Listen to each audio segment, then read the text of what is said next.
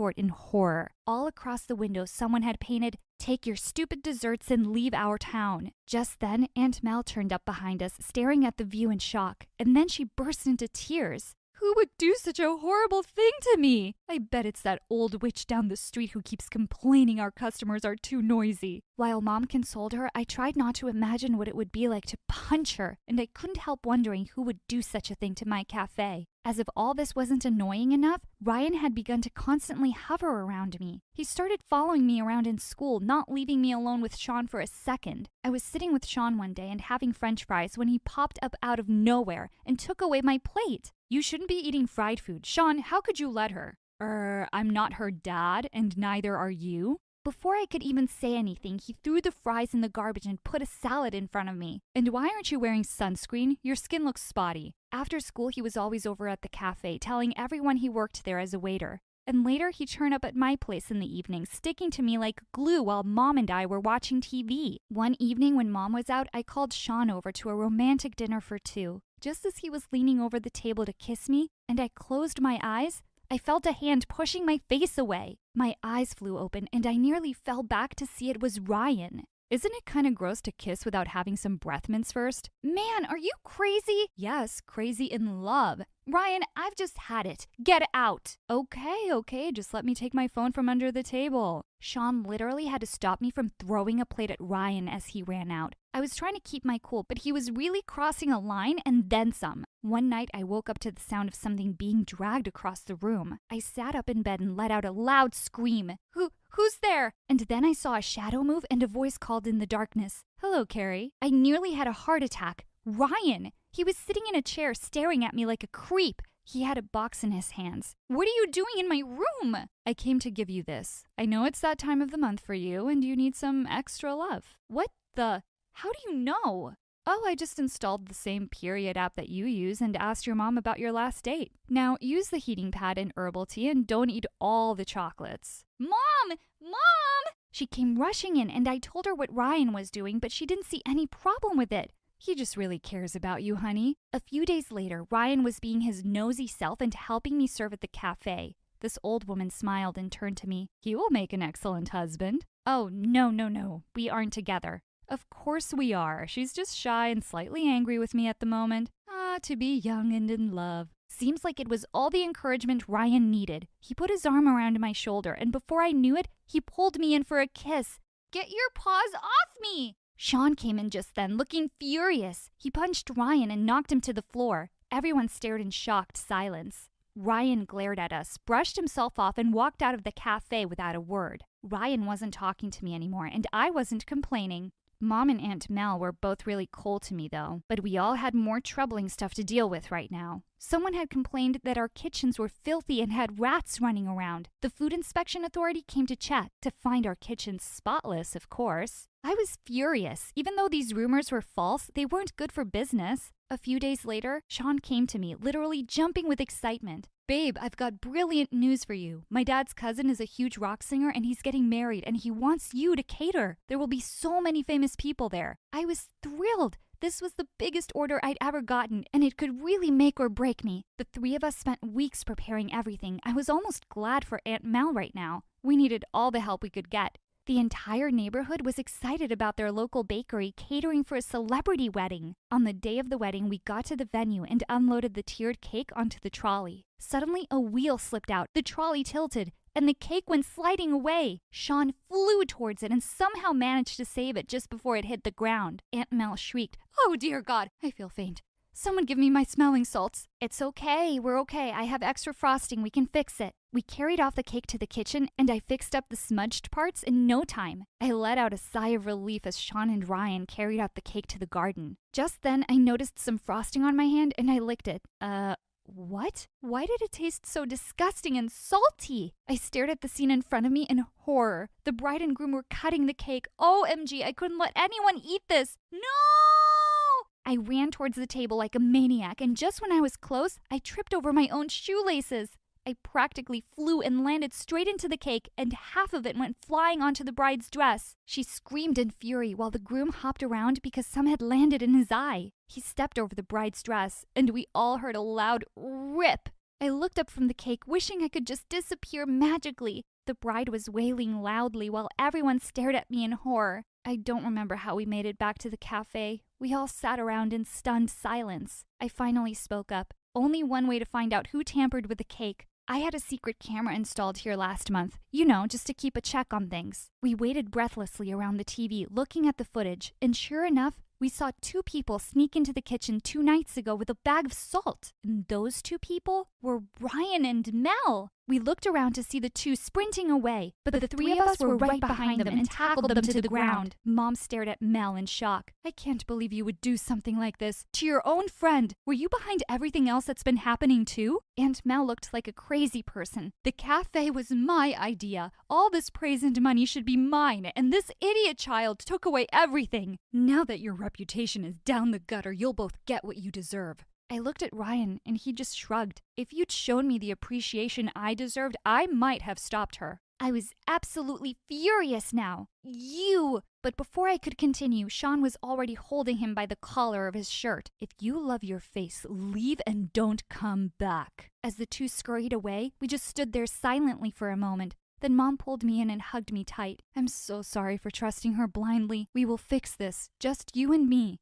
Suddenly, she pulled in Sean as well. And you too. Turns out the crazy wedding video went viral. And while I thought that would be a really bad thing, it just ended up making our cafe more popular. We had more people coming around than ever. Last I heard of Mel and Ryan, they left town before word of what they'd done spread around. I still always check under the table every time I'm on a date with Sean, though.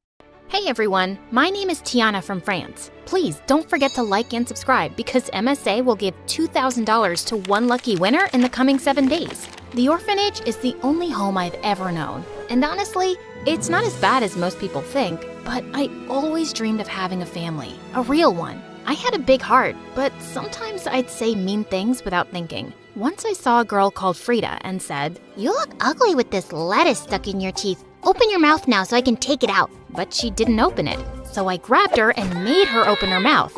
I just wanted her to look pretty, but she started screaming and everyone was laughing, and the warden came and yelled at me. Since this Frida was small in size, everyone took her side. But then suddenly a girl shouted, "Tiana didn't do anything! Frida is lying!" The warden glared at me and left. The girl came over to me and said, "Hey, my name is Hope. I'm new to the orphanage, and this Frida has already bullied me twice. So let's team up and hate her together." Hey, you got it, girl. You have very big, scary eyes.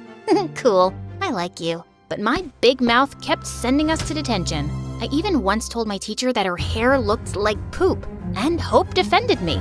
And boom, detention for us both. The happiest one about this was obviously Frida, but she never dared talk to us because we were stronger than her. But one day when we were 10, she crossed a line. It was adoption day and a nice couple came in looking for a really smart girl. The warden picked me, and while we were still having the interview, Frida burst in. "Help me! I had lettuce stuck between my teeth again, and Tiana pulled my tooth this time. Look, I lost a tooth because of her. Please, do something. I can't take it anymore. God knows what else I'm gonna lose. I don't want to die here. I have dreams." She threw herself on the floor and started to cry like a lunatic. Why? You think because you're smarter than all of us, you're better? Okay, Frida had been annoying for years, but this was the height of it. The nice couple was becoming uncomfortable, and I had to make Frida leave. I moved closer and took her hand to lead her out, but instantly she fell to the ground and started yelling. "She pushed me."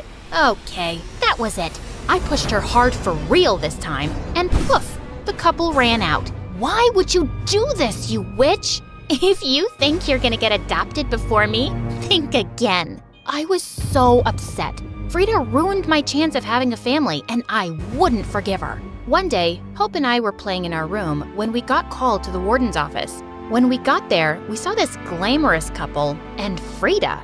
The woman was so nice and hugged all of us, but the man just kept staring at his phone. They wanted to adopt 2 of the prettiest girls, and the warden brought us. 2 girls? That meant Hope and I would get to be sisters forever. But the craziest thing happened. You all seem lovely, but I'm going to adopt Tiana and Frida. What? This couldn't be happening. What? Her? But what, dear sister? Aren't you excited? Is something wrong, honey? I don't want... But Hope spoke up instead. She is fine, ma'am. Super excited. We stepped out of the room and Hope couldn't contain her joy. You finally got a family. I'm so happy for you. I can't leave you. Everything is gonna be different now. You have a family. Don't let Frida ruin your dreams again. Hope was right. So I said yes. On the day we left the orphanage, Hope and I cried till we ran out of tears. I would miss her so much. My new mom's name was Wendy. Their house looked like it belonged in fairy tales. It turned out that she was a big-time actress and her husband was a director. I was fascinated by the house and soon began to study it. Mom was happy to show me around the house, and I was excited. Frida, however, had different interests. She loved Mom's clothes and would spend hours raiding Mom's wardrobe. I always wanted a daughter to pass on my wardrobe to. Come on, Tiana. Try some clothes on too. I don't want to. Soon Mom and Frida started having mom and daughter photo shoots without me. One time they were on the cover of a big magazine. I couldn't feel too bad about it, but I still felt left out. So sometimes I made efforts to join them. One time we were having dinner with some celebrities in our home, and as always, Frida knew what to say to please everyone. Oh my, your hair is so gorgeous and your makeup is divine. Oh, Wendy, this one is just like you. Smart and beautiful. Thank you. Tiana, darling, do you like the food? Yeah, it tastes nice, but it's ugly and it looks like horse poop. I could feel everyone's eyes on me. Mom laughed and tried to distract the guests, but I knew I'd said something wrong. One person even stopped eating the food. Oh, God. After that day, Mom hardly invited me to come out with them. Not that I blamed her, but Frida couldn't hide her joy at being the favorite. My new dad was never home, and when he was always locked up in his study. One day I was watching TV when I heard a loud argument from Mom's room. You don't even try to get to know them. They are your kids. I never wanted them. This was all your idea, and I'm supposed to love these kids I just met? They're annoying, and I can't deal with this. Not long after that, a huge moving truck came to take his things away. He had left us. Mom was sad for some time, but she had me and Frida, and soon returned to her cheerful self. Soon we joined school, and one day when Mom was away, Frida threw a party. I think this party is a bad idea. Not as bad as the idea Mom had when she adopted you. I spit at her and left. Our house was packed full and everything was so loud. I stayed in my room, and while I was reading a magazine, someone barged in. Oh, I am so sorry. I thought this was the bathroom. Hey, is that magazine about houses and construction? My dad has a lot of them and I read them all the time. Is this the one about the skyscrapers? Yeah, it is. His name was Tom.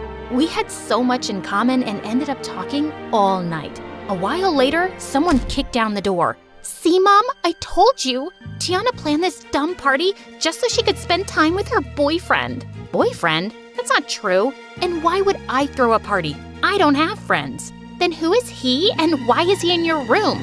We should be asking you. This is your party. Mom, look at her ugly, revealing clothes. These are the clothes of wannabe bimbos throwing parties and smoking all night. Ugh, how I wish I could burn all your clothes. You disgust me. Stop it. I'm so disappointed in you, bringing strange people in my house. And you, Mr. Boyfriend, get out and never come back.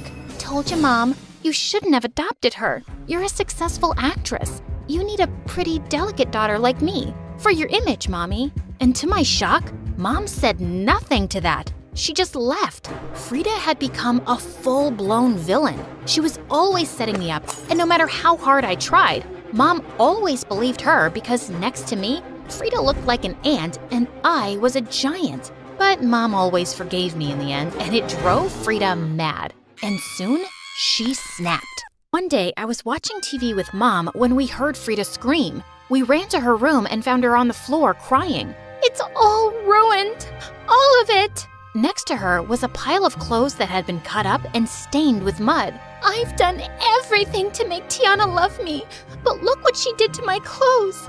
She said she'd ruin them the other day, Mom. You heard her. Yeah, but I'd have burnt them, not cut them and thrown mud at them. Ain't nobody got time for that. Except you. Immediately, Frida pounced on me and we got into a catfight, till Mom stepped in and separated us. Okay, I am tired of all of this. If you both cannot live in this house in peace, then we need to change this up. I think you both need a break from each other. The next day when I got back from school, Mom had moved my things to a room all the way across the hall. I was happy to be away from Frida, but it meant I was far from Mom too. My fights with Frida stopped, but then bigger fights started between her and Mom. One day we were having dinner when Mom said, "Tiana, your teacher called. Your college aptitude test score was amazing. So proud of you, honey." "Thanks, Mom."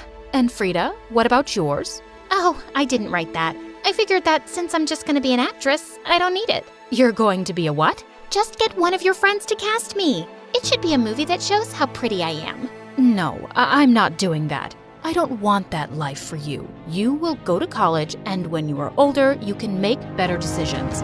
"What? You don't get to tell me what to do. I will be an actress." "Actually, I can tell you what to do. I am your mom." "You adopted me just so you could be the boss of me?" "Frida, shut up. Mom is trying to help you." "You shut up. My life would have been better if I didn't end up with a dumb sister and a failed actress as a mom." Before she could blink, I gave her a hard slap. "How dare you? If it wasn't for Mom, I'm sure you would have ended up working as a waitress for the rest of your life, you ungrateful brat. Apologize now." I was ready to fight her, but instead, she moved to the mantel and threw down all our pictures. "I hate you both." And after that, Frida got worse. She skipped school and was like a tiger ready to attack if anyone talked about it. She failed our last year in high school and wasn't going to graduate with me. "What is wrong with you, Frida?"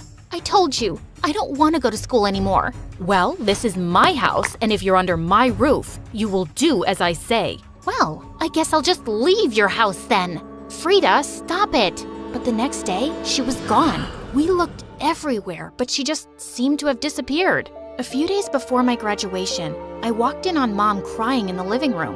"What's wrong, Mom?" "I'm a terrible mom. I think Frida was right. Your lives would have been so much better if I'd never adopted you." "Oh no, don't say that. You're the best thing that happened to me. I'm sure of it." Funny how things work out, isn't it? I always favored Frida because she seemed more like me, and I found it easier to bond with her.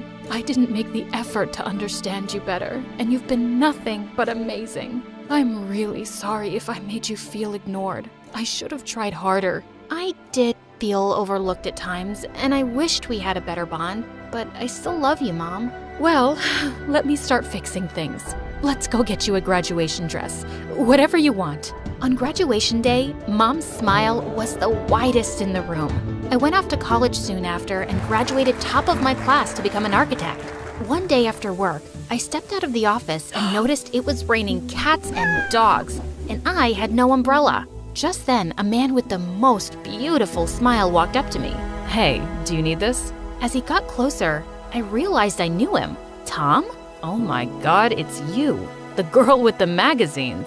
I'm really happy to see you again." We went on a date the next day, and it wasn't long before we were in love. A year later, we got married and moved to another city, and soon I was pregnant. One night, Tom and I were sleeping when we heard a loud crash downstairs. Tom immediately ran down holding a baseball bat, with me right behind him. "Who is that? Show yourself." "Wait, Frida?" "Tiana, yes, it's me. I'm not feeling well." And she fell with a loud crash. We called an ambulance and took her to the hospital immediately. Throughout the ride, I couldn't help thinking how weak she looked. At the hospital, the doctor told us she had fainted because she hadn't eaten in days and needed rest. "Where am I?" "You're in the hospital, but you're gonna be okay. I'm right here." "I'm sorry about last night, but I didn't know where else to go." "Oh, Tiana, I've really messed up. I understand why Mom didn't want me to go into acting. It's really hard, but I was foolish and ungrateful, and now I'm jobless and alone.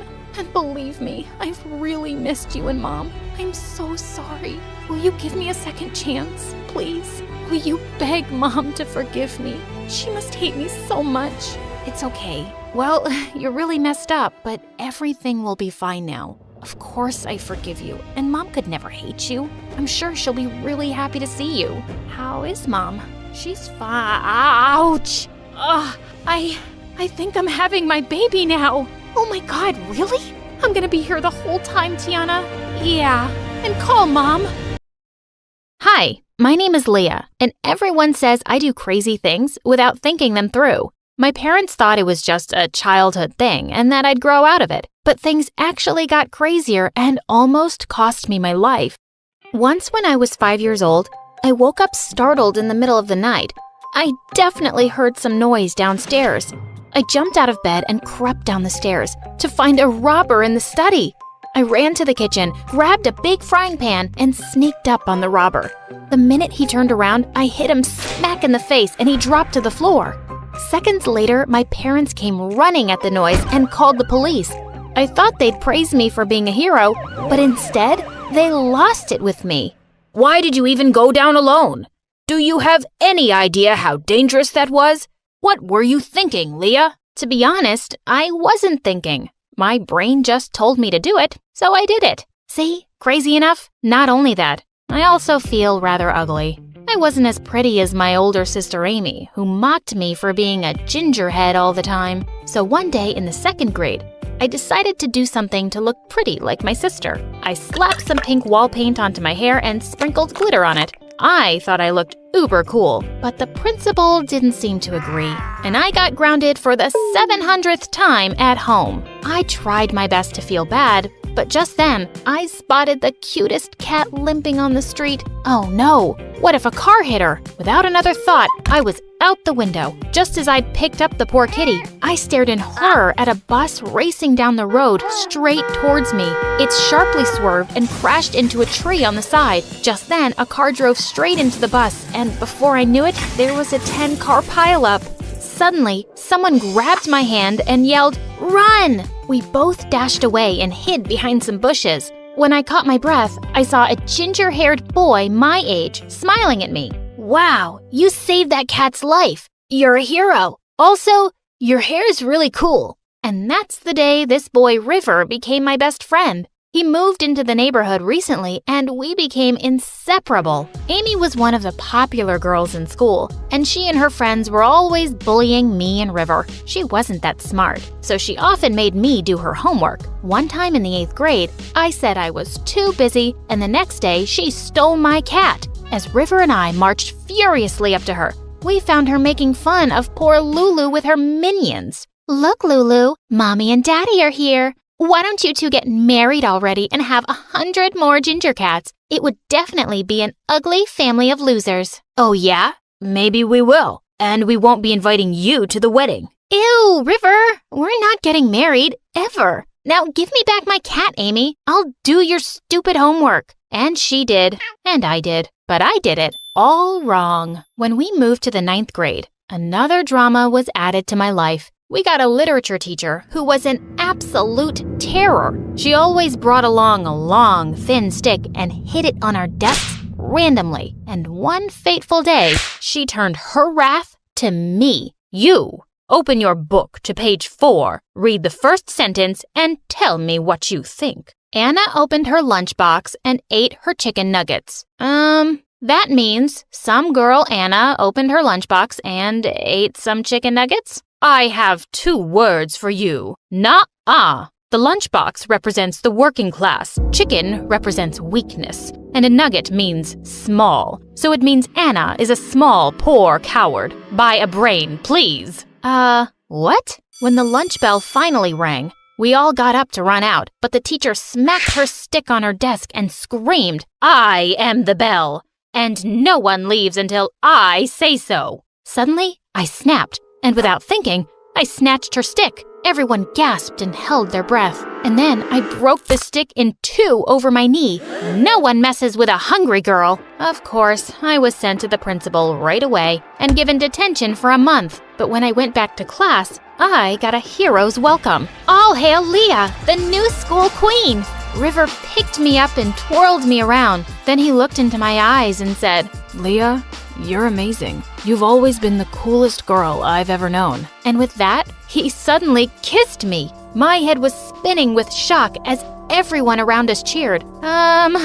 What just happened? I didn't have the heart to reject him in front of everyone, so I just kissed him back and smiled. Gosh, I never knew he liked me. That night, he left me a box of chocolates and flowers outside my window with a note. I'm so glad you feel the same way. I'm the luckiest guy in the world. This was a nightmare. By the next day, word had spread, and I was suddenly experiencing something new to me: popularity. I had people high-fiving me in the corridors, and boys were smiling at me. But there was one boy in particular who sent my heart fluttering. No, not River, Dylan. He was the captain of the baseball team, and I could see Amy turning all shades of green as he joined me at my lunch table. Hey, I heard what you did, and that was really cool. I was wondering, would you like to go to the spring dance with me? Would I? Without thinking twice, I said yes. As he walked away, I spotted River, and my heart suddenly sank.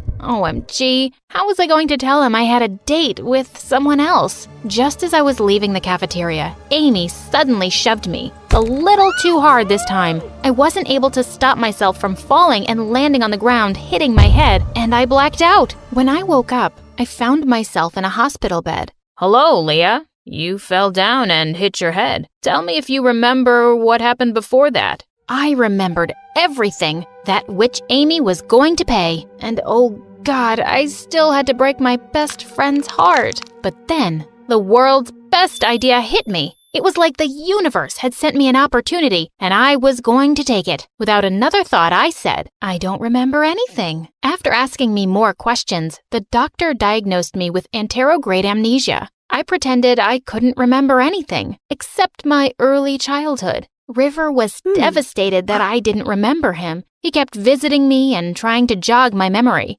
Don't you remember the first time we met? You saved the cat and named her Lulu? I named her Lulu? That's an incredibly stupid name. River, I'm sorry, but I just don't remember you. It's okay. I'll keep waiting till you do. No, I won't remember you. I don't think so. Ow! My head hurts. I went to the spring dance with Dylan and had the most amazing evening with him. When he dropped me home, I could see Amy spying on us from her window. On impulse, I pulled Dylan close and kissed him. He kissed me back. And honestly, this kiss felt just right. Also, it made Amy super mad, so life was kinda perfect. Except that it wasn't perfect. You see, it broke my heart to see River look so sad whenever I saw him, and I really missed my best friend. I didn't know how to fix this mess I'd made, but that situation took care of itself soon enough. One evening, when I was getting ready for a date with Dylan, Amy suddenly barged into my room and slapped pink paint onto my head. What are you doing? Oh, I'm sorry. I thought you liked pink paint on your hair. I was 8 years old, you psycho! Just then, I turned around to see River standing in the door. So you do remember that day. Amy was right. You remember everything. Why would you lie, Leah? The act was up, and I broke down. Because I don't love you the way you love me, River. You're my best friend, and I couldn't bear to break your heart. River just stared at me in shock, then turned away abruptly and left. He completely ignored me at school and wouldn't respond to any texts, and I felt like I'd lost my best friend forever. But a few weeks later, he came to my house and said he forgave me. I can't be mad at you for not feeling the same way, and I respect your wishes. So, can we just start over and be friends? And I gave him the world's tightest bear hug in return. We remained best friends through high school, and even though we parted ways for university, we always stayed in touch. He found an amazing girlfriend, and I was so happy for him. I dated Dylan all through university and graduated with honors. So, studying engineering was the worst decision of my life.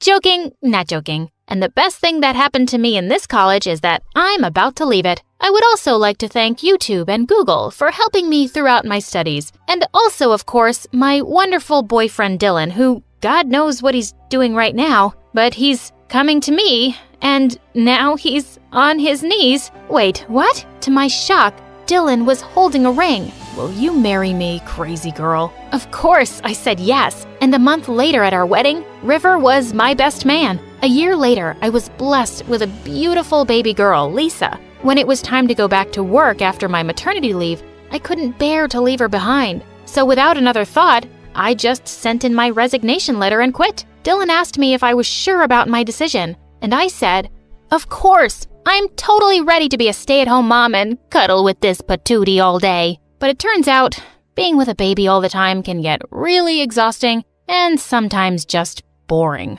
One day when Lisa was 2, I was busy writing on my laptop when I looked up to see her eating my popsicle. How had she found my secret stash in the freezer? I jumped up and grabbed it from her. That's mine. But when I saw her little baby lips quiver and her eyes well up, I sighed. Fine, you can have it. Watching her turn instantly happy made me really happy. And I thought to myself, wow, this motherhood business really changes you. But I didn't realize how much I'd changed until a year later when Lisa fell really ill. After running all sorts of tests, it turned out that she needed a kidney transplant. And I was a perfect match. And I didn't even have to think about it for a second. Maybe you should try to find another donor first. Life with one kidney can be difficult sometimes. No one can be a better match for her than me. And I don't even have to think about this twice. We both underwent the surgery, and even though it took me a lot of time to recover, I never regretted my decision when I saw my happy, healthy baby playing around. Being a mother has taught me to put someone else above me and making sacrifices without giving it much thought. Hi, I'm Chloe from Oregon. Please like and subscribe. I was born to an activist mom who was so crazy about saving the world that she gave birth to me in the jungle while protesting against the cutting of trees. This craziness was the reason Dad divorced her a long time back, but I had to live with it. Wake up, Chloe. We have to save the dolphins. Let's go, Chloe. The old beggar near the church needs our help. If she could, she'd probably help ants move their food. But that wasn't all. She was so careful about the environment that we lived in a tiny house and grew our own veggies and never used a vehicle to drive around. Even though she was kind of weird, she was a good mom. She was always there for my school functions, baked cookies for my friends, and never forgot my birthdays. Honey, I made you this cake. Oh, Mom, I love you. But just as I was about to cut the cake, she whistled and a bunch of kids came storming into the house. These are some kids from the homeless shelter. You can share your cake with them, right, honey? Well, I didn't want to, but I had no option, so I forced a smile.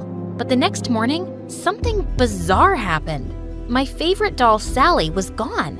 Mom, I can't find Sally anywhere. I think one of those kids took it. Oh, no, dear. I gave it to them.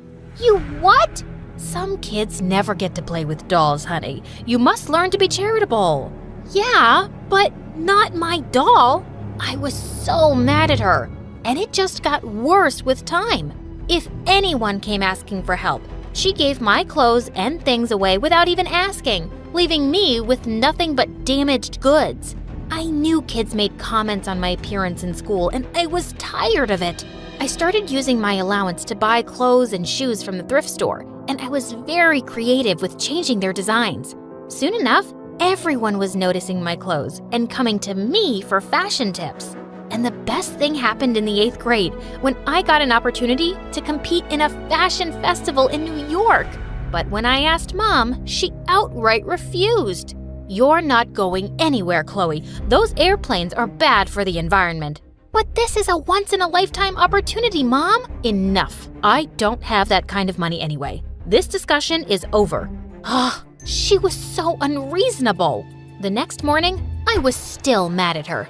So I stormed out of the house, but I was shocked to see tons of reporters gathered outside. Suddenly, a woman pushed me aside and went straight to Mom. Is it true that you've decided to donate the $1 million you won in the lottery to a children's organization in Africa? Mom turned and went inside without answering, while I stood there in shock. She did what now? Is this true, Mom? You won $1 million lottery and you're giving it all away? Chloe, think of how many lives I can change. Those kids need it. And what about me, Mom? You said you didn't have money for my New York trip, and you were gonna give everything away without even telling me? I was gonna tell you. I was even gonna take you along. On a plane?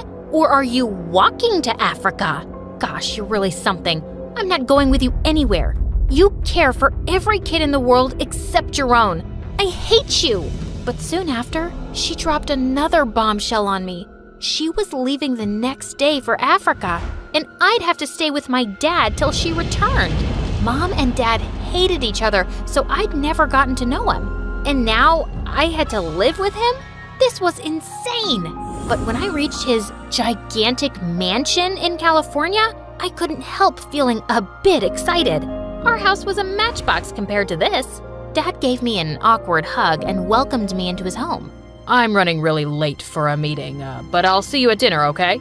And he just rushed off in a car. That wasn't weird at all. Soon after he left, a girl my age walked over to me and introduced herself as Jenny, my stepsister. Dad told me you were coming, and I'm sure we're gonna have a great time together. Come with me. Jenny led me to a huge room and opened a giant wardrobe for me. What do you think? I picked out all your clothes myself. Are you kidding? I love them. You're amazing. I know. I'm the coolest girl in our school, and no stepsister is gonna ruin my reputation by looking shabby. That was kinda mean, but I forgot about it as she showed me around the house. And later we binged on ice cream and talked about fashion and guys. She seemed all right. A week later, I joined school and Jenny introduced me to her friends. They seemed cool, and I was enjoying being part of their girl gang. But one day I was in the library when I got a text from Jenny to come immediately to the schoolyard. When I got there, I saw some kids protesting with banners. And then I spotted Jenny and her friends on the side. And suddenly they started throwing eggs and tomatoes at the protesters. What are you doing? Having some fun with these losers. Join us. No, just stop this. But they didn't listen to me. And when Jenny saw some teachers coming, she ran away with her minions. Such a witch. Later, I was sitting in the cafeteria when a boy joined me, and I recognized him as one of the protesters. Hey, I saw you trying to stop those girls earlier today. Thanks for taking our side. He introduced himself as Ben, and I found out why they were protesting. Apparently, my dad was one of the biggest school donors, and he had asked the school to convert the backyard into a space for Jenny's fashion club. The kids were protesting to save all the trees and plants there. Lots of squirrels and birds live in those trees. Plus, it's a space for everyone to enjoy, and it's not fair to take it away. But just then, someone pulled me by my arm. Get away from my stepsister, you creep. Wait, you two are related? Don't you believe anything he says, Chloe. He's a liar. What's your problem, Jenny? My problem? Are you kidding me? I'm doing you a favor here by saving you from this low-class jerk. That's enough. You and your friends were the jerks today, and I'll decide who I want to hang out with, and it's definitely not you. You'll regret this, sissy. As she stormed off, I turned to Ben. Sorry about that. I didn't know she was so awful. Oh, I've known Jenny all my life, and she's crazy. And then he told me something shocking.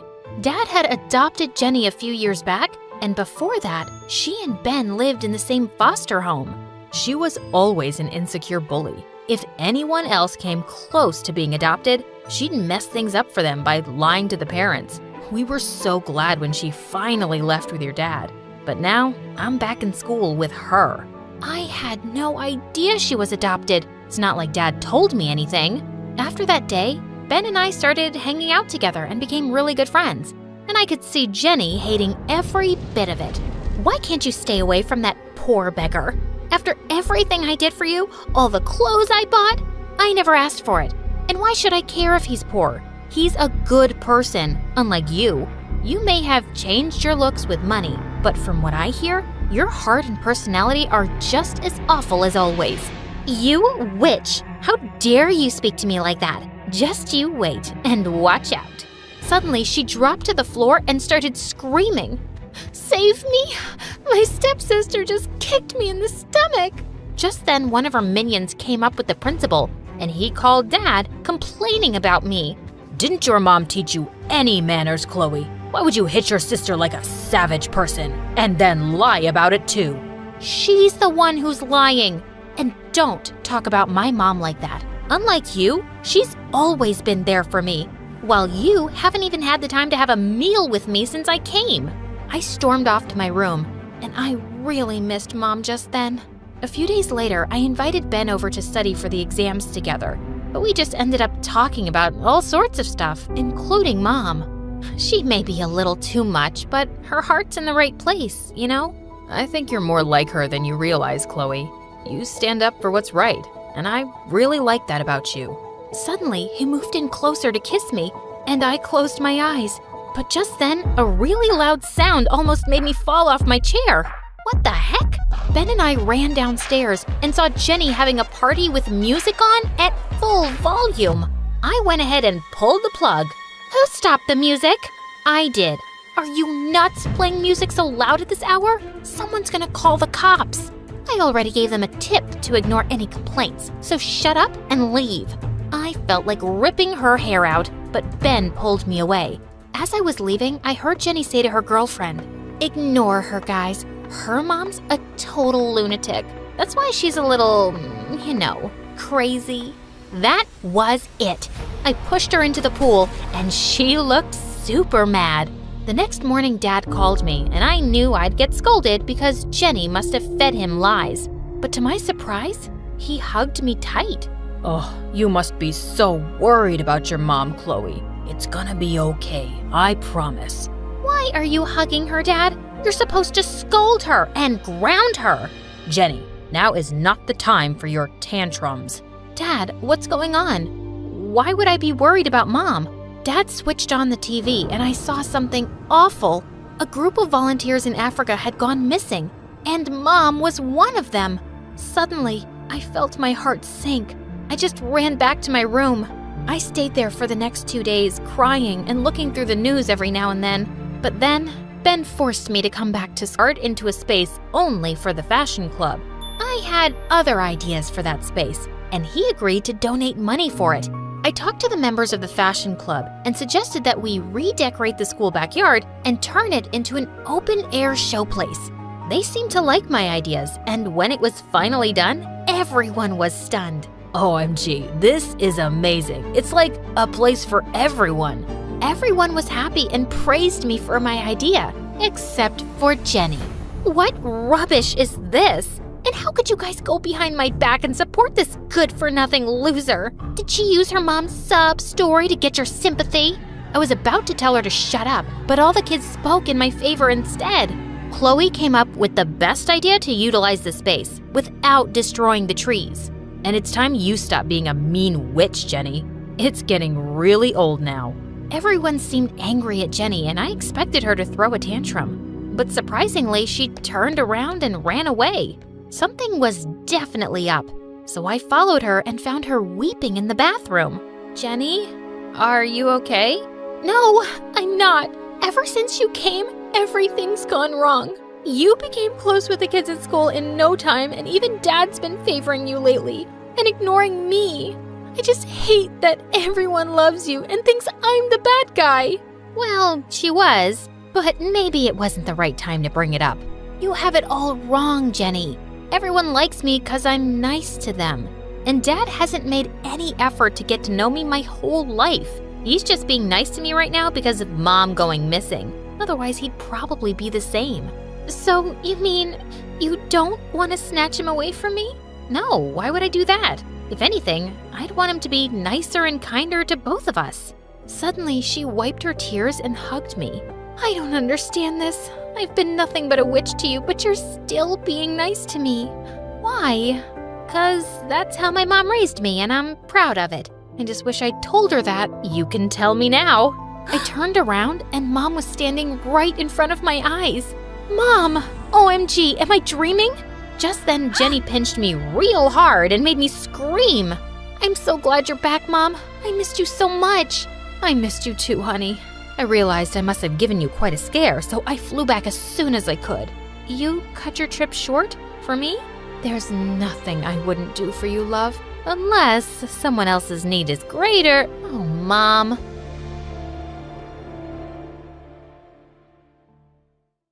Makeup. You're a pretty girl, Nancy. You have to always look perfect when you're hanging out with Madame's boy. But, Auntie, we're friends, and he knows what I look like. Why would he care about my face? But she wouldn't hear a word, and after that, I always had to go to the mansion with a fully done-up face. Over the years, I realized that I had totally fallen in love with Jeff, but I knew I was just the maid's niece, and he'd never feel the same way about me. Once when I was 14, I fell really sick and couldn't go to the mansion for a week. But when I was alone at home one day, someone rang the doorbell and I was shocked to see that it was Jeff. Nancy, I was really worried about you. And with that, he suddenly hugged me. I totally panicked. I pushed him aside and ran to my room. Gosh, I looked so pale and terrible. I quickly applied makeup to my face and hurried downstairs. Why are you wearing makeup? Because I'm not pretty enough without it. Nancy, please go and wash your face. Can you do that for me? Okay, but will you promise to be nice? I promise. When I came back with my washed face, Jeff put his hand on my chin and held my face up. Nancy, you're so beautiful. As he pulled me closer, I saw his eyes were tearing up. We kissed and there were fireworks exploding in my head. He told me to take care of myself and left. I was excited and nervous about seeing him the next day. But when we got to the mansion, I saw his mom was busy supervising some men as they were taking out furniture from the house. She called me and handed me an envelope. This is your aunt's salary. A little something for you too. I'll miss watching you grow up, Nancy. What's happening, ma'am? Where's Jeff? He left last night because he transferred to a high school in Paris, and I'm going there too. Maybe we'll see each other again someday. She pulled me into a warm hug and then walked away. I was so scared, thinking I'd never get to talk to Jeff again. But he emailed me a week later, and we wrote to each other every single day. His life in Paris seemed amazing. But soon, the emails got less and less frequent, till they just stopped altogether. He seemed to be really busy with his new life, and I figured it was time for me to move on with my own. By the time I graduated from high school, I was working 2 jobs, as a cleaner at the mall and a librarian's assistant. One day when I got home, I found out that my aunt had broken her foot. I slipped at work and the doctor said I can't work for weeks. I can't afford to lose that job, Nancy. You won't, okay? I'll go instead. The next day, when I was cleaning one of the guest rooms, I came across a portrait of Jeff. As I touched it gently, a high-pitched voice suddenly made me jump out of my skin. Are you drooling over that dork? Well, you're just the maid, so I guess you don't have any standards. That's my stepbrother, and I have yet to meet a bigger loser than him. Jeff had a stepsister? No, I was just cleaning. I was still talking?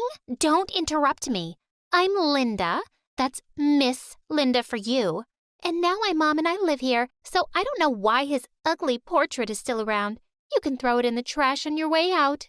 I didn't have the heart to throw it away, so I snuck it into the dusty old attic and prayed she'd never go there. One evening, just as I was heading out of the mansion for work, Linda popped out of nowhere. Ninny, come with me.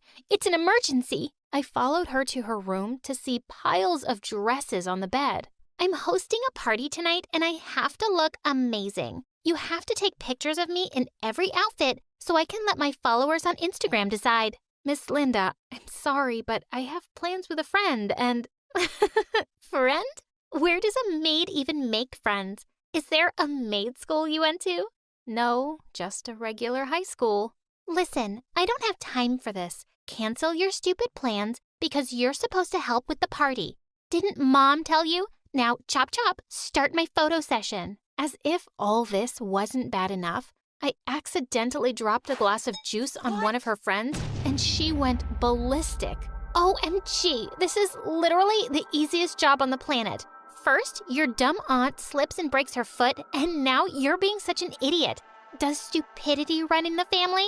I turned around, grabbed my stuff, and ran out the front door. I was never coming back here. Just as I stepped out, I bumped into someone. Jeff? His adorable smile lit up his face, and he pulled me close. But suddenly I pushed him away. No, you just cut me out of your life. And now you decide to walk back into mine and expect me to welcome you? I know you're mad, and I'll understand if you don't want to forgive me.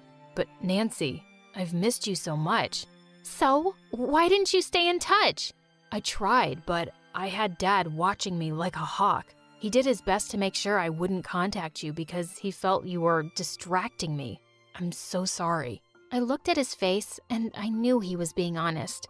Can you please just hug me now? We hugged. He whisked me away to a beautiful viewing point on a cliff, with the whole city glittering beneath us and the stars above us. He gently drew me close and kissed me, and in that moment, it felt like everything was just right. The next day, I really didn't want to go back to work, but I did for Aunt's sake. When I got there, Linda was already screaming at some maids. The minute she spotted me, she went off on me. Here comes another idiot. Did you think elves and fairies were going to come at night and clean this mess? It's still waiting for you. Get to it. Now. Before I could speak, I heard Jeff behind me. Knock it off, Linda. You can't talk to Nancy like that. Oh, I see. You're in love with this maid. Well, history really does repeat itself. Our dad also married way below his league when he chose your mom. Now it's your turn. Don't you dare say anything about my mom or Nancy, and you can't treat her this way. Oh yeah? Watch me. And with that, she walked up to me and slapped me, and I just snapped. I pushed her to the ground, and just as I was about to punch her stupid face, Jeff pulled me away. Linda's mom came running at the commotion, and she fired me on the spot. I don't want you or your aunt to ever set foot in this house again. When I went home and told everything to Aunt, she burst into tears. Please don't be upset. I promise I'll find another job. But just then, Jeff spoke up. You don't have to. Please, let me help you. I love Nancy, and you worked for us for so many years. It's the least I can do. I tried to refuse, but Jeff just wouldn't take no for an answer, so I accepted his offer till I found some work. Soon after, I got into college and also started a part-time job. As much as I wanted him to stay, I knew Jeff had to go finish his studies in Paris. We kept in touch as much as possible, and some days I missed him enough to cry. On the day of my graduation, he didn't show up because he said his flight was delayed, and I felt really sad. But when I got home, I saw a brand new car outside, and Jeff hopped out of it. Suddenly, fireworks erupted in the sky, and Jeff took out a box from his pocket. Wait, what? He was going to propose? But when I opened it, I saw car keys inside. It's for you, babe. And here, this too. He handed me a letter, which was an offer to work at his dad's company. I squealed with joy and kissed him. Just a few weeks after I'd started working, I landed a big client for the company. Everyone gathered around in the conference room to congratulate me, and I rose from my seat. All those years when I was a maid, I could only dream of working in a place like this one. Some dreams really do come true, and I'm so grateful. Snap out of it, you idiot, because you don't belong here. Unless you're carrying a mop and cleaning the floors. We all turned around to see Linda, who looked mental. But just then, Jeff raised a toast to me, and so did everyone else, completely ignoring her. After working for a few months, I started noticing errors in the accounts, and I discovered that Linda had been embezzling a huge sum of money from the company. When I went to Jeff with all the proof, both Linda and her mom were immediately kicked off the board of directors. Jeff and his dad thanked me profusely, and soon after, he moved me and my aunt to his mansion. A year later, I was feeling really nauseous for a few days, and it turned out that I was pregnant. Jeff's family was overjoyed, and 9 months later, we welcomed our daughter, Natasha. Unlike other kids, she couldn't complain about not being invited to our wedding. Natasha was the flower girl at the ceremony, and Jeff and I had the most beautiful wedding day ever. Imagine being on a date at the best restaurant in town, and then the waiter trips and drops his tray full of live lobster, and one of them pinches you. And this is not even the most embarrassing thing that has ever happened to me. Let's take it from the beginning. My mom was a Red Cross advocate for women's rights, and my dad was her bodyguard, so they were always off to this gala or the other, and they left us back with an army of nannies. And when I say us, I mean me and the Chaos Crew, also known as my 5 younger siblings. Food battles, mud fights, glitter bombs, they were so extra. Even Mary Poppins would snap her little umbrella and shuffle up a chimney to escape from them. Every time another nanny left, we got the talk. I'm disappointed in all of you, but especially you, Martha. You're the oldest. You should lead by example. I haven't done anything. Exactly. How are you supposed to become a leader of the future if you can't even lead your siblings? If you were home teaching us instead of running around, I wouldn't have to take charge. What I do is important. More important than your family? When Mom didn't immediately reply, my heart shattered. I rushed to my room and locked it when Mom came to talk to me later. Martha, I'm I'm sorry. Of course I love you. Then don't go. I have to.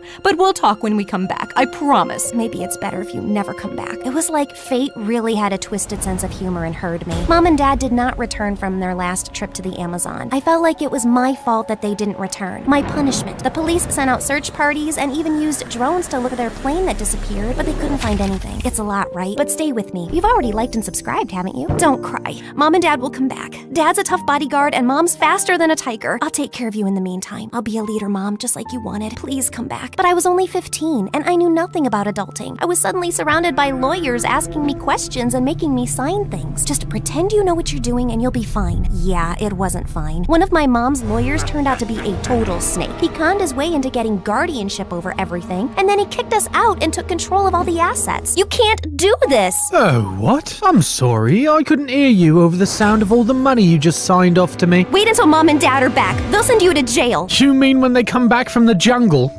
Well, I've got a fortune to spend. Goodbye. I was super angry, but I didn't have time for it. The Chaos crew had turned into a miserable bunch, and I needed to take care of them first. Right, first step, let's find a place to live. We all put our birthday cash together, and it was enough for a couple of months' rent. Finding someone willing to rent to a group of teenagers was quite a challenge. So I had this crazy idea to dress up like an old lady and somehow managed to get us a lease. Luckily, it was still the summer holidays, so I had time to take up all the gigs I could find, like a plant manager, where I literally had to water plants, cornfield pollinator, and even party entertainer. These children are wilder than my siblings. Let it go! Let it go! Ah! Here, let me help you up. At least my colleagues are all kind. My siblings pitched in as well. They baked tons of cookies and sold them, pretending to be Girl Scouts. And they muddied everyone's cars at night so they could offer a wash-up service in the morning. At a premium, of course. Who knew that being little devils would come in handy? By the time school started, I had turned 16, and we had all transferred to public school. I was so nervous on the first day. And then I got to class, and all the desks were already taken. Now I'll have to stand in the corner like a potted plant. But then a girl sitting in the last row waved at me. She was dressed in this bright orange shirt with space buns, and her desk was hidden under a pile of comics. Come here, we can share. There's a desk under all that? Where can I get a chair? We'll share mine. By the way, I'm Bree. You can call me Brilliant. Bree was a weirdo, but she was also pretty awesome. She gave me all her notes and knew all the juicy gossip. That girl there, her mom works in marketing, so she always knows the latest discount codes. And that one there, don't talk about her nose. We became best friends, and eventually I told her about my story. I want to save up enough cash so I can find my parents. You're so strong. I want to be like you. You're perfect the way you are. I'm not. I'm almost 17, and I've never had a boyfriend. Everyone I confess to just rejects me, and Darius doesn't even know I exist. Darius was Bree's crush and the captain of the school's chess team. Are you sure he's the right guy for you? He is the one. I can feel it. And this time, I'm going to get my confession right. Bree's plan was as crazy as she was. She got dressed up as a chess piece and painted the whole club room as a giant chessboard with a banner that said, "Will you be my checkmate?" But when Darius walked into the door, he freaked out. Where is it? What? My chessboard! There was a game I've been playing since I was a freshman! We just moved it. There? Darius was so furious, he wanted to call the principal. And then one of his friends intervened. I didn't see who he was because I was too busy pulling a crying Bree away. Thank you, mysterious dude. After that, Bree was done with the guys. And honestly, I had my own problems to deal with. Like the time I was getting out of the shower and this gigantic cockroach came out of the drain. I screamed and hit it with the shampoo bottle, but then even more of them started crawling out. Eek, it's an invasion! Oh yeah, it happens. Why do you think the flat was so cheap? We tried spraying them with gas, but the crawlers kept multiplying. We need a new flat ASAP. Martha, wise up and ask for a raise. But when I showed up for my part-time gig at the party entertainer company, the door was sealed off with bright yellow FBI tape and the entire place cleared out. Oh man, I loved this job. At least you get to keep the costume. What costume? These are my normal clothes. That is very creative. I never thought I'd meet someone more colorful than Bree. Hey, wait a second. Cute, smart, and probably colorblind. He's just perfect. Jasper, how would you like to meet a friend of mine? The moment I introduced Bree and Jasper, it was insta-love. They were like two very colorful peas in a super bright pot. And shortly after, they started dating. Martha, you are a lifesaver. I was seriously starting to think I'd be a crazy cat lady forever. And it was an easy match. You have so much in common. A couple of months later, it was Jasper's birthday party, and he introduced me to his sister Trinity, who was like a Wednesday to his Enid. Wow, and they came out of the same womb. I can't believe someone like Jasper found such a cute girlfriend, and I'm still single. All the boys care about is looks, and no one cares about brains. As I watched Trinity cut marshmallows into cubes and stack them into perfect columns, I realized there was at least one boy who could appreciate her, so I texted him. Oh, I hope I won't regret this. The party party was in full swing when, what's Darius doing here? Actually, I invited him. What? Trust me. Hey, Darius. Hi, this is Trinity, and she likes cube-shaped marshmallows. Round marshmallows make no sense. Finally, someone who gets it. And just like that, Darius the ice cube started melting. See, I told you he wasn't the right one for you. She is. OMG, you're right. You're like the matchmaking queen. I realized how happy Bree's words made me. Helping other people is so cool. But fate was once again ready to kick me down because I got a call from the hospital. What happened? They're saying my brother picked up a sandwich from the bin, but it had some glass in it and now he needs stitches. This is all my fault. If we had more money, he'd never pick food from the bin. And now how am I gonna pay for the operation? We don't have insurance. I even tried to call the snake lawyer, but... Oh, I love that you think I should care. Bye. Luckily, the operation was a success, and my brother was okay. When I got to the hospital and asked for the bill, the receptionist told me it had already been paid. It was a young guy. There, he's just walking into the elevator. I tried to catch up with him, but the elevator doors shut in my face. Gosh, I swear his back looks so familiar. Who is he? Thanks to my mysterious angel, the accident had resolved well, but it had shown me how much I needed a new job. After Darius and Trinity became a thing, the whole school was buzzing with the rumor that I was the one who set them up. People were begging me to find them their perfect match. Every time I opened my locker, I was buried in a pile of profiles and love letters. How do I fix this? I'm happy to help, but I can't keep doing this for everyone. I gotta focus on finding a new part-time job. Well, why don't you open a matchmaking agency? But I feel bad to ask people to pay for love. Then only ask for a donation from the successful ones. And who knows, maybe you'll find the right match for yourself as well. Right, like I have time for that. But Bree is right. This is something I'm good at. I should at least try. So the next day, I got Bree and Jasper to help me throw my first matchmaker party. By the end of the night, the donation box was bursting with cash, and everyone was coupled up. Almost everyone. As I stepped into the bathroom, a girl ran up to me, and she was dripping wet. How could you match me up with that dimwit? I told him, pass me the water, and he poured it on me. Him as in, I checked my notes. Kuro? Kuro was one of my top candidates. 1 year older than me, and a looker. Plus, he aced all his classes. Oh, and he loved hamsters, and gaming, and, well, to be honest, I might have stalked his online profile a bit. Can't help that he's so cute.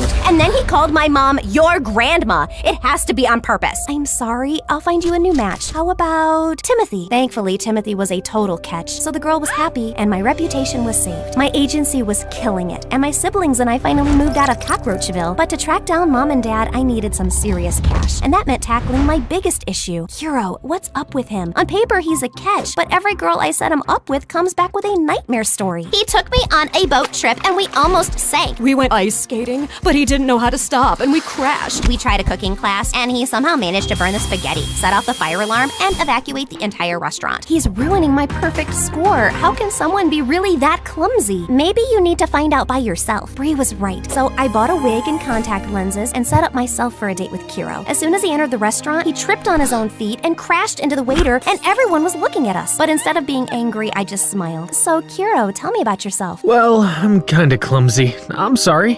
It's not so easy to scare me. I mean, I survived a cockroach invasion. A what? So I told Kuro everything about my horrible flat and crazy summer jobs. He laughed and then got back from the toilet with a whole roll stuck under his shoe, which then led to the lobster accident, which I told you about already. And gosh, he really is a menace. You're giving up? Never. The second date was better. We only got a batch full of super salty popcorn. The third date was almost normal. And by the fourth, I realized he'd done nothing clumsy. Wow, I guess he was just nervous. I started to get so comfortable around him that I even told him about my mom and dad's disappearance. Don't lose hope. I bet they're still out there somewhere. I know they are. If it hadn't been for that awful lawyer. What lawyer? After I explained how we got conned, Kuro was super mad. I can't believe he can get away with something like that. He's a lawyer. Who is the police gonna believe? There must be some evidence. The more I listened to Kuro, the more I realized he was right. I didn't have time or money before to go after him, but now it's time for the Chaos Crew's return and get our revenge. That night, we went to our old house and stuffed some old rotted beans in all the air vents. Less than half an hour later, the people inside were opening all the windows. Stage 2, go! Dressed up as a cleaning crew, my siblings rang at the door while I sneaked through a window. It was dark, but I grew up in this house. I know it like the back of my hand. I waited until the Chaos Crew started to fill all the vents with flour, making everyone cough, and then I went into the study. Okay, focus. He won't leave around a folder with evil plan written on it, but as I looked into a drawer, that's exactly what I found. As I scanned through the pages, everything became clear. My parents! I can't believe they— Drop that! I looked around to see if there was anything I could throw at him, but he had me backed into a corner. I thought I smelled a rat. Now be a good girl and— Conk, the lawyer dropped, and behind him was Kuro holding a big law book. The power power of knowledge, eh? OMG, thank you. But how did you find me? I might have followed you? Sorry, I was worried. While Kiro tied him up and called the police, I whipped out the phone and called the number I had found in the evil plan folder. Sugar Leader's Bakery? Yes, I have to place an order for 27 cinnamon rolls. Thank you. Please work. Please work. Attack! Mistaking Kiro for a bad guy, my siblings jumped him. And by the time I pried them away, the police had arrived. Arrest them! They're trespassing! It's not your house. My parents are missing, not dead. So by law, my signatures are invalid. But the evidence was clear, and the police dragged him away. It turns out we weren't the only family he had conned. He's going to be in prison for a very long time. A few days later, my siblings and I returned to our parents' home. I invited Kiro, Bree, and my friends to celebrate, but I couldn't sit still. Finally, the doorbell rang, and when I opened the door, my parents were there, alive and well. My babies! We're so sorry. We were working with native communities to stop illegal activities, but we were forced to go underground to save the project. We left our lawyer a number and a safe message so that you could reach us in case of an emergency. That's the call you made? Yes, that arrogant man had written everything down. He was supposed to explain everything and take care of us. Instead, he even told our parents to stay away because we had received some threats. We should have never trusted him. But now you're home and you're going to stay, right? Mom and Dad looked at each other, and for a moment I was afraid that they might leave again. Of course we're staying. We learned our lesson. And who are all these nice young people? I introduced all my new friends to my parents and told them how much they had helped me. But when it was Kiro's turn, I hesitated. Is he a friend, a date, a boyfriend? He doesn't even know I'm the matchmaker. This is Kiro, and I've never been completely honest with him. I turned to him. I hope he understands. Kiro, I'm not one of your matches. I am the matchmaker. I braced myself, expecting rejection, but... I already knew. What? Why do you think I was such a loser with other girls? I've had a crush on you since Bree's wild confession to Darius. But you were so wrapped up in your agency, you never even gave me a second glance. I had to do something drastic to get you to notice me. Bree's confession? But I squinted at him. Right, he was the guy who stopped Darius from going to the principal. And OMG, you also paid for my brother's hospital bill. Yeah,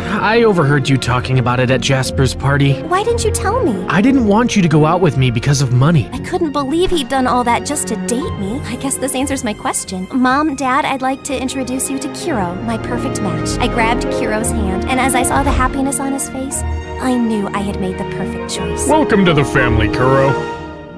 Hi, I'm Isabel from Philadelphia. Please like and subscribe. My mom had an accident when I was only 3, and Dad shifted his multi-million-dollar company to our mansion just so he could give me all his attention. But I soon realized he was too much. He fired my favorite nanny just because I fell off my bed. He wouldn't even let me go to the park without wearing a helmet and protective gear. I looked like a freaking astronaut. One night when I was 5, I left a note for Dad and ran away from home. I knew exactly where I wanted to go first, the park. Finally, some peace. But it wasn't long before I heard police cars screeching outside, and Dad came running to me. Oh, you fool. I'm never letting you out of my sight again. I looked at the officers and started kicking and screaming. Please, help me.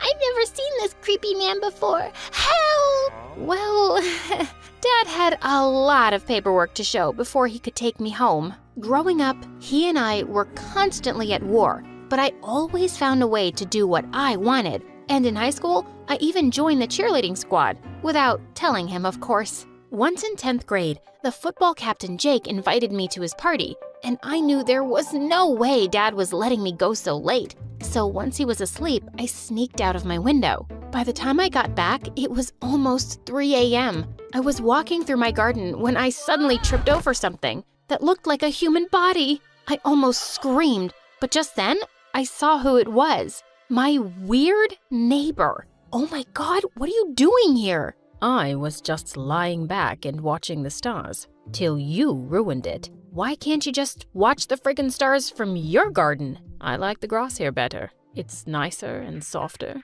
and the quality is... Jeez, just shut up and go. As I started walking, he followed me. You know we go to the same school, right? You don't even know my name, do you? Of course I do. It's, something with an R or P. Wait.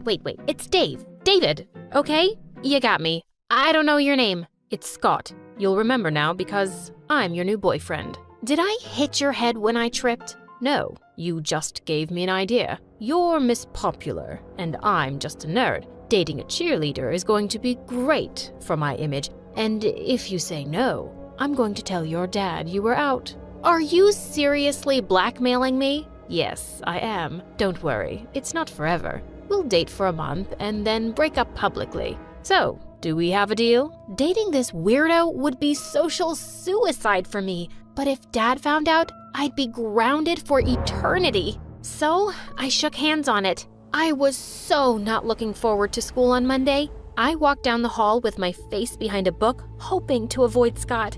I didn't find him anywhere, and I felt so relieved. Maybe he was kidding about the whole thing anyway. Later at lunch, Jake joined me, and I was having a great time when suddenly Scott slid right next to me. Here I am, my lady. Now, what are your other 2 wishes? Oh my God. Dude, we're in the middle of something here. Can you go and be weird somewhere else? I'd like to know what you're in the middle of with my girlfriend.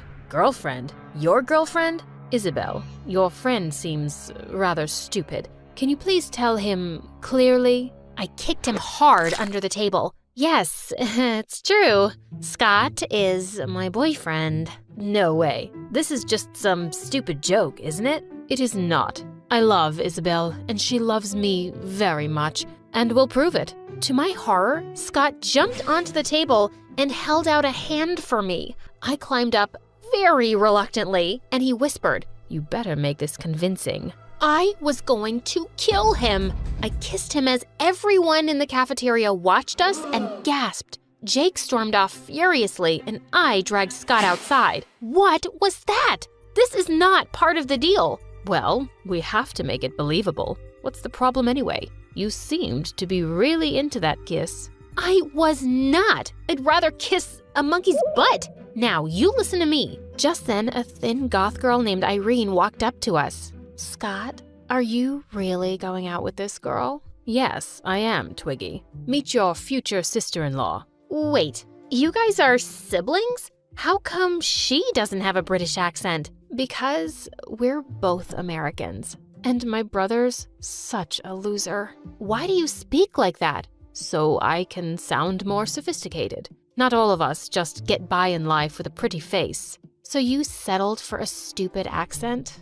Good job. Also, I wouldn't date a cheerleader if I were you, Scott. She's one of them, and they're all jerks. Before I could defend myself, she walked off. Don't mind her. She's weird. My friends are coming over for a chess tournament tonight, and I can't wait for them to meet my girlfriend. I can't. I have things to do. Like spending the rest of high school in your room? Because that's what will happen when I tell your dad. I'll see you, m'lady. And with that, he left. Ugh! So, he wanted a girlfriend, huh? Well, he was about to get one. The girlfriend from hell. When I went over to his place that evening, it looked like I'd walked onto some geek planet, and they were all staring at me like I was an alien. Whoa, we thought Scott was lying. About us being together? Oh no, meeting this cookie monster is the best thing that's ever happened to me. When they set up the chessboard, I jumped into Scott's lap and started picking up the chess pieces. Babe, what's this horsey thing? And what's this one for? I'm really dumb, you know. I don't understand anything. Can you please leave those alone? I'll explain to you later. Why are you talking like that to me, Snookums? You think I'm dumb, don't you? I never said that. Just watch a game and you'll understand everything, okay? I smiled sweetly, but I wasn't backing down. I kept distracting Scott by playing with his hair, feeding him snacks, and accidentally dropping a drink in his lap. And then, right when they were in the middle of an intense match, I started doing a cheerleading routine. Give me an S, give me a C, and then an OTT. Go, Scotty! I did a cartwheel next and crashed straight into their table, knocking their chessboard to the floor. They all looked so mad, and Scott took me out of the room. What are you doing? I know you just think we're a bunch of nerds, but this is important to us. I'm just giving you the girlfriend experience. If you don't like it, break up with me. Not a chance. You're my girlfriend for the month. Deal with it. Of course, everyone in school knew by now that Scott and I were dating, and he was everywhere, in the library, during lunch, at my cheerleading practice. A few days later, he even signed up for a hiking trip I was going to. As we were walking, a cheerleader asked us how we'd gotten together. Oh, it's a really boring story. Oh, she's just shy. It was quite romantic, actually. What? She was walking past my house when she slipped and sprained her ankle. I took my t-shirt off and wrapped it around her foot, and then I carried her home. She asked me out because of my rock-hard abs. Her words, not mine. Oh, I could bash his skull with a rock. And suddenly, I had a brilliant idea. I stopped back to tie my laces and quickly filled up my backpack with rocks. Then I let out a loud cry. Scott, I sprained my ankle again. I don't think I can walk. Oh, I got you, my lady. Hop onto my back. And when I did, he let out a loud groan. What is it, Scotty? Nothing. Totally, fine. I almost died trying not to laugh. The poor boy was grunting and sweating as he carried me down the hill. And then finally, he collapsed to the ground. Gosh, Isabel, you weigh as much as a baby elephant. Did you just call me fat? I burst into fake tears as everyone glared at him.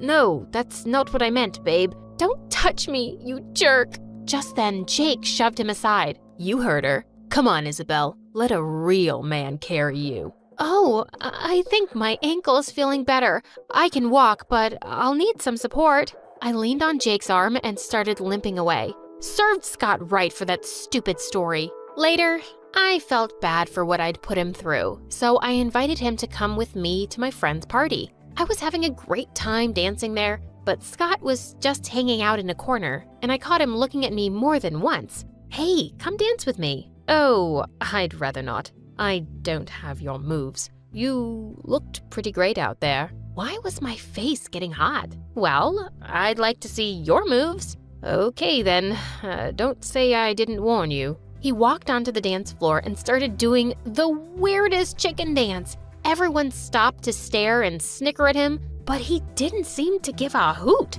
I burst out laughing. He looked ridiculous, and it looked like so much fun. I jumped in and started imitating his moves, and before I knew it, a whole bunch of kids had joined us, and we were all doing Scott's chicken dance. We all clapped for him at the end of it. As we were walking away, Scott accidentally bumped into Jake and knocked over his plate of food on his shirt. Suddenly, Jake grabbed him by the collar. You're really getting on my nerves, man. What are you even doing here? Dating some cheerleader won't make you cool. You will always be a loser. Why are you so worked up, dude? Is it that time of the month again? Jake punched Scott in the face. I leapt forward and pushed him away, straight into a fountain. Don't you dare touch my boyfriend. As Jake screamed furiously, I took Scott's hand and led him out of there. We went to his house and I held up an ice pack to his face. Here, this should help. Yeah, it usually does. What do you mean? It's not the first time I've been bullied, Isabel. I'm a nerd, remember? I've had plenty of broken glasses, punches, and insults. Scott, I'm sorry to hear that. No one deserves such treatment, especially you. It's okay. You didn't bully me. You just never noticed me. Are you trying to make me feel worse? Is it working? Yeah, a little bit. His eyes were so lovely up close, and my heart was racing. But just then, Irene walked in, and I jumped back. I should go home. It's late. See you around, Scott. And with that, I ran off. Jeez, was I falling for my fake boyfriend? The next day in school, Irene was participating in an art contest, but just an hour before, Scott and I found her crying in the art room. Someone had ripped her painting to shreds with a note stuck to it. No place for losers. It's Jake. He did this to get back at me. I'm going to kill him. But what am I gonna do right now, Scotty? I have nothing. Listen, I'm going to run back home and get one of your other art pieces. You have so much amazing stuff. It'll be fine, I promise. He was out of there like a bullet and was back just before the contest started. The judges loved Irene's artwork, and she actually came in second place. As we were all walking out of the hall, we spotted Jake and his buddies, and Scott jumped forward to attack him, but I held him back. That's right, Isabel. Keep that loser in check before I kick his butt again. Sure, I'll do that. And you should go clear your locker, Jake, because you're about to be kicked out. See, you were too stupid to notice the camera in the art room. I asked the principal to look at the footage, and she'll be calling you any minute now. Jake looked at me in shock, and before we knew it, the principal was dragging him off to her office, and he was expelled. A few days later, Scott and I went to the carnival with some friends, and when we were on the Ferris wheel, it suddenly stopped with us on top. While we were waiting for it to get fixed, Jake suddenly turned to me. So, have you thought about how we're breaking up? What? Our month's over tomorrow. We can just break up in the cafeteria so that everyone knows we're not together. Oh,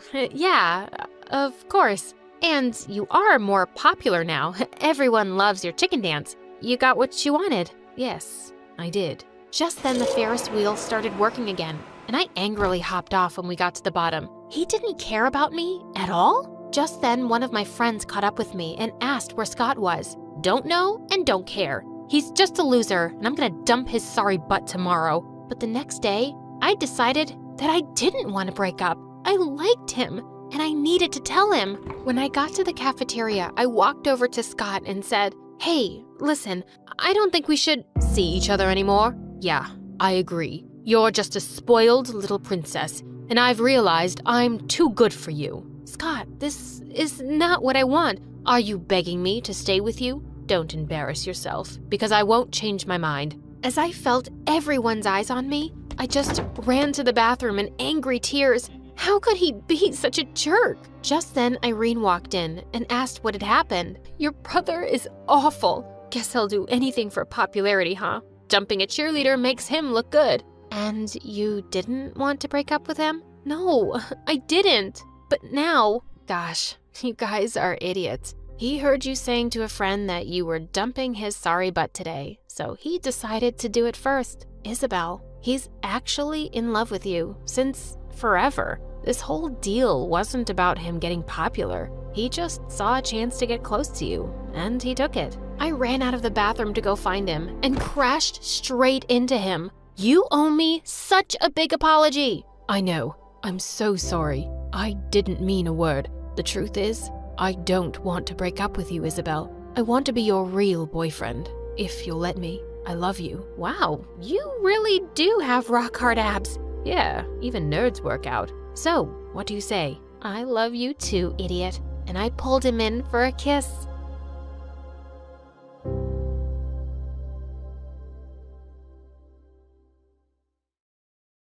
Hi, my name is Hannah, and this is my crazy story. Please like and subscribe. Growing up, it was just me and my mom, and she was my best friend. We watched movies all weekend, baked delicious cookies, and she even homeschooled me so we could spend more time together. But when we did leave the house, Mom had this weird idea that someone was following us. She was always checking over her shoulder and looking around corners. Shut the blinds and turn off the lights. There was a man with mysterious packages right behind us on the way home. Mom, that's just our new neighbor, look! And his mysterious packages are just grocery bags. But Mom was always so paranoid, and I didn't understand why. Soon after I turned 13, though, everything changed. Mom got really sick. She was at the doctor every day, but she wasn't getting much better. And soon she had to move into a care center. Sweetie, you're gonna have to live with your dad for a while. My dad? But you've never even talked about him. He's a complete stranger to me. I know, but we don't have a choice right now. I need someone to take care of you. I'll come and get you soon, I promise. Dad lived in another city, and a helicopter came to pick me up the next day. I felt miserable the entire way there. I already missed Mom, but when we landed at Dad's house, I couldn't believe my eyes. It was a castle, and Dad was waiting for me outside. I looked just like him. It was weird seeing him for the first time. I am so glad to meet you, Hannah. Why didn't you try to meet me before? Your mom never told me about you till now, sweetie. But that's all in the past. We finally get to know each other, and I have my heir to take over the family business. And when I found out what that was, I couldn't believe it. Dad was a billionaire spy.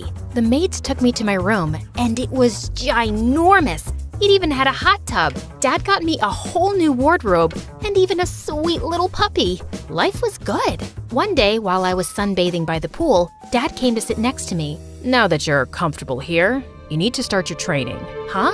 My training? Yes, your spy training. I work against dangerous people, and you need to know how to protect yourself. What kind of people? Trust me, honey, you'll need to be prepared. After that, trainers woke me up at dawn every single day. Instead of going to school, I went to an arena. They taught me how to fight, how to hide from bad people, and how to sneak around. After a while, I got good at it, and it was really fun. Mom was getting better, but she still wasn't able to leave the care center. We called each other every week, but she was not happy when she found out about my training. What is your dad thinking? I'm so mad at him. Mom, you know I love you, but Dad's pretty cool too, and I like the stuff he's teaching me. Why did you keep me away from him all this time? Exactly for this reason. I don't want you involved in this nonsense. I just want to keep you safe. But I am safe, Mom. I can take care of myself now. Everything's fine. I'd come and take you away right now if I could. But I actually called to tell you that I need to go away to Europe for my treatment, and you'll have to stay with your dad a little longer. After that, Mom yelled at Dad on the phone, and it didn't make me happy to see them arguing. But I was on Dad's side. I was really thinking I could help with the family business. I distracted people when Dad snuck in and gathered information. Sometimes I even went alone on missions. No one ever suspected a kid like me, and over time, my missions grew more frequent. Dad wanted a normal life for me too, so when I was 14, he enrolled me in a school for billionaire kids. On the first day, the school bully Christy and her minions cornered me in the locker room. "You're the new girl, huh? Well, if you want to be at this school, you have to earn it." "Oh yeah? Bring it on!" To my shock, they pounced on me, but my training kicked in and I used my moves to slip out of the pile. They were left fighting each other. When they realized what was happening, they were so mad. "You're gonna pay for this, witch." "Yeah, okay. Bye now." I was suddenly popular after that. All the kids wanted to be my friend, and the coolest boy in school even came up to me at my locker. Hey, I'm Leo. Do you want to hang out sometime? He was so cute. Of course I did. Leo and I hung out every day, and we grew close. I wanted to tell him about my job, but Dad insisted I couldn't. It's too dangerous, Hannah. If anyone found out what we really do, we'd have to move from here and start over. I certainly didn't want to move, so I kept my spy life a tight secret. The school dance was coming up, and I wanted Leo to ask me out so bad. But every time I thought he was about to, my cell phone would go off and I'd be pulled away for some mission. Dad, does it really have to be me? The detectives on the case requested you specifically, Hannah. I had to whiz away in a private jet and fight off some bad guys. But I helped the detectives put away a big jewel thief they'd been at for years. So I guess it was worth it. When I got back to school the next week, all I wanted to do was talk to Leo, but he was talking to Christy. I knew she wasn't really interested in him. She just wanted to get back at me. "Oh, hello, Hannah Banana. Looks like I'll be going to the dance with Leo." "What? Over my dead body?" I don't know what came over me, but I attacked her. The principal had to break us up, and she called our parents. Dad was so disappointed in me. You know you're not supposed to use your skills unless you're on a mission, or your life is in danger. You could have really hurt her. "I'm sorry, Dad, but she's trying to steal the guy I like." I knew that boy would be a distraction.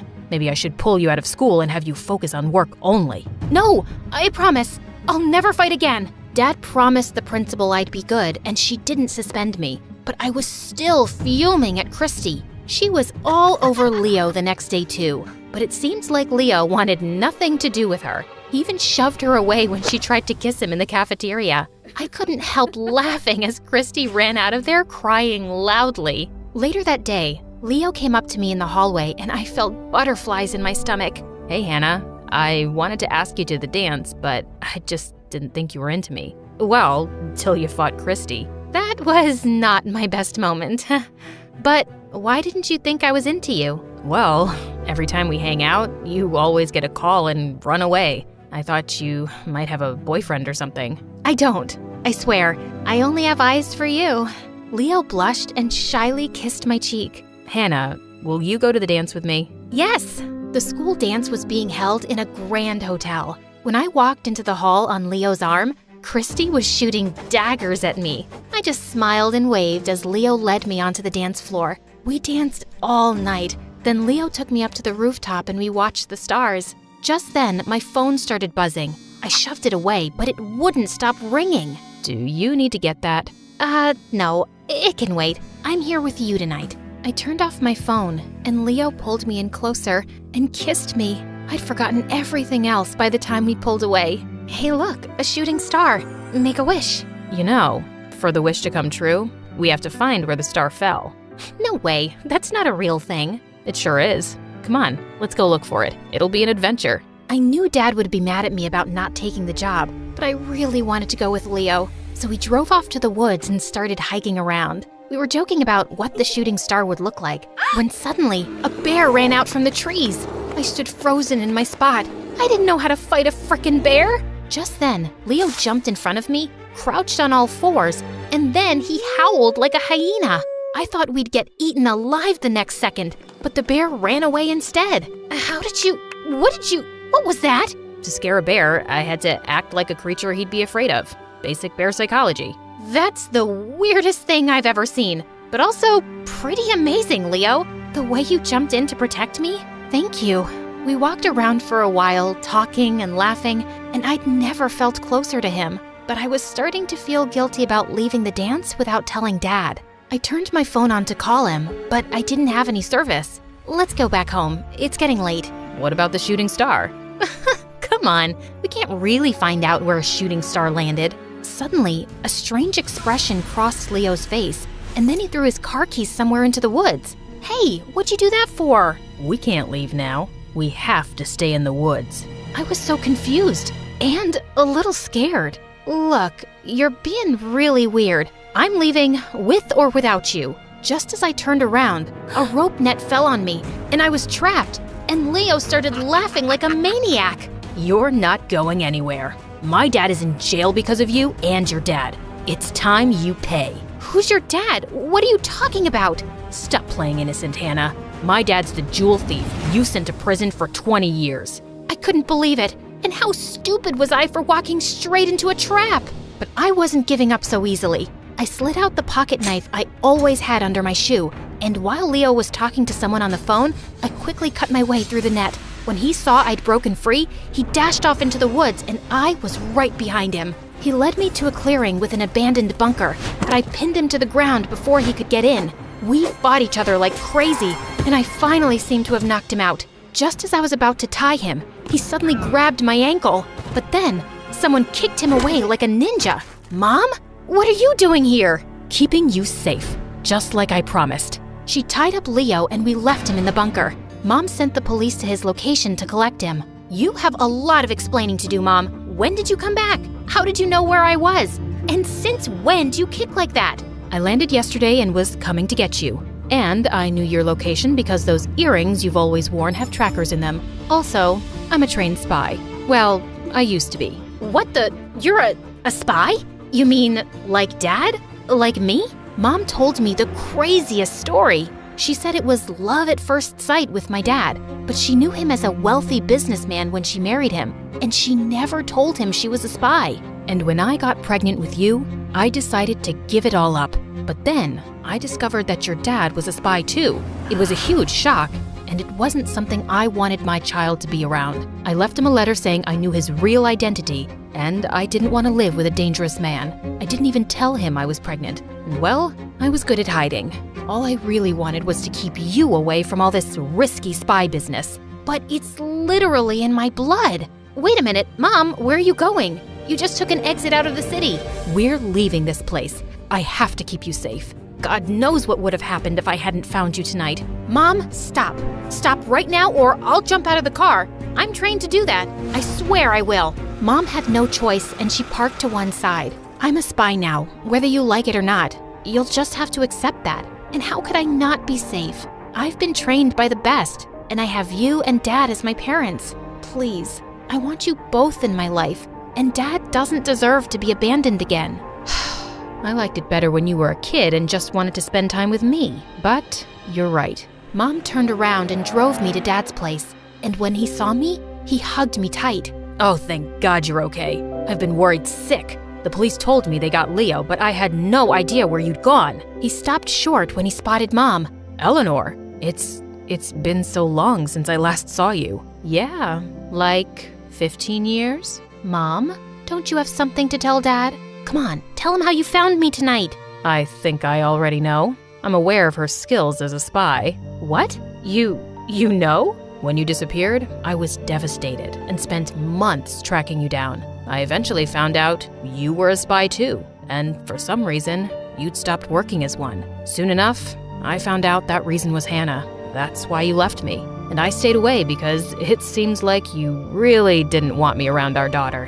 How come you never told Hannah I was a spy too? You never told her, and I had to respect that. It wasn't my story to tell. As the two gazed into each other's eyes, I already knew what my next mission would be. Seriously? Aren't we the coolest? We're a whole family of spies. Mom, you gotta stay for dinner. Dad and I have so much to tell you about our missions. And Dad, you gotta hear how Mom kicked some serious butt tonight. As we all walked in, I couldn't help feeling excited at the idea of being a complete family with the craziest secrets.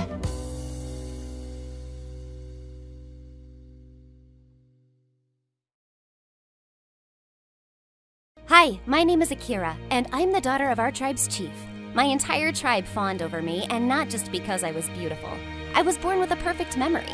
I remember every single moment of my life in crystal clarity since I was a toddler. I remember each tree of the endless jungle where I lived with my people. At only 5 years old, I could point the way home through our forest, and all the adults were amazed. She has an amazing mind. Let's take her foraging with us. Foraging meant collecting mushrooms and plants for everyone to eat. I was an instant hit in my mother's group. I could remember the name, shape, and smell of every plant perfectly. And by the time I was 11, the entire tribe relied on me to check the food.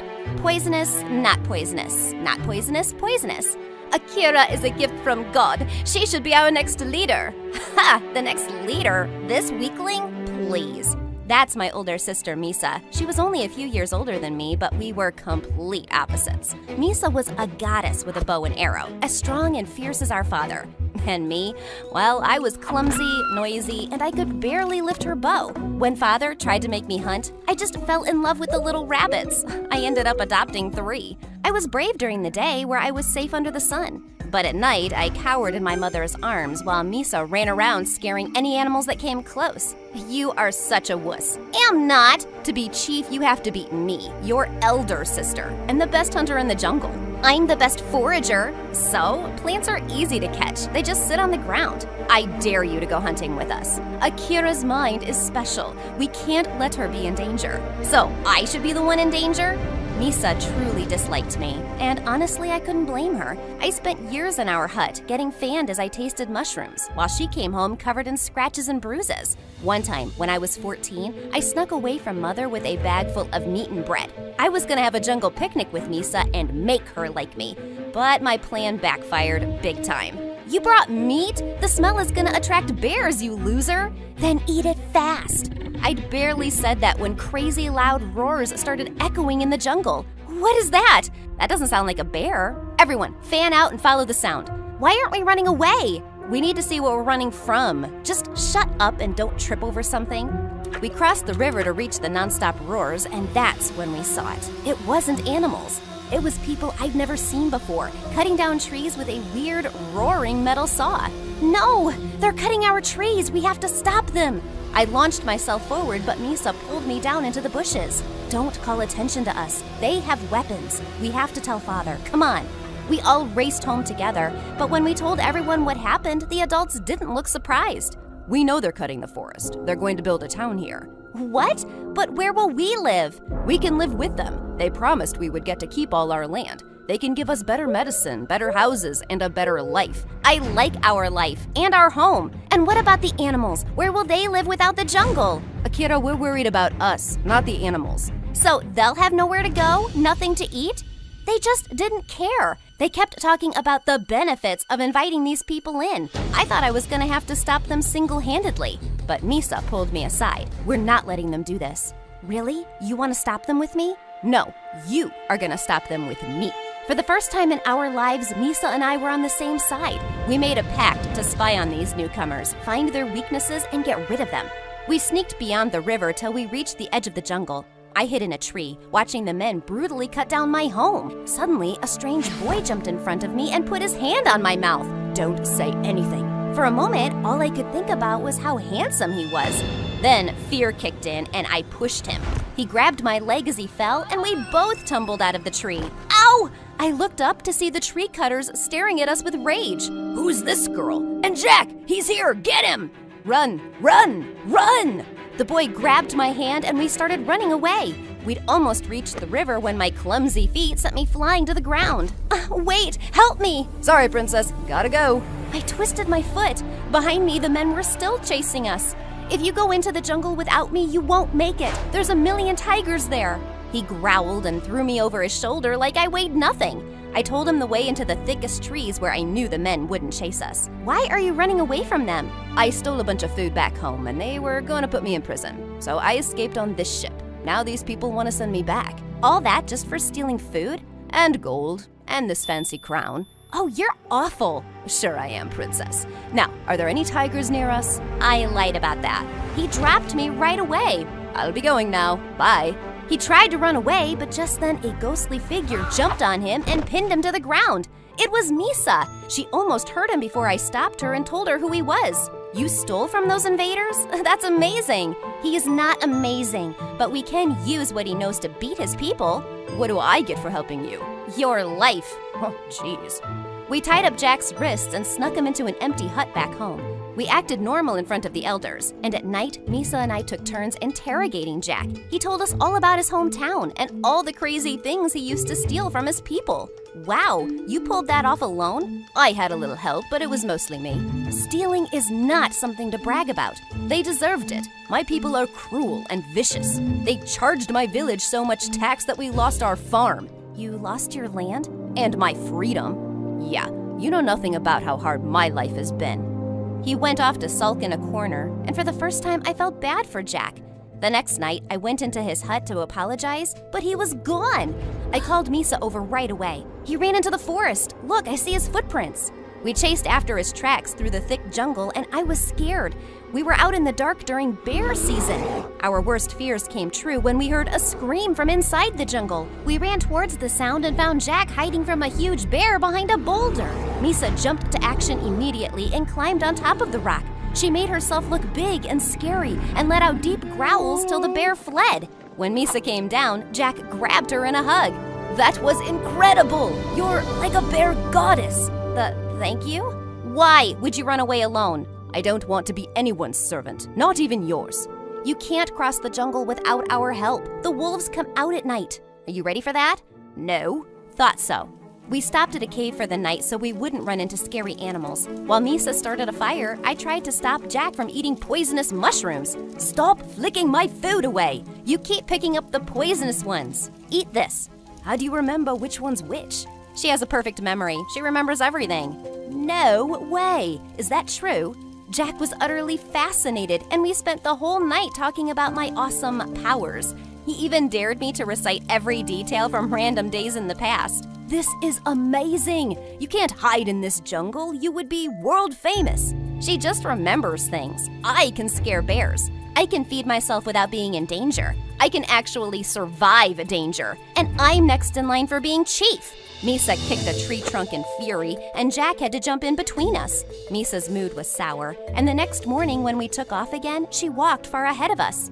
I think my sister hates me. No, she doesn't. Your gift is just hard to keep up with. I didn't choose it. True, but she didn't choose you.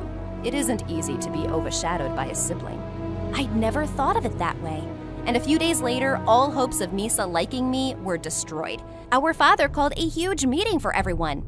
We have an announcement to make. The elders have decided to make Akira our new chief. She will be inducted once she turns 15. No! I'm the eldest child. I deserve that place, Father. Akira's gift will make her the best leader. A great memory helps you make wise choices. Wise? The girl who captured one of the newcomers and hid him in our hut? And she's making plans with him to get rid of those people. What? My jaw hit the floor as Misa ratted me out immediately. She even took him to see Jack. Akira has been hiding this boy here for weeks. She made me lie about it too. Think about that before you make her chief. Akira, I'm deeply disappointed in you. Father, no! He didn't even let me speak. The elders took Jack away, and then Father turned furiously to me. You went behind my back to make plans against me? I'm not making plans against you, but these people are cruel and they have to go. We're not getting rid of them. These newcomers can help change our lives forever. You can't be chief if you don't see that. I don't care about being chief. Our forest is a living being. You can't just cut it down. He was too furious to listen. He was even gonna hand Jack over to the newcomers as a sign of goodwill. I just lay in my hut in sheer sadness, waiting for the tree cutters to arrive. When one day, Misa broke through my door with tears in her eyes. Akira, they've taken Father prisoner. They what? She told me that the newcomers had captured Father, and instead of letting us keep our land, they were gonna take everything for themselves. I knew we couldn't trust them. Snakes. I am so sorry, Akira. I can't believe what I've done. You should kick me out of the tribe, or better yet, hit me. Right now, we need to think how to get Father back. We gathered all our people to make a plan, and most of us wanted to charge right into a fight. Did you look at their weapons? We can't fight them. We have to trick them into leaving. How is that possible? I have a plan. I quickly explained my idea, and everyone's tired faces lit up. If this fails, we'll have to fight anyway, so let's give this our best. Jack once told me that his people were terrified of new illnesses, so we gathered ash from all around our settlements and rubbed it all over our bodies and faces till we looked like ghosts. We crushed berries on our skin to look sick, and we walked into the newcomers' camp spitting milk out of our mouths. There's a sickness. We're all falling sick. It's spreading. A few people screamed, and I pretended to bite Misa and burst a bunch of berries in my mouth. The newcomers let out an ear-splitting shriek. This land belongs to the devil. Run, or you shall fall sick. I watched in awe as the newcomers ran, screaming to their giant ship. I was so happy to see them leaving that I let out a premature shout of joy. Hey, you're not sick. Before the man could say another word, Misa jumped on him and cried, I'm gonna eat you. The man screeched and ran away like a rat. We growled like monsters till the invaders were gone. I can't believe it! It worked! Yes! Everyone burst into laughter and delight. Misa and I ran to their makeshift. Father tapped me on the shoulder and pointed at Jack. I believe your friend is having a breakdown. Since his people have left without him, he can stay with us. Good, because Akira likes him. No, I don't. Liar. I ignored her and ran over to Jack. Are you crying? Is it because your people left without you? These are tears of joy.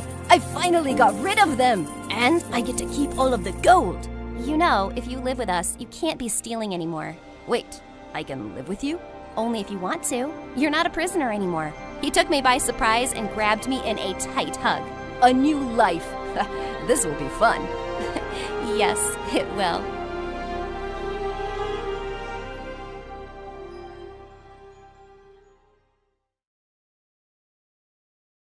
Hi, my name is Quinn, and I learned I was colorblind when I was only 4 years old. It's not that everything was black and white, but to me, rainbow was only blue and yellow. I never felt bad about it because my dad was colorblind too. And he was super rich, and we lived in a huge mansion. It wouldn't be so bad to be just like him. The trouble began when I started going to school. I couldn't identify a single color right, and the teacher would go crazy trying to explain it to me. The other kids made it worse, especially my classmates Cindy and Lucas. They were twins, and they were both super annoying. They laughed at my outfits every single day. Dad and I couldn't spot a lot of patterns, so most of the time, I had no idea how I looked. You look like a clown. Did you get dressed in the dark? I'm colorblind. What is that? Sounds fake. Cindy told the whole class that I had made up weird, fake diseases, and everyone looked at me like I was crazy. Lucas was somehow even more annoying than Cindy. He wanted to test and see if I was telling the truth, so he would randomly put paint marks on my things to see if I would notice. Stop ruining my things, you jerk. I knew you lied. You can see the paint. I don't see some colors. Some! One day, Cindy went too far. She took my book of drawings, tore out all the pages, and put them on the bulletin board. The whole class laughed at my pink trees and green skies. I attacked her and we started fighting on the ground while all the other kids cheered. Suddenly, Lucas showed up and pulled us apart. Stop it. Cindy, take the pictures down. You're taking her side? If she's really colorblind, we shouldn't make fun of her. I was in shock. Lucas was defending me? Cindy walked away fuming, and I thanked him. He took the pictures down and apologized for not believing me. He spent days asking me endless questions to understand my condition. Is your whole family colorblind? Is it like losing memories? If I hit you on the head, will you see color again? He was crazy, but so funny. I thought we could actually become friends, but something happened that destroyed everything. All the kids had to give interviews to get into a fancy private middle school. This was the only good school in the entire town, and the competition was crazy. I didn't do well on my tests, and when the teachers decided I couldn't get a spot, Cindy laughed out loud. Ha! I knew you were stupid. Before a single tear could leave my eyes, my dad jumped into action. He offered the school a huge donation for taking me. We don't have space for another child. Then give her someone else's spot. I'll double the donation. Dad, that's cheating. The teacher pushed me aside and accepted the money. Then she went to Cindy and told her they were giving her spot to me. You have the lowest marks after Quinn, so it has to be you. The stupid teacher was so happy about the donation that she let it slip, and Cindy and her parents went crazy with rage. This is bribery. This is unfair. All the adults started fighting, and Lucas gave me the worst look ever. I can't believe you would do this. I knew he was cheating, but Dad refused to back down. We joined our new school, and Lucas came here all alone. One day, he told us that Cindy had been sent to boarding school. None of the other schools in town are good. Now she has to live away from her family. I hope you're happy, Quinn. That was the day we became enemies. He hated me. I felt bad for him, and I tried to make it up to him by buying him presents, but he threw them back in my face. You can't buy me, you brat. He told everyone in class what happened, and they thought I was a rich, spoiled jerk. He called me stupid names in class, and he made fun of my outfit so much that I started asking my maids to choose them for me. As if school wasn't hard enough, as I was growing up, the subjects were getting harder, and our textbooks labeled everything in different colors. My teachers taught with colored chalk and sent us color-coded notes for every class. Every time I failed, Lucas was ready to attack me. Why don't you just buy yourself a better grade? I threw my paper in his face. Even if I was bad at getting grades, I could still dance, sing, and head. Quinn, you can get amazing offers from colleges if you keep performing like this, but you have to maintain an average grade of a C. That made me nervous, and her solution made me want to throw up. We're going to partner you up with the best kid in school, Lucas. Lucas walked in with the most evil look on his face. The teacher said that Lucas would be my partner in every class from now on, and he would tutor me every day after school. Oh no. I tried to protest, but my teacher thought it was a great idea, and Lucas agreed with her. What was he going to get out of this? The answer was simple. He wanted to torture me. He gave me a mountain of homework every day, and if I didn't do it, he threatened to report me to the teacher. Whenever we partnered up for projects, he made me do all the work for the learning experience. He was going out of his way to annoy me, and one day, I just vented to my dad about it at dinner. I was not prepared for what Dad did next. He showed up at school and barged into class with the principal. They announced that Lucas was expelled for bullying me. What? We all rushed to the principal's office, and I screamed at my dad. What are you doing? Getting rid of your bully. I didn't want you to solve my problem. I just wanted your support. I am supporting you. You can't just crush people's lives for me. It's not fair. It's what made everyone hate me in the first place. If you do this, I am never talking to you again. Dad looked shocked. We had never shouted at each other like this. Fine, he can stay. Never bully my daughter again. With that, Dad stormed out without even looking at me. I'd never fought with him before, and I couldn't help but cry. When Lucas offered me a tissue, I slapped his hand away. I don't want your help. Just go away. I'm not helping you. I'm just standing near you, and I happen to have a tissue. I snatched it out of his hands and turned to leave, but he pulled me back. Why didn't you just let him expel me? Don't I bug you? I'm not a jerk. I hated taking Cindy's place, and I wish I could undo it. I'd never do that to someone again. I may have been meaner to you than I needed to be. I'm sorry. You're what? I'm sorry, okay? I'm not saying it again. With that, he ran away, and I was stunned. This was the nicest conversation we'd had in years. When I went home that day, Dad and I sat down to talk about what happened. To my surprise, he apologized for going overboard. I made him promise to trust me and let me handle my life myself. How can I make it up to you? Is there anything that you want? That's when I got an idea. I asked Dad to pay the school to offer Cindy a place again. She's living away from her family because of us. We should fix it. Dad agreed, and the next day, he put in a request to have Cindy transferred back. She accepted the offer from our school, and when Lucas realized she was coming back, he went crazy. Did you do this? Yes, I'm so happy she got accepted. Thank you. He grabbed me in a hug so tight, I could barely breathe. He finally forgave me for everything that happened, and we became friends again. He tutored me for real this time. He found colorblind friendly versions of our textbooks, and if he couldn't, he would make notes that I could clearly understand. I finally got a B average, and I got an offer from an amazing college. I literally flew into Lucas's arms. He lost his balance and we fell. Our faces were so close together that I blushed.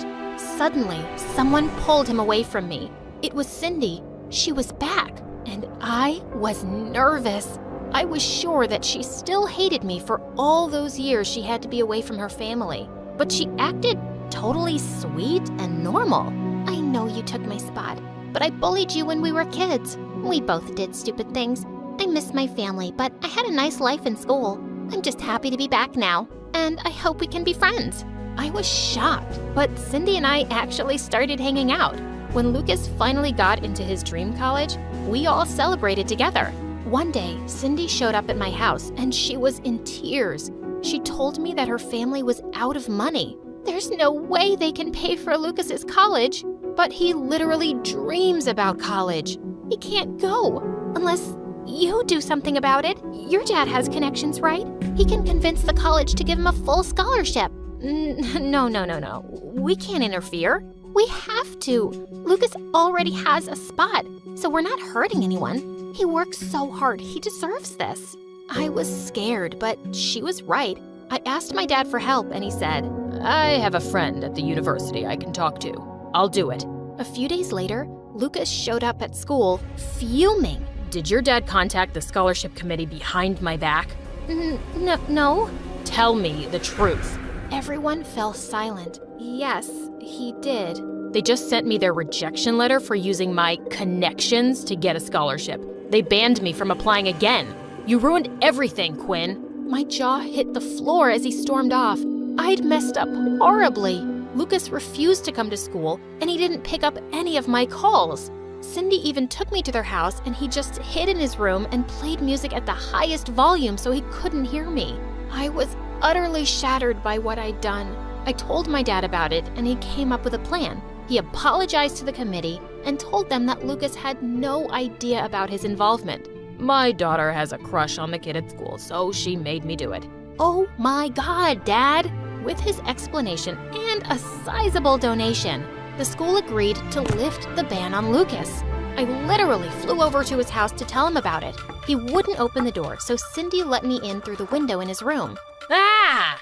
The college wants you back. They lifted the ban. I got their email. Did your dad pay for this too? Maybe he did. So what? It feels like you do whatever you want and you just pay for your problems to go away. I didn't pay for my problems to go away. I did it for you. I thought you deserved that school. You're being an idiot, Lucas. I convinced Quinn to help. She didn't even want to do it. I could have gotten into so much trouble. I just acted rashly because I care about you. I wanted you to have what you want, and I almost ruined everything. I'm really sorry. When Lucas finally forgave me, I literally burst into tears. I did not like feeling guilty. They both hugged me, and I finally felt better. I promised to never mess with their lives again. Now that all three of us were friends, Cindy noticed my feelings for Lucas instantly. She was so excited for me to ask him out, but I would get all nervous and chicken out every time. One day, Lucas and I were sitting in the cafeteria when a boy walked up to me. Hey, Quinn. Cindy said you were looking for a date, so I thought I'd take you out to dinner. You in? Cindy gave me a wink, and Lucas just glared at him. She can't go out with you. She's going out with me. I am? Oh, I didn't ask you? I'll do it now. Quinn, you want to go out with me? Dude, I asked her first. She'll pick me. I don't know. Aw, come on. It's a real pickle. I'll need 2 or 3 days to think about it. Lucas leaned across the table and kissed me. I was breathless. Yes, my plan worked! Ever since I can remember, I've been all about making up stories. I don't know what kind of magic my parents mixed into my DNA, but that brew gave me one heck of an imagination. When I was a kid, my friends on the playground loved the games and tales I came up with. Did the prince save her? He got lost, so she teamed up with the dragon. No way! Yep, and they took over the kingdom together. Whoa! But as I got older, my audience got smaller and eventually vanished. Paper doesn't judge, though, so I began writing my stories down. And I have to admit, I absolutely loved writing. So by the time I hit 16, all I wanted was to be a famous author. But my schoolmates weren't into reading my silly fairy tales, as they called them. And the more I tried to stand out, the more I heard. So I sneak a peek from the corner, and there's Mrs. Wilson turning into a huge bug. Stop lying, June. After the break, he's not the same. Seriously, it's an alien, not the Jack we knew. You're such a liar, June. Oops, my bad. June, it's me. Nice to meet you. And before I continue, please like and subscribe. Anyways, I was craving recognition, and everything finally changed when we got a substitute English teacher. His name was Arthur Lewis, and he looked really cool. In the very first class, he asked us to write a short story about any character from a classic book. I chose the rabbit from Alice's Adventures and received an A+. After class, he asked me to stay behind. You've got an exceptional imagination, young lady. Most people tend to lose that spark as they grow older, but not you. I'm not that old yet. I've still got plenty of time. But what if I told you that you could take your stories to a whole new level and have your readers glued to the book until the very end? I'm all ears. He handed me a flyer. A party? A writing club. Come join and see where your story takes you.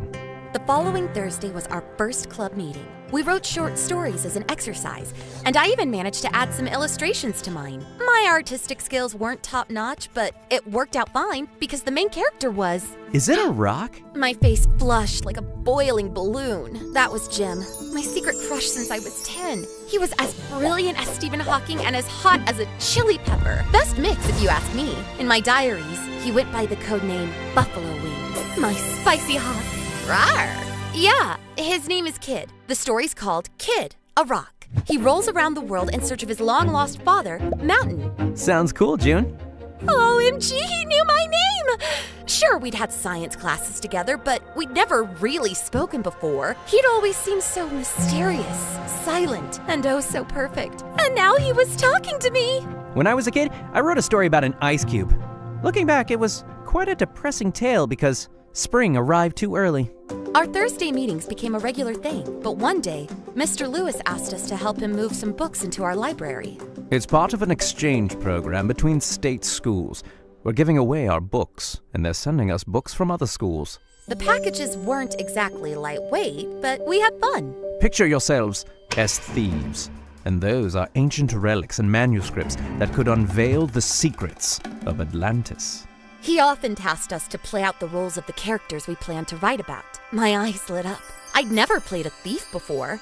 I began to look around and tiptoe, but as I got into character, I didn't notice a small hole in the ground. I tripped and fell, and the box I was carrying flew several feet away. Are you all right? He rushed over and offered his hand. When I took it, I felt a little jolt, like static electricity. To avoid falling again, I hugged him, and our faces ended up so close I could feel his breath on my cheek. You're limping. It'll pass. He shook his head, lifted me in his arms, and carried me back to school. June, did you hear me? Huh? I asked if you're all right. He stood over me, looking concerned. Ugh, those daydreams. I'm just a lousy thief. He gave me a hand to stand, then dashed back to school. I picked up a box and noticed it had ripped open. I peeked inside to check if the books were okay. History of Revolutions, boring but intact. Little Women, also fine. Whoa, what's that? I pulled out a massive volume, covered with colorful pictures and gold letters. It was so shiny I had to shield my eyes with my hand. I'd never seen a book this fancy before. The Holy Bible. Well, my copy is definitely not this pretty. I put the book away and carried the box to the library. Just in a few days, I was at home watching the news. They were talking about a bunch of bold robberies happening all over the country. 3 billionaires have already reported valuable stuff stolen from their collections. There were some rare books and old paintings, and the almost priceless King James Bible. I sat there, mouth wide open, a spoon in my hand, jam dripping from it. The Bible they showed on TV was exactly the same as the one I saw in that box. It's my teacher who stole it. Sweetie, come on, we talked about this. All made-up stories go in the notebook. But it's true. Right, and I guess he's also a cult leader, huh? That would be a cool twist, Dad. I knew this story was a goldmine. It could change everything, but I needed evidence, so I decided to play detective. I put on a trench coat and went on a mission. I hid in the bushes near the school, using my dad's binoculars to keep a close watch. The cheerleaders were in the locker room near the field. One of the girls was bragging about her new Chanel bag, even though I saw her yesterday in a replica store. Another was adding fake hair to her ponytail, and the third was copying something from one sheet to another. I zoomed in. Those were the answers for tomorrow's test. Seriously? And they called me a liar?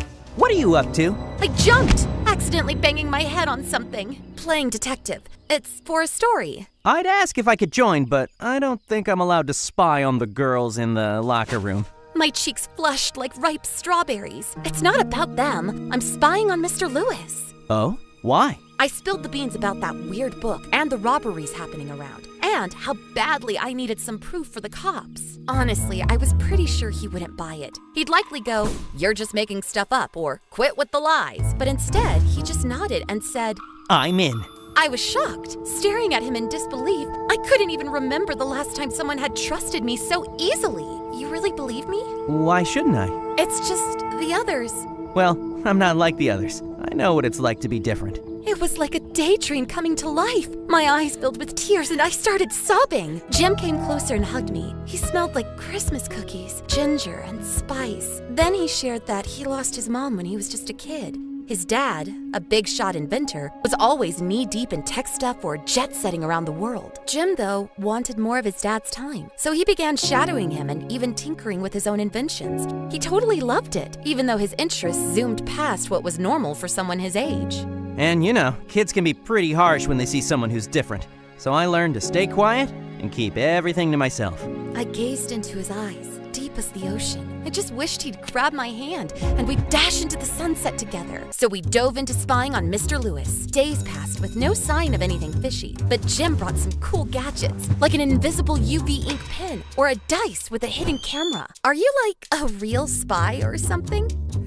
I made these for fun after binge watching James Bond. Never tried them out for real, so no guarantees they'll work. He pulled something out from his pocket, a super cute necklace with a black stone. He gently placed it around my neck.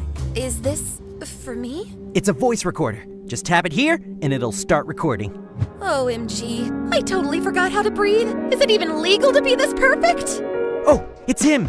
Mr. Lewis was speedwalking, holding a package. He glanced back before vanishing into the alley behind the school. Hurry, or he'll slip away. We sprinted after him, trying to stay low, trailing him until he reached what seemed like an old factory building. He entered. Darn it, we've got to follow. I looked around. There was an open window about 7 feet off the ground. Jim crouched down. I stepped on his hands, and he boosted me up. I grabbed the frame and pulled myself inside, with Jim following. June, you do know that we just freely walked through the door, right? Shh, that's my story. So, what did I say? Oh yeah, we ended up in this massive warehouse. Rows upon rows of shelves stacked with boxes. We snooped around a bit, found some ancient stuff, paintings, and books. Sick! I snapped a few pics with my phone. We moved on, trying to be all stealthy. That's it? We both froze. My heart was pounding like crazy, so I grabbed Jim's hand for comfort. He gave it a reassuring squeeze. The last one. We better move. I've got a bad feeling. About what?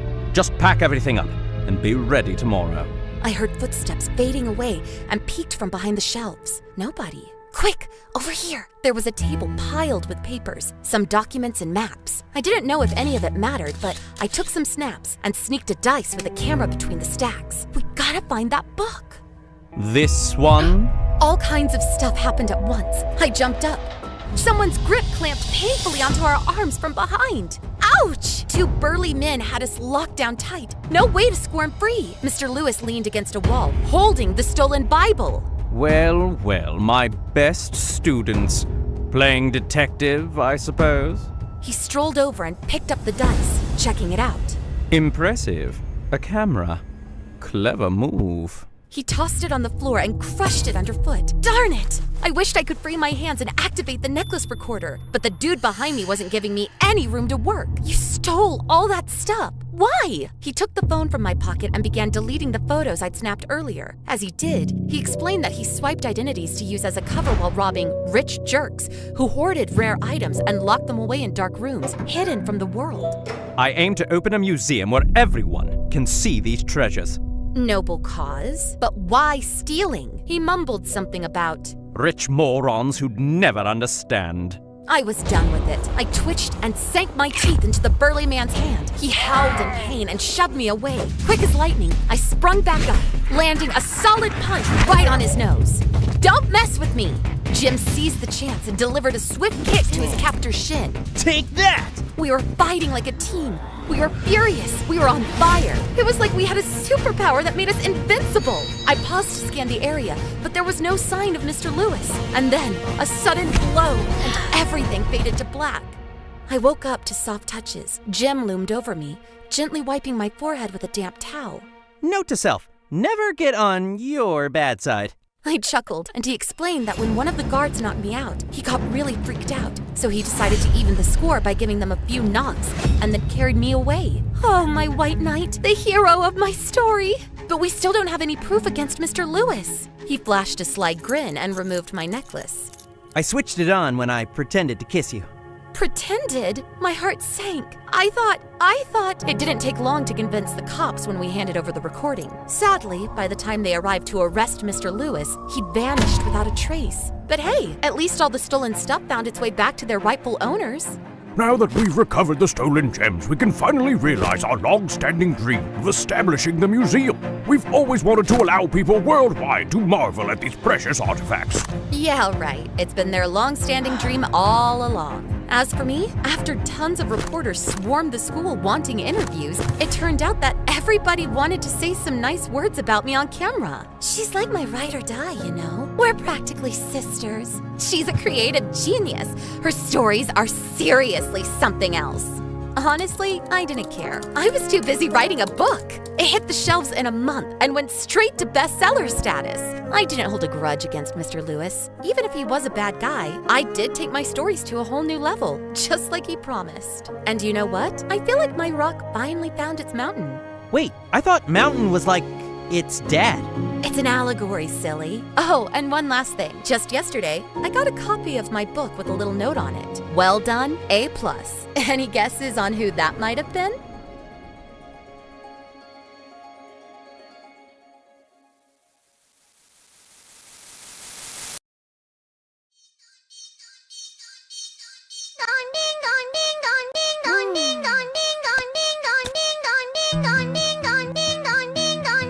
As I strapped my helmet on and climbed onto the scooter, Mom handed me some paper bags. I'm sorry we can't afford to pay someone for delivery, sweetie. Bear with me for a few more days. Don't worry about it, Mom. I got this. But I want you to focus on school. And I can do both.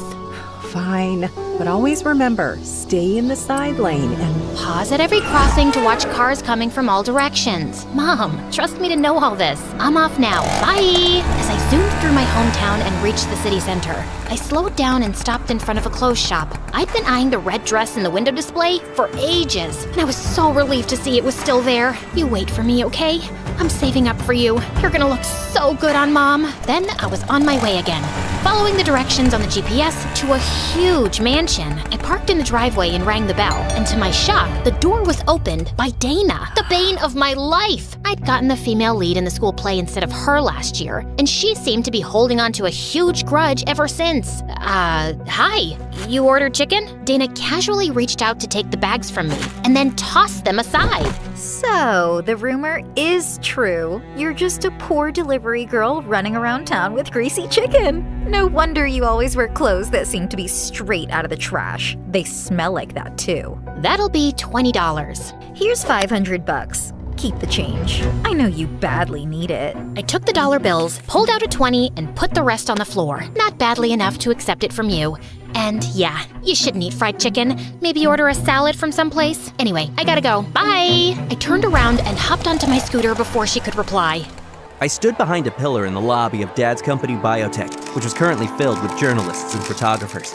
My half-brother Ace stood confidently behind the podium on the makeshift stage, then signaled to one of the journalists to ask his question. How does it feel to know that you'll be the country's youngest CEO at 18 3 months from now?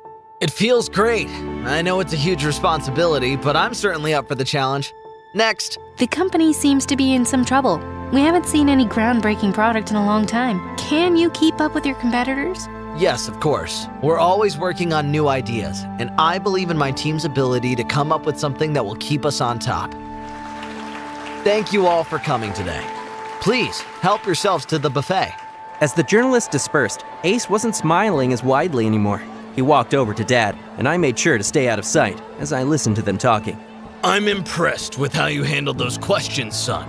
But we both know that we need something really innovative this time, and soon. Don't worry, Dad. I got this. Of course, I trust you. But we need some breakthrough research, and that's not your area of expertise. It's your brother's. Ace just rolled his eyes at that. I can always find a way. You know that. I just need a little more time, Dad. Dad nodded and patted him on the back, and I slipped away. My half-brother was an arrogant jerk who always wanted me to stay in the shadows so he could be the face of Dad's company. Well, he might have the looks and charisma, but I had the brains, and I'd been working on something very promising that I hoped I could share with Dad soon.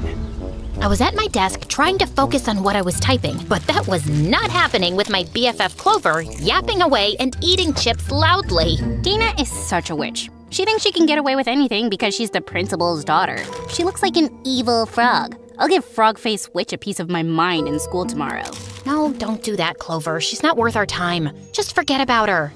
Fine, if you insist. So, how's your story going? You're gonna get paid for it, right? Yeah, it's just enough to help Mom with the bills this month. I have to submit it in 2 days, though, and I'm panicking because I'm having writer's block. But I noticed Clover wasn't even listening to me anymore and was busy leaning out the window. Oh my, you better get your butt here this minute, sister. Guess who's back?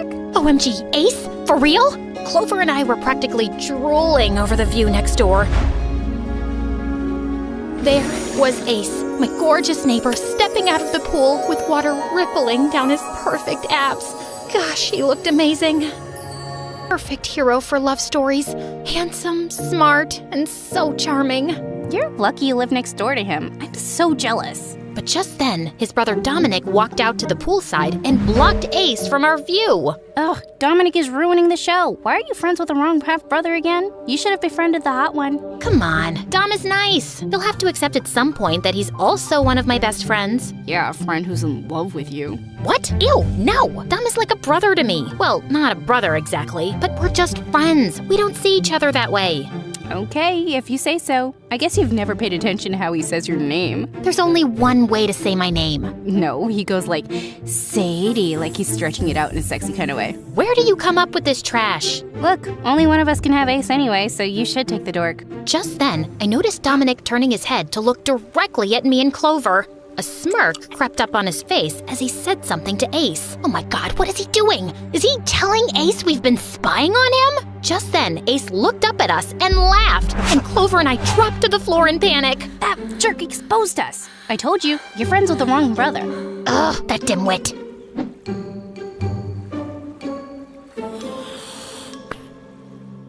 I was brimming with excitement as I worked in Dad's lab, feeling confident that this time my experiment would work. But seconds later, I was interrupted when the door flung open and Ace walked in like he owned the place. Ah, I knew I'd find you here. I think you missed the do not disturb sign. What are you doing here anyway? Don't you have some party to go to? Well, as the older and better brother who has chosen to lead this company my dad one day, I thought I should come by and oversee things now and then. I decided to ignore him as I continued working, but he walked closer to me and leaned on the counter. If I were you, I'd spend less time in the lab and just focus on school, bro. I don't think your ideas are working out, and I may have to hire more capable scientists soon. I'm not giving up yet. I think I'm close to something good.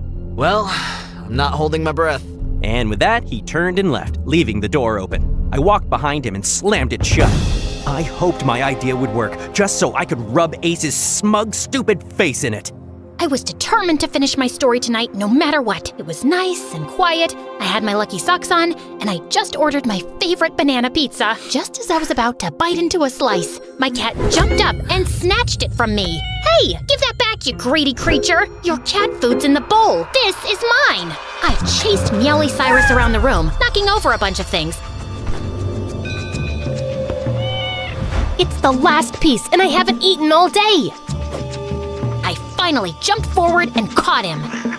Gotcha! Just as I was about to snatch my slice from him, a roll of toilet paper came flying through the window and hit me on the forehead. I looked up annoyed to see Dominic climbing into the window ledge. Let the poor cat eat in peace. Stop acting like Meowly Cyrus's dad. Fine, Meowly. Here, have it. Are you happy now? It's just a freaking pizza. A disgusting banana one, actually. It's the meaning of my life, and you know it! Also, I'm still mad at you for yesterday. Why did you embarrass me and Clover in front of Ace? He must be thinking we're so lame! He's not thinking about you. You're just one of his 1,000 fangirls. Then he just flopped down on my bed, took out his own laptop from under it, and started working on something. I really hope you're doing some homework. You're always focused on your scientific research, and you'll fail high school at this rate. This research is more important. I really need to prove my worth. You know your dad loves you and Ace the same, right? Sometimes I really don't think he does. And Ace definitely thinks he's better than me because his mom is rich and mine's poor. I know he's smart, but I really believe I can run Dad's company better. So I just gotta show him that. Sadie dropped down on the bed beside me and stared up at the ceiling, looking deep in thought. How's your romance story going? I still need a few more scenes, but my mind isn't cooperating and I don't know why. He's just being difficult. And yes, it's a he. I've assigned a pronoun to each body part. It's a surprise for someone as feminist as you to call the mind a he. Well, he's annoying and stubborn and also gives me really stupid ideas at times. So yeah, it's a he. Sadie sighed, then pulled out her hair tie and shook her hair out. And I felt kinda stunned. At that moment, she looked prettier than ever. Maybe you need to finally date someone. Experience is the best inspiration, you know. Why would I date someone when we'll eventually break up? Nothing lasts forever, Dommy boy, so no thanks. Wow, I didn't expect that coming from a romance writer. The perfect love stories only exist on paper. Trust me. Okay, Miss Cynical. What if you fake dated then? You know, role-playing can help visualize scenarios better. That's an idea, but who would agree to fake date me? I'm a very busy guy, but I could take out some time to help a friend in need. What? I wouldn't be able to take you seriously for a second. That would never work. And what prize would I get if I prove you wrong? Sadie smacked me with a pillow. This and this too. We both laughed as we broke up into a pillow fight. The next day at school when the last bell rang, I was in a hurry to leave because I had to make Mom's deliveries. As I was rushing down the corridor, I suddenly went crashing straight into someone and dropped all my books. I looked up to see that it was freaking Dana. Oops, sorry, didn't see ya. As I quickly picked up my stuff, Dana's minion suddenly grabbed my arms. Not so fast, honey. And then Dana snatched my bag and took out my laptop.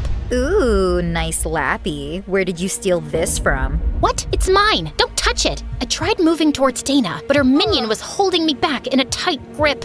We've always wondered how a trashy peasant like you got accepted into this elite school. There's a thing called a scholarship? I guess only smart kids know about it. Look at that attitude. You don't belong here, delivery girl. And with that, Dana threw the laptop on the floor so hard, it was instantly wrecked. No! Dana's minion let me go, and I kneeled down next to my poor laptop in despair. No No, I don't have a backup for my story. Just then, I noticed a small crowd had gathered, which suddenly fell quiet and made way for someone to walk through. It was Margot, the most popular girl in school, who was sheer perfection from head to toe. But right now, her lovely face looked grim. What's happening here? Dana and her minion looked at each other in alarm. Margot, we didn't do anything. She bumped into us on purpose. We were just teaching her a lesson, I swear. She deserved it. She was really rude to me the other day. Margot turned to Dana and gently pushed her against the wall. Touch her again, and I'll make sure you'll regret it. Do you understand? The two girls nodded their heads quickly and then fled the scene. Margot picked up my bag and handed it to me. I'm sorry about what they did. I'll replace your laptop. I tried to hold back my tears as I shook my head. You don't have to do that. It's not your fault. I kind of feel like it is. They're my friends. It's really not, and you're not them. Okay, but if you change your mind, let me know. I mustered a small smile and nodded, then watched Margot walk away. Rich, popular, pretty, and kind. I wish I could be like you.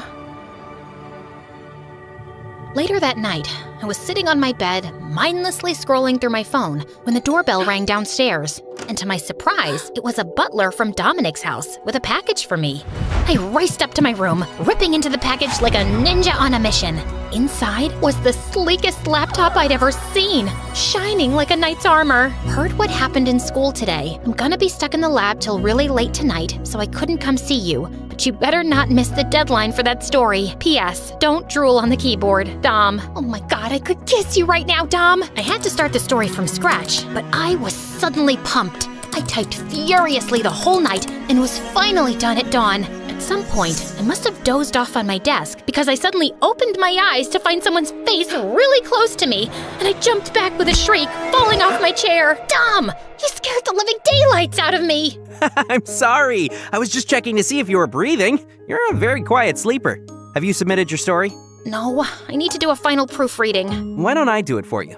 I felt relieved as Dom took over my laptop, but then he made a funny face. Princess Walk Walk. That's your pen name? Yeah, it's cute, right? A chicken sound, like this. Bark, bark, bark, bark. Yeah, it's great. Got a nice ring to it. I'm sure Princess Walk Walk will be a very famous writer one day. I stared sleepily at Dom's face as he read my story, and I couldn't help thinking that he looked really cute with his mussed-up hair. Done! I think it's really good, Sadie. Send it. I triumphantly sent the email and felt a weight lift off my shoulders. Wait, are you just coming back from the lab? Yep, just thought I'd check on you before heading home, which I should do now. I could use a shower. As he was leaving out the window, I placed a hand on his arm. Thank you again, for everything. You're the best. Dom looked back at me with a serious expression that I couldn't read. You're welcome. Actually, Sadie, before I go, there's something I've been meaning to tell you. I think I'm just gonna say it now. Oh my god, was he gonna tell me he liked me? So, what's the emergency? Okay, so, yesterday I was having trouble with my ideas for my romantic story, and Dominic suggested that he and I could fake date for inspiration. Of course, I didn't take that seriously, but then he sent me a brand new laptop last evening so I could finish my story. I mean, that was just him being a good friend. But then he popped by this morning to check up on me and said he wanted to tell me something, and he looked really serious. And then he just told me something about their company problems. But Clover, I think you might be right, and he wanted to tell me that he likes me. No, wait, what if he's obsessed with me? I can't lose him as a friend, Clover. Wow. So this is the emergency you're talking about? And I already told you he likes you. So now you want to confirm it? Yes, and you will help me. Clover immediately dug into her bag and took out a book titled, How to Tell If a Guy Likes You. Here are 18 signs. You just have that lying around in your bag? Yes, for moments just like this. Also, I have a book called How to Dump a Guy Nicely. Here are 18 ways, but it's too soon for that. Now, let's see what signs we've got here. Okay. A man's feet point out what he wants. So if his feet are pointed at you when you two are talking, he is into you. Check. Where else would his feet be pointed? He can't stand like a penguin. He remembers small details about you. Check. He's always there when you need him. Check. We've known each other for so long. Of course most of those would apply. Yes, but some things need further observation. Like, does he look for your reaction first when he makes a comment or joke in a group? And is he using alpha body language around you? Alpha body? What does that even mean? That means we need to test a theory. You'll have to engage Dominic in conversation and observe his reactions and body language. Then you tell me your observations and I'll interpret them. Just like that? Yep. It won't be anything difficult. You're just talking to him like usual. But you'll just pay more attention this time. Okay, I suppose I can do that. I was in my pajamas and taking a plate of food to my room when I spotted the maid talking to someone at our front door. And it was the last person I was expecting. Margot? What brings you here? Oh, hi.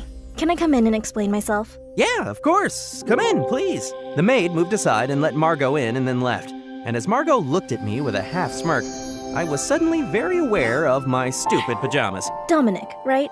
I came to see your brother. Oh, wow. So you know my name? Of course, we're in the same class. Yeah, I knew that. My brother's not home yet. That's all right. I just wanted to return his wallet. He dropped it at the dance club earlier today. You guys were there together? No, I just found it on the floor and realized it was his because of the ID inside. I see. Well, I'll make sure he gets this. Thanks. Suddenly, an awkward silence fell between us as my brain scrambled for words.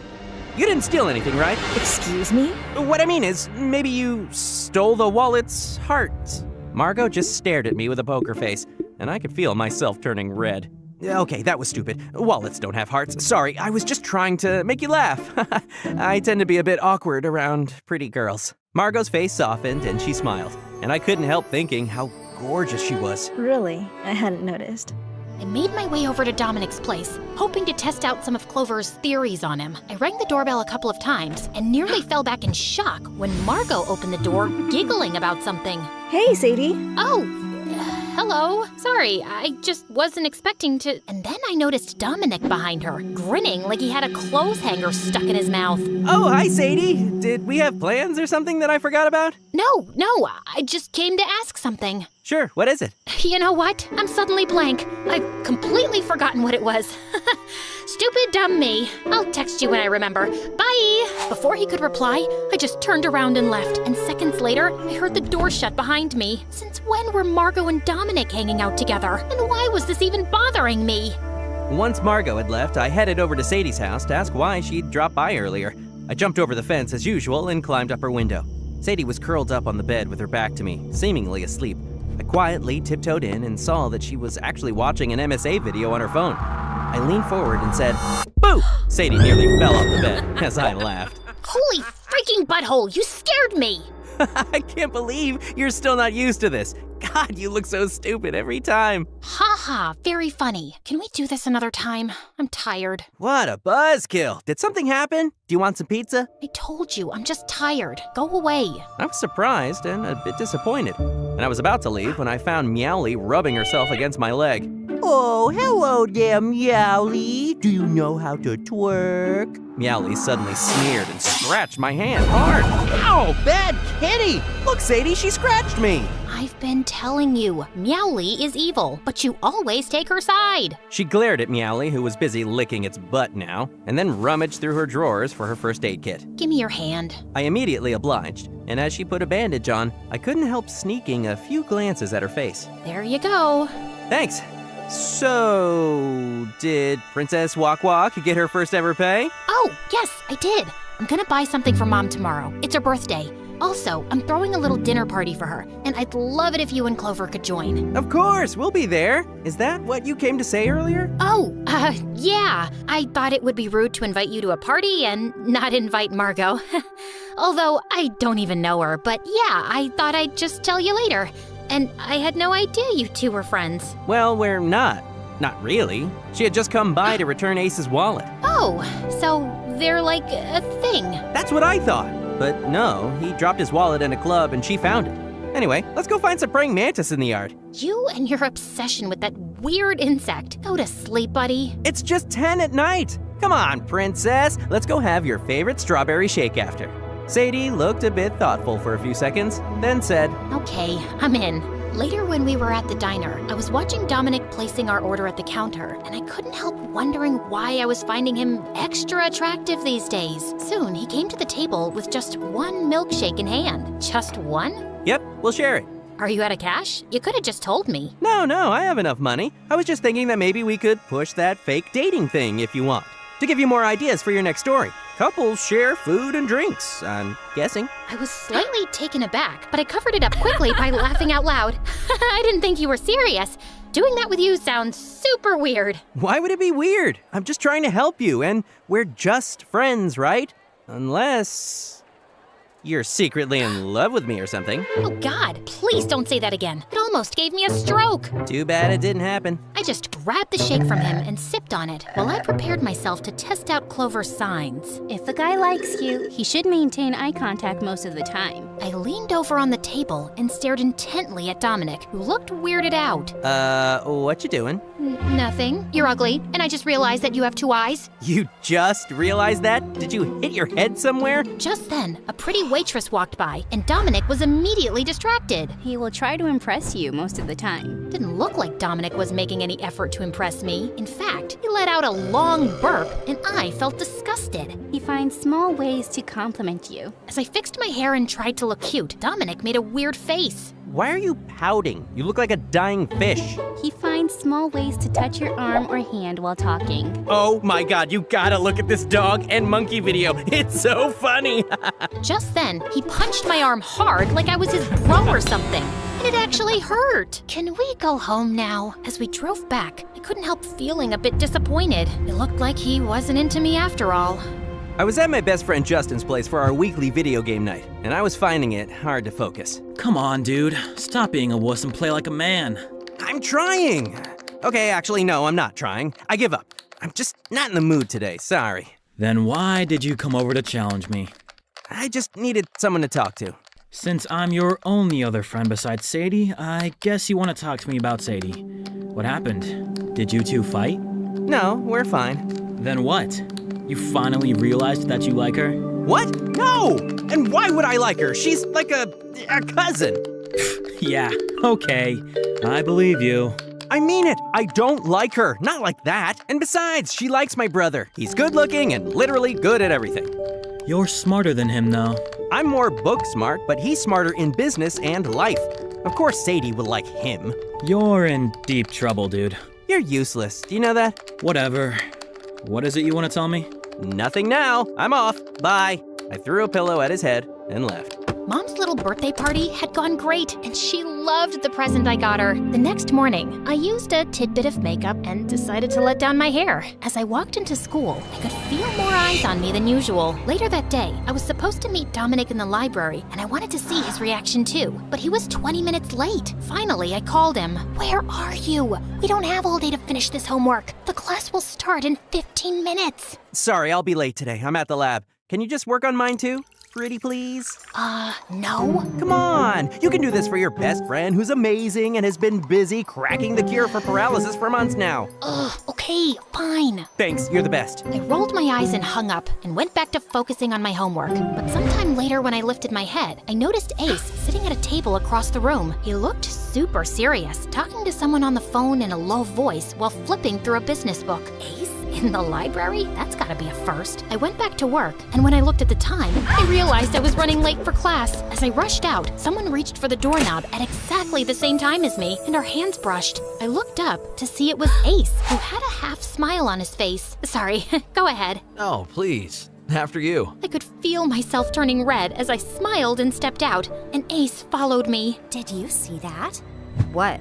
Ace and Sadie. They came out of the library together. And she's looking pretty decent this time. There's something fishy going on here. It's just a coincidence. Dom has low standards to be friends with someone like her, but Ace is classy. Yeah, but she is smart and pretty and lives right next to him. But you're right. If Ace finally dates someone, it would probably be someone like you. Someone like me? It should definitely be me. That girl should stay away from my Ace. Girl, you're pathetic. You went out with him once in the 7th grade, right? And now you're acting like you have 5 children together or something. Excuse me? No, excuse me. I mean, get out of my way. Hey, Sadie, wait for me. Later that evening, Mom and I had gone out for groceries, but when we returned and walked into our house, we were shocked to find our living room completely trashed. Oh my God, who did this? I'm gonna call the police. I whipped out my cell phone immediately, but Mom suddenly stopped me. That's when I saw the handwritten note she was holding in her hand, which said, "You're running out of time." No. Oh God, I know who did this. You do? What's happening, Mom? Who's that note from? Mom looked terrified and started to cry, and I gently led her to the couch. Mom, whatever it is, please tell me. Once she was a bit calmer, she started to speak. I took out loans from some people for business in this house a long time ago, and I've been repaying them over the years, but this year it just started to get a bit overwhelming. I've been late with some payments, and they're not happy about it. Why didn't you go to the bank for loans? I can't, sweetie. You know I'm an illegal immigrant. You should have told me about this earlier.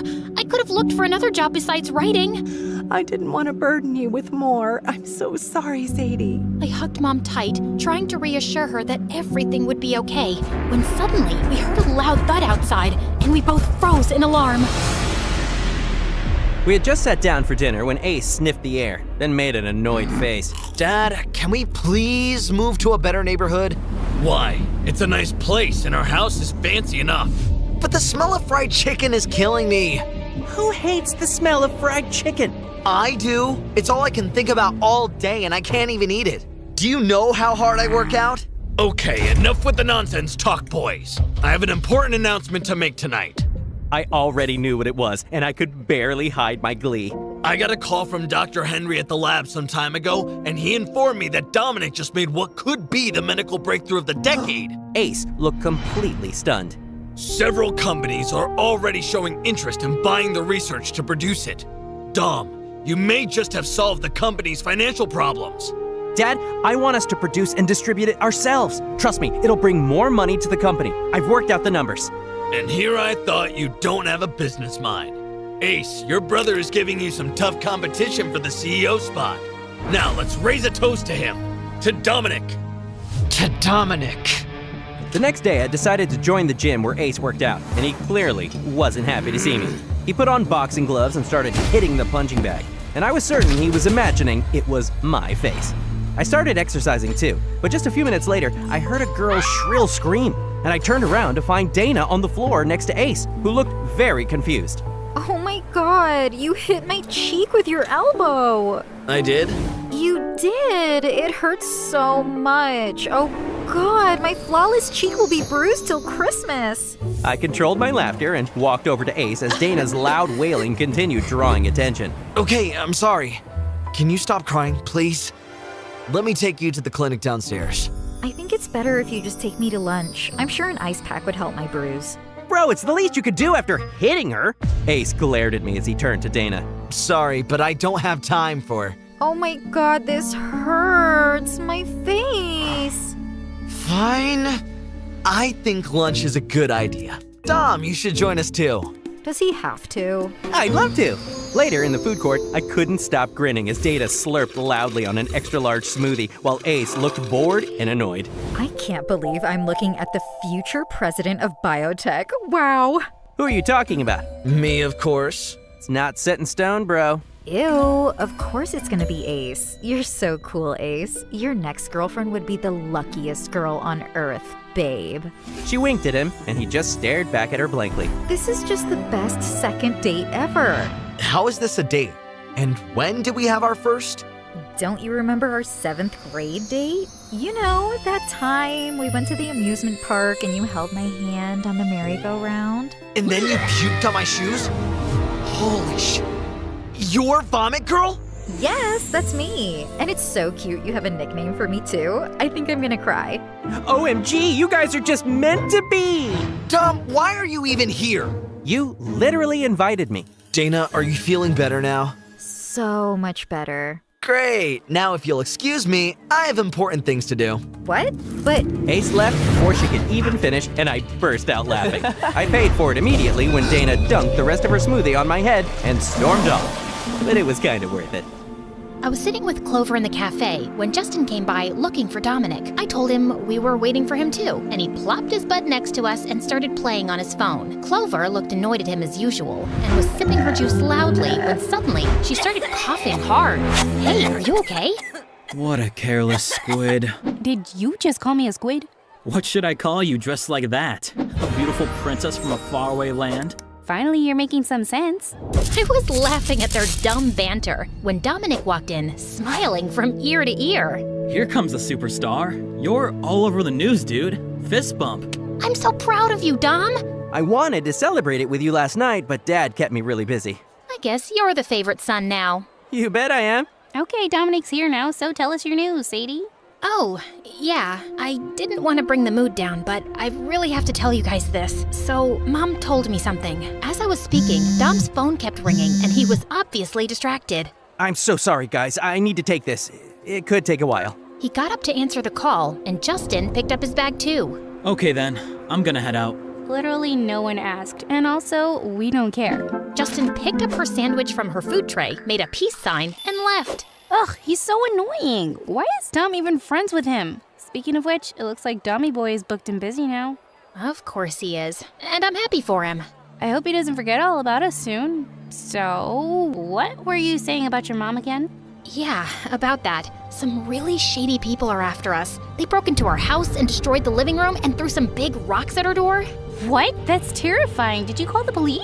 No, we can't do that. It's a long story. Dad had booked a private hall in a hotel for the night's event, and the place was bustling with people in expensive suits and gowns. As Dad stepped onto the small stage, the chatter and the music died down as all eyes turned to him. Good evening, everyone, and thank you for coming. Tonight is a very special night because we are celebrating a milestone in my younger son's career as a scientist. His amazing new product will be available on the market in 3 weeks' time. He beamed at me proudly as the audience applauded. Dad raised his glass, and everyone followed him. I present to you with great pride the brains behind our company's latest contribution to the medical field, Dominic! As everyone joined Dad's toast, my gaze shifted to Ace. I could tell how forced his smile was, and I'd never felt more satisfied. After socializing with a bunch of people, I slipped away for a bit to get a break. I just sat down at the bar when Dad approached me, along with a sophisticated-looking couple. Dominic, there you are! I would like you to meet Mr. Hansen, the CEO of one of the biggest mobile companies in the country. And this is his wife, Senator Hansen. As I thanked them for coming, suddenly, someone else joined us. I'm sorry, I got caught up in the restroom. Margot? Dominic! Hey! Congratulations! So, you know each other? Yes, sir. We are... Friends. We're in the same class. And yeah, we're close friends. Right, Dom? Yeah, we are. Oh, how lovely. How come you two never mentioned you were friends, Marco? You never asked. I'm very pleased you two are well acquainted. We'll leave you two in each other's company then while we talk business. When our parents were far enough, I turned to Margot. What was all that about? I'm so sorry for putting you on the spot. My parents are always after me for not being social enough, and I knew they'd be happy if they thought we were friends. Okay, I guess that makes sense. Would you like some fruit punch? Sure, why not? The bartender got us our drinks and we sipped away in awkward silence before Margot broke it. Well, I didn't completely lie. We're in the same class. You got a point. So that just makes you half a liar. Is that better? Margot laughed, and I felt rather pleased with myself. She finished her drink and got up to leave. See you around, Dominic. I'll look forward to your jokes next time. I could feel myself turn red as I smiled and watched her walk away. I kept looking out my window impatiently, wondering when Dominic would be back. He hadn't replied to my texts, and when I called him, he didn't answer either. Just then, I looked out the window again, and to my surprise, I found Ace by the pool. If he's back from the event, shouldn't Dom be too? I decided to just go over and ask Ace. I walked through the gap in the fence that divided our houses and went to the pool area. Ace was propped up against the ledge, with his head leaning back and his eyes closed. Hi. Sorry to disturb you. I just wanted to ask where Dominic is. He hasn't been answering my calls. Ace turned around with a half smirk on his face. He's still pretty busy with all the attention he's getting now. He's been craving this kind of validation his whole life, you know? I was just asking if he's already home because I was getting worried. As I was speaking, Ace got out of the pool, stood in front of me, and started shaking water out of his hair. Oh, yeah? And then, out of nowhere, he pulled me in by the waist till our faces were inches apart. What are you doing? You got a stray eyelash. He flicked it away gently from my cheek. Wow, how did you see that? It's pretty dark. Perfect vision, I guess. Then he winked at me and let me go. I was still feeling pretty confused by the whole situation when I spotted Dom walk up to the front door of their house. As I stormed angrily towards the door, I couldn't believe that I'd just seen Ace and Sadie kissing. Yeah, sure, I knew everyone had a crush on Ace, but I never imagined Sadie would like Ace seriously. Just as I was opening the main door, I saw Sadie running up to me. Hey, buddy, where have you been? I called you a whole lot. Sadie, if you don't mind, I'm exhausted right now. Let's talk tomorrow. Oh, okay. Good night then. I managed to give her a weak smile before I went in and closed the door. It felt like my heart was burning. The next day at school, I was still feeling troubled by Dom's behavior, and I started talking to Clover about it as we put away our stuff in the lockers. So, last night, I went over to Dom's place, and just then, I noticed Clover wasn't even listening and was watching something over my shoulder. Wait, is that Dom? I turned around, and I could hardly believe what I was seeing. Dom's shirt was unbuttoned at the top. He wasn't wearing thick glasses anymore, and his hair was slicked back with gel. Other kids in the hallway were turning around to look at him as he walked towards us. You're Dominic the science nerd, right? Hey, what's with the new look? We barely recognized you. But Dominic just ignored us like we were invisible. And then to my shock, he walked straight to Margot at the end of the hall. The two of them left together, laughing and chatting. Did he just ignore us and walk up to Margot? I just stayed quiet as I watched them, and suddenly Justin was beside me. Is that our boy? What happened to his hair? Beats me. We're running late for class, Clover. Yeah, you go ahead. I'll be there in 2 minutes. I shrugged and left. Hey, can you take your headphones off for 1 second? We need to talk. Do we really need to? Yes, we do. What's going on with Dominic? Did he say anything to you about Sadie or Margot? What Dominic and I talk about stays between us. And you shouldn't be so nosy. You're already annoying enough. Now, if you'll excuse me, I have my video game to get to. Hope you lose badly. The next day when I walked into the kitchen, I found Mom sitting at the table with her head in her hands. Mom, are you all right? Mom looked up and she was crying. Mom, what's wrong? The people who trashed our house. Their boss called earlier and reminded me of the money I owe him. I told him I could pay a portion of it soon, but he wants the full amount. Sadie, he was the one who helped me with my immigration papers. He said if I don't pay up soon, he could easily mess up my documents and get me deported. What? Mom, he can't do that. Can he? She just looked at me sadly, and I hugged her tight, feeling panicked. I called up Clover later and told her everything, and she immediately told me to talk to Dom. He's been so busy and, I don't know, acting weird. But this qualifies as an emergency, right? Yeah, dude. His family's influential, and he is your friend. Listen, I gotta go, but talk to him right now and update me. Clover hung up, and I looked over at his place. She was right. He had to be there for me now. I marched over to his mansion immediately. The maid let me in and told me Dominic was in the library. When I walked in, I spotted Dom in the armchair by the fireplace reading a book. Hey, Dominic didn't react, and I thought he hadn't heard me. I inched closer and tapped him on the shoulder. That's when he looked up at me, then slowly put his book away. Sorry, I didn't notice you coming in. What's up? I was about to speak, but his phone rang and he held up his hand, asking me to wait. Sir? Of course, yes, I'll be there. I'm on my way. He ended the call and awkwardly rubbed his neck. I'm sorry, but I have to go. You don't have 5 minutes? It's kind of important. Not right now. Maybe later? Sure. He didn't even look at me again as he rushed out, and suddenly, my eyes welled up with tears. I was leaving the mansion when Ace caught up with me. Hey, hold up. You look upset. Is everything okay? Hi. Yeah, it's nothing, really. I may not be Dom, but if you need someone to talk to, I can listen, you know? It's just some silly stuff, Ace. I wouldn't bore you with it. And I'm sure you have more important things to do. Try me. Come on. Ace led me to the living room, and I decided to open up to him. Okay, I really don't know what to do anymore. I found out recently that we are neck-deep in debt. The shady people that my mom owes money to are threatening to take our house, as well as mess with my mom's immigration status because they helped her with those papers. Ace was quiet and looked thoughtful for a few seconds. If your mom's immigration papers are processed legally, then there's nothing to worry about. I know a few people in the immigration office, and I'll ask them to do it. You would? Why? Sadie, I've known you just as long as Dom has. We're neighbors. We aren't close, but I consider you a friend. Trust me, this isn't a big deal. Ace, I don't know what to say. Thank you. Thank you so much. Soon after, I left, feeling pretty surprised by this turn of events. But I was gonna take any help I could to sort out Mom's situation.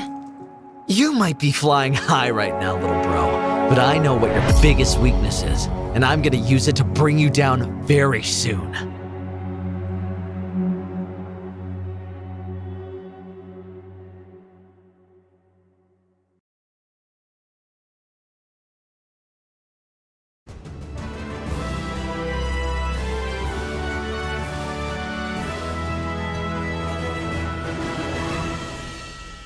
The first time I saved a life, I was 6 years old. I was having dinner with my parents when I saw my neighbor through my window, suddenly fainting on her couch. I suddenly felt a pain in my chest, and I knew that she was feeling it too. That lady was in danger. I made my parents follow me to her house and call 911. She'd been having a heart attack, and the doctors saved her life thanks to our help. That was the day my powers were recognized. You see, I've always been a bit different from others around me. My parents didn't realize it for the longest time. They thought it was just funny that I burped every time they did. They loved me for how I always seemed to know how they were feeling. I was the dream daughter, but they never thought that I was some kind of medical marvel. After many years of testing, we discovered that I had a rare condition called mirror touch synesthesia. I could physically feel what other people feel, so long as I was looking at them.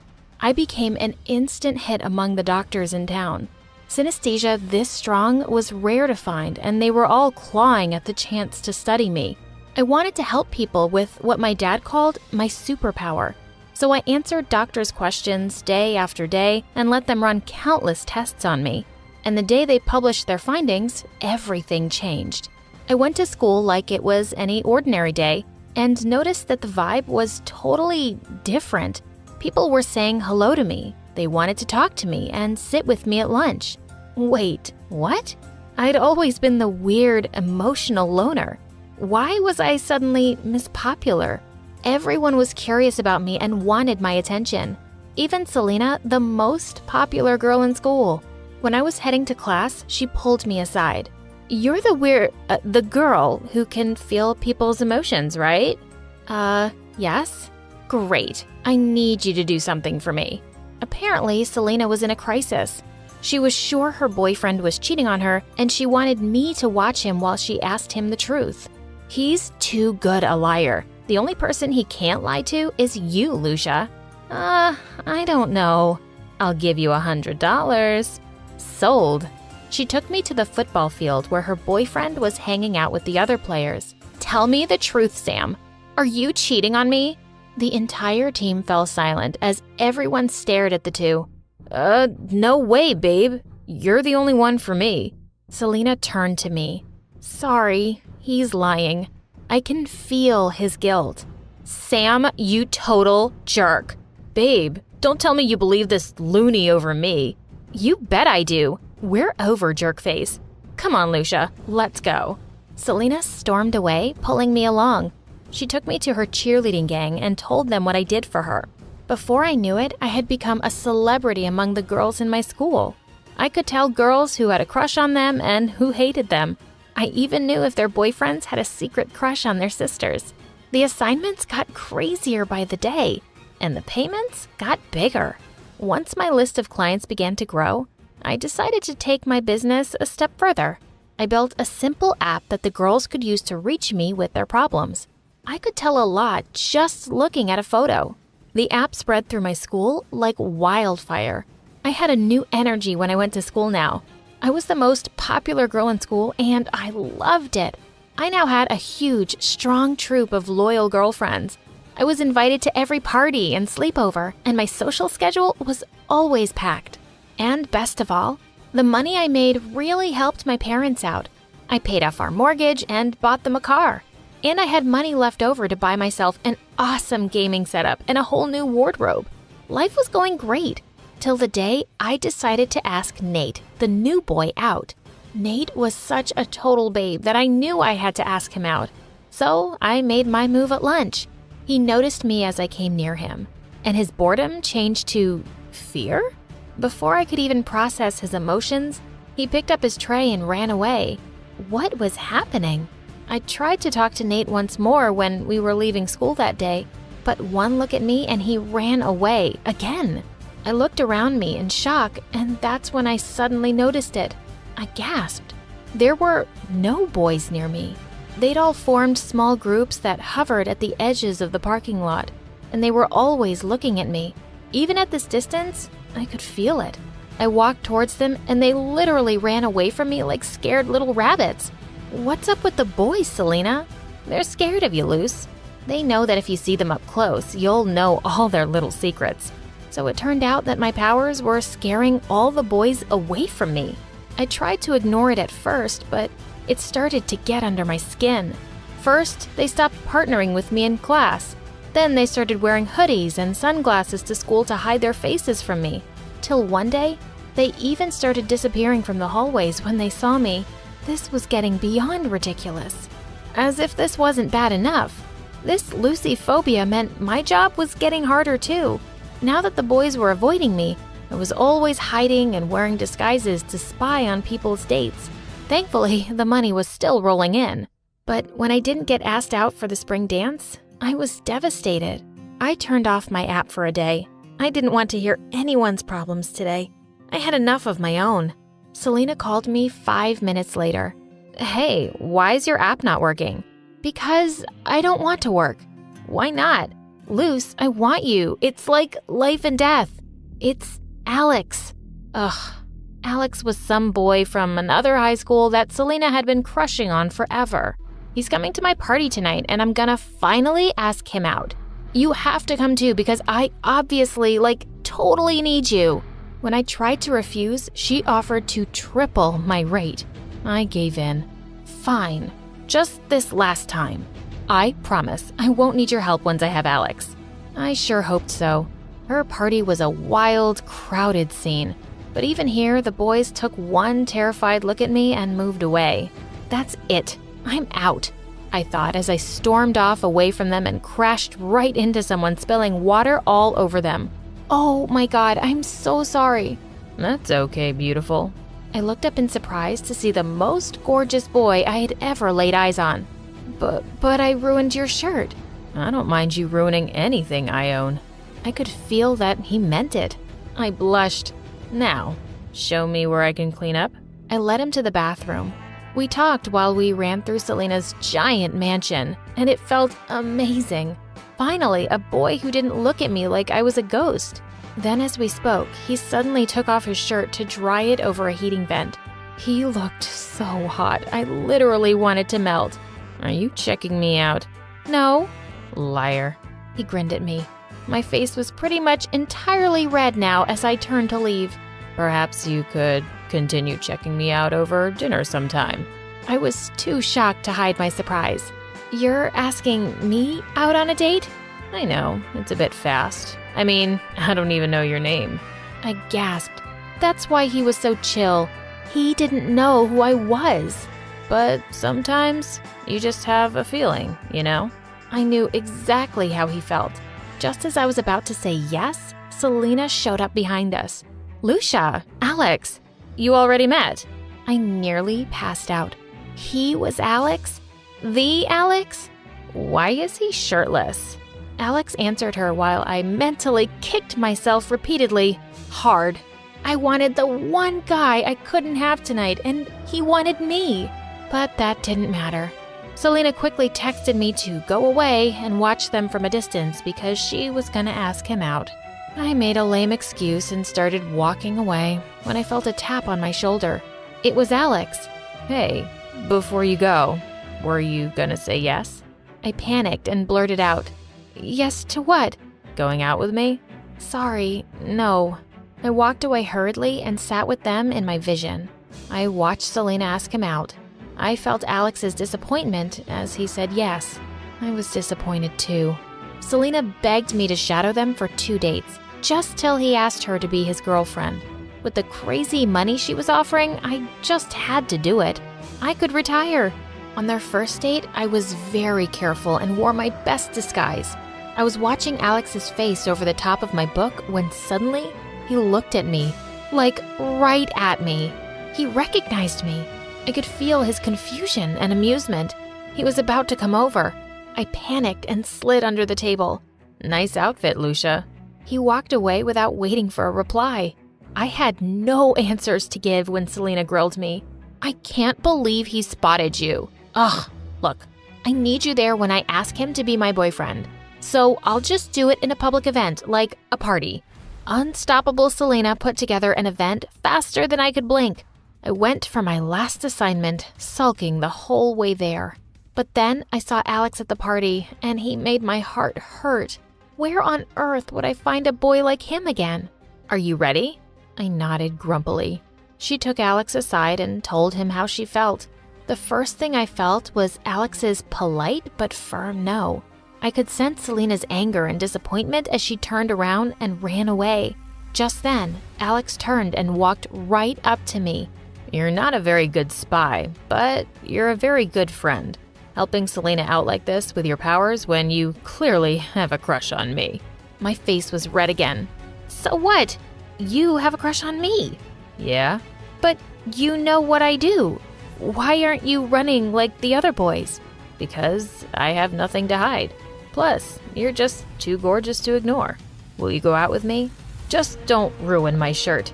I finally said yes. It was so exciting to finally go out on dates with an amazing person. I was blissfully happy till the day I walked into Alex's prom, totally unaware of what was waiting for me inside. All the girls from my school were here. Selena was here too, and she walked up to the stage, pointing at me. There she is, girls. There's the awful girl who promised to help me and then stole my boyfriend. The girls began to boo me loudly. Let this be a warning to all of you. Never, ever hire Lucia ever again. The girls began to boo even louder. I wasn't even dating Selena. She's nuts. It's okay, Alex. I could feel the hatred of literally 100 girls right now, but I really meant that. I was done helping them. My life at school went back to usual and people quickly forgot I even existed. They left me alone, but this time I wasn't lonely. I had a lot more confidence and an amazing boyfriend by my side who loved me.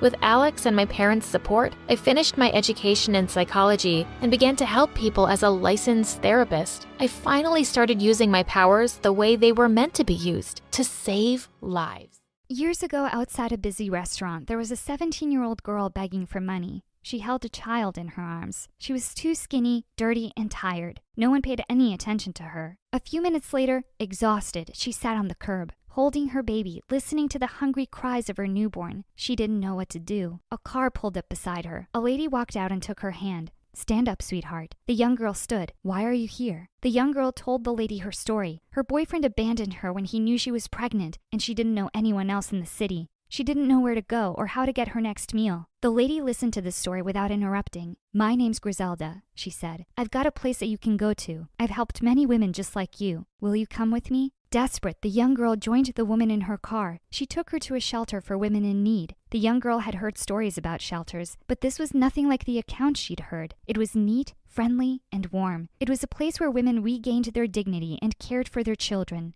It was blissful. Griselda was a rich businesswoman, but the shelter was her passion. She funded it and searched the streets looking for women who needed help. There were many of these women, and they all seemed to grow healthy again under her watch. In Griselda's haven, women healed from their trauma. Seeing this gave Griselda a sense of fulfillment. Most of these women would leave the shelter only to return a few weeks later, newly traumatized. 9 times out of 10, it always came back to the same thing: men. Men were ruining the lives of these women. Griselda hired lawyers, hounded social workers, and called the police, but it was always the same. Nothing changed. The women continued to return to her, broken and defeated. After years of this, Griselda finally snapped. Every time a man came near her, she would just about spit on him. Within a week, the shelter closed down. Griselda and most of the women disappeared. Some returned to the streets or the homes where they were neglected. Griselda bought acres of farmland in the middle of nowhere, a place so far removed that no one knew about it. She built a giant wall around the perimeter, hidden behind a thick forest of trees.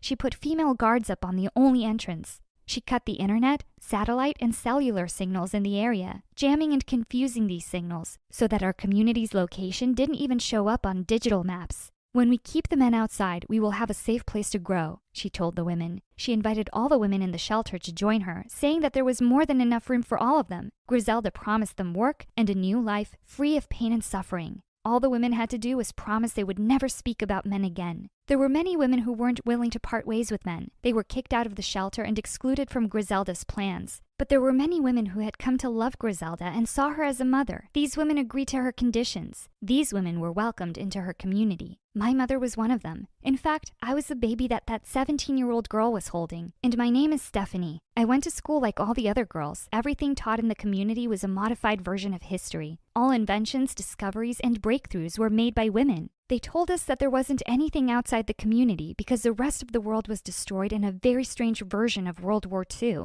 Beyond the forest and the wall that separated our community from the outside were all kinds of scary things, zombies, monsters, etc. These were the scary bedtime stories that all the girls were told. My life in the community was fun and safe. I had lots of friends, and it didn't bother me in the least that they were all girls. The adults gave me tons of freedom and were very open with me. That changed when I was 17. That was when I began to ask too many questions about our history. I loved to explore and push the boundaries. We had grown up hearing stories about the boundary wall not being safe. There were usually patrols that passed through the forest, making sure that none of the girls strayed too far. I waited for them to pass and snuck right up to it. The wall was huge and there was no way I was going to see through it, but I followed the wall for a few days, mapping it out, seeing how far it stretched. That was when I found the guarded entrance. During a changeover of the guards, the entrance was temporarily open. I looked out past the wall and was surprised to see that the world I knew continued. It was nothing like the stories we'd been told, filled with decaying trees and radiated animals. It was alive and beautiful out there. I spent my afternoon sneaking to the entrance and watching from the bushes for any signs of life. About 2 weeks later, a truck arrived at the entrance. I saw the strangest creature climbing out of the truck, like a woman but with short hair and a deep voice. I told my friends what I had seen, but they didn't believe me. The next day, I was called in to see Griselda. She assured me that what I had seen was just a woman who had suffered because of the radiation out in the world beyond the community. But I saw plants out there, I said. Of course, she said. It's only a small patch of loveliness just before it gets really ugly and unsafe. Now I need you to stay away from that wall. It's not safe out there. Maybe she was right. I agreed to stay away from the wall, but unlike my friends, my curiosity continued to grow. Griselda was definitely hiding something. About 3 months later, one of the pregnant ladies that used to babysit me when I was younger went into labor. After 2 days of not seeing or hearing from her, I went to the hospital to see her. She was dazed from all the medication, but when she saw me, she became lucid. "They took my boy," she cried. That was all she was able to say. The nurses burst into the room, ushered me out, and closed the door. That evening, I asked my mother what boy meant. She almost dropped the pan that she was washing. Then she smiled at me and asked me where I'd heard that word. I told her. It must be a name that she gave to her daughter. I didn't feel like I was getting the whole truth, but I let it go. A week later, I went to visit my babysitter in the hospital, but she wasn't there anymore. But Griselda was. She greeted me with a sad look on her face. Unfortunately, she didn't make it through the trauma of her delivery. I was shocked. I'd seen her after she'd had her baby. It didn't make sense. But I came to see... Griselda didn't let me finish. She has suffered enough. Please leave this now. Go and grieve and stop fighting me on this. I spent the next day wandering the community alone, clearing my head. Something kept bringing my mind back to that entrance, so I visited my secret spot in the bushes where I could watch. A car drove by and stopped in front of the gate. I couldn't believe my eyes. In the passenger seat was my babysitter. She looked sad, but she was definitely alive. Griselda was driving the car. After signing the paperwork, the gate opened and the car drove out. I was confused, angry, and hurt. Nothing was making sense. I could tell that people were lying to me, but I didn't know why. Even my own mother was holding back on the truth. I decided not to tell her anything. I wanted to do my own research. After conversations with my friends, I discovered that something strange often happened to the pregnant women in the community. About 60% of their children didn't make it. Most of these women either died or were committed to a wing in the hospital for the mentally unstable. So I put in a request to intern as a nurse at the hospital. It took me a few weeks to earn the trust of the head nurse, but eventually I did. She started to relax around me. When I knew I could take the chance, I asked her about the patients in the mentally unstable wing. "You don't want to go in there," she said. "Just a lot of sedated women." I told her that I wanted the hands-on experience. I asked her if I could just work there for a day. "Okay, but just for a day." I visited the wing and found that these women were still alive. While many of them were heavily sedated, there were 2 or 3 that were awake and willing to share their stories with me. "No boys allowed in the community," one lady told me. "What does boy mean?" She laughed at me and told me the strangest story I had ever been told. It went against all the biology lessons I had learned at school. There's a whole world out there, she said. I remember leaving it when I was about 7 years old. It's not a wasteland. They've been lying to us. Obsessed with finding answers, I snuck up to the fence and waited for an opportunity to sneak out. A delivery vehicle arrived. As they were unloading the truck, I slipped into the back. We drove for about an hour. When the truck stopped, the back was opened. I slipped out undetected. I walked into a tall building, bigger than anything that I'd seen in the community. It was filled with stores of every kind. And more than that, it was a mix of people. Lots of women, but also lots of these other strange creatures. One of these strange-looking women came up to me. "Are you okay? You look lost," he said. He was about the same age as me. I told him it was my first time here. He offered to show me around because his friends had bailed on him and he had some time to kill. He took me from store to store, but I barely heard what he said. I was more fascinated by him. "What kind of girls are you?" I asked him. He laughed. "I hear you. I should probably get my hair cut pretty soon." I had so many more questions for this stranger, but I didn't get a chance to ask any more. I felt a hand on my shoulder. I turned around. It was Griselda. "Excuse us, young man," she said to the boy. "We need to leave." He smiled and waved at me and then walked away. I pulled away from Griselda. "I'm not going anywhere with you," I said. Griselda shook her head. "You have no idea what you're doing, Stephanie. I'm not the villain here, okay? But if you want answers, I'll give them to you." Griselda took me to a coffee shop and we sat down. Griselda specifically asked for a female waiter. "This is a mall," she said, "and those strange creatures that you're seeing are boys. All the stories that we've told you, they've been to protect you and your sisters in the community, but they haven't been the whole truth." "What is the truth?" I asked. "The truth is that boys become men and men end up hurting women." Griselda told me why she had started the community. We spoke for hours. The more she explained, the more I could understand why she hated men so much. Your own mother was abandoned by a man. Your father. Is that the life that you want to live? One filled with these vile creatures? "They can't all be bad," I said. Griselda shook her head. "They are, every last one of them." She looked a bit creepy when she said that, but then she took a deep breath and calmed down. "We're going to go back home now, Stephanie, to your family, your mother, your friends, your community. And when we go back, you won't mention a word of this to anyone. Do you understand?" "You can't expect me to keep quiet about this," I said. "They need to know." Griselda slammed her fist on the table. "No one needs to know anything. I've been patient with you, but if you want to infect the minds of my community with what you've seen here today, I'll make you pay for it." She grabbed my wrist and told me that it was time to go. I tried to pull my hands free, but she wouldn't let go. I shouted for her to stop. A male security guard came over to us and asked if everything was okay. Griselda smiled at him and told him that she was my grandmother, and we were just leaving, but I wasn't going anywhere. "Help me," I said. "She's not my grandmother, and I don't want to go with her." Griselda tried to run then, but the security guard stopped her. We were taken to a room and held there until the police arrived. They questioned me in a separate room to Griselda. I told them my story. They couldn't believe what I was telling them. Griselda didn't say anything until her lawyers arrived. There was an army of them. Ironically, some of them were men. "I'm not doing anything illegal," she said to the police. The police said they'd need to investigate. I was kept in a safe house while the police performed their investigation. I watched television for the first time. It blew my mind. I surfed the internet and even signed up for a few social media accounts. I couldn't believe that there was a whole world of information out there, and anyone could access it for free. I also watched the news from all over the world. It was there that I saw regular updates about what was happening with Griselda and the community. It turns out she had broken the law, and she had hurt a lot of women who didn't want to play by her rules. I felt sorry for her, though. I knew that she just wanted to help. Her anger had overcome her. I testified against her in the court case. Griselda's lawyers kept her out of prison, but she had to give up the farmland and the community. The court ordered her to create a rehabilitation program for all the women who lived on her compound. I spent the next year learning about the real world, about real history, real boys, and everything else that actually happened.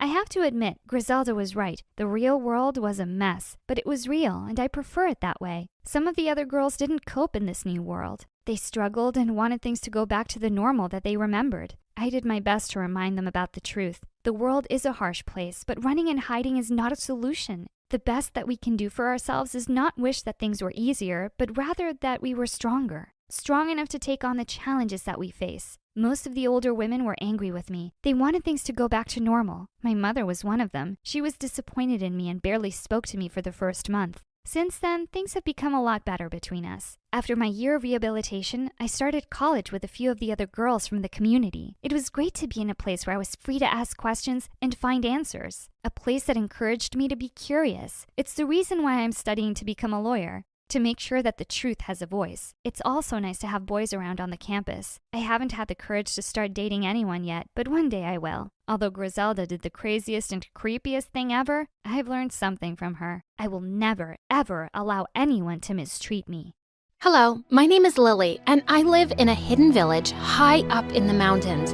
My father was from a long line of wealthy traders who built these castles themselves. They built a huge wall around the town to keep us safe, and the kids were forbidden from going outside. Obviously, that meant we tried to leave all the time. We would dare each other to get past the gates, but there were 100 guards ready to stop us. The others laughed it off, but I was mad. My father went out for trades all the time. Why couldn't I? When I was 10, I sneaked into his bags before a trip, and I jumped out once the carriage left town. Woohoo! I'm outside with you, Papa! He screamed, and his guards almost jumped on me. Father made the carriage turn back, but he made a stop on the way and showed me a dark, chilly forest. This is the outside world, Lily. It's full of horrible monsters and bad people. As the future chiefess of our town, you have to be inside to be safe. I believed my father completely, and I raced back into the carriage. When I reached home, I told everyone who would listen all about it. Father said there are monsters with giant teeth who chase you, and it's always dark and cold. I'm never going outside again. Suddenly, I heard someone laughing at me. It was Arthur, the boy who delivered milk to the town every day. There are no such things as monsters. The chief is a liar. How dare you? Take that back. Nuh-uh.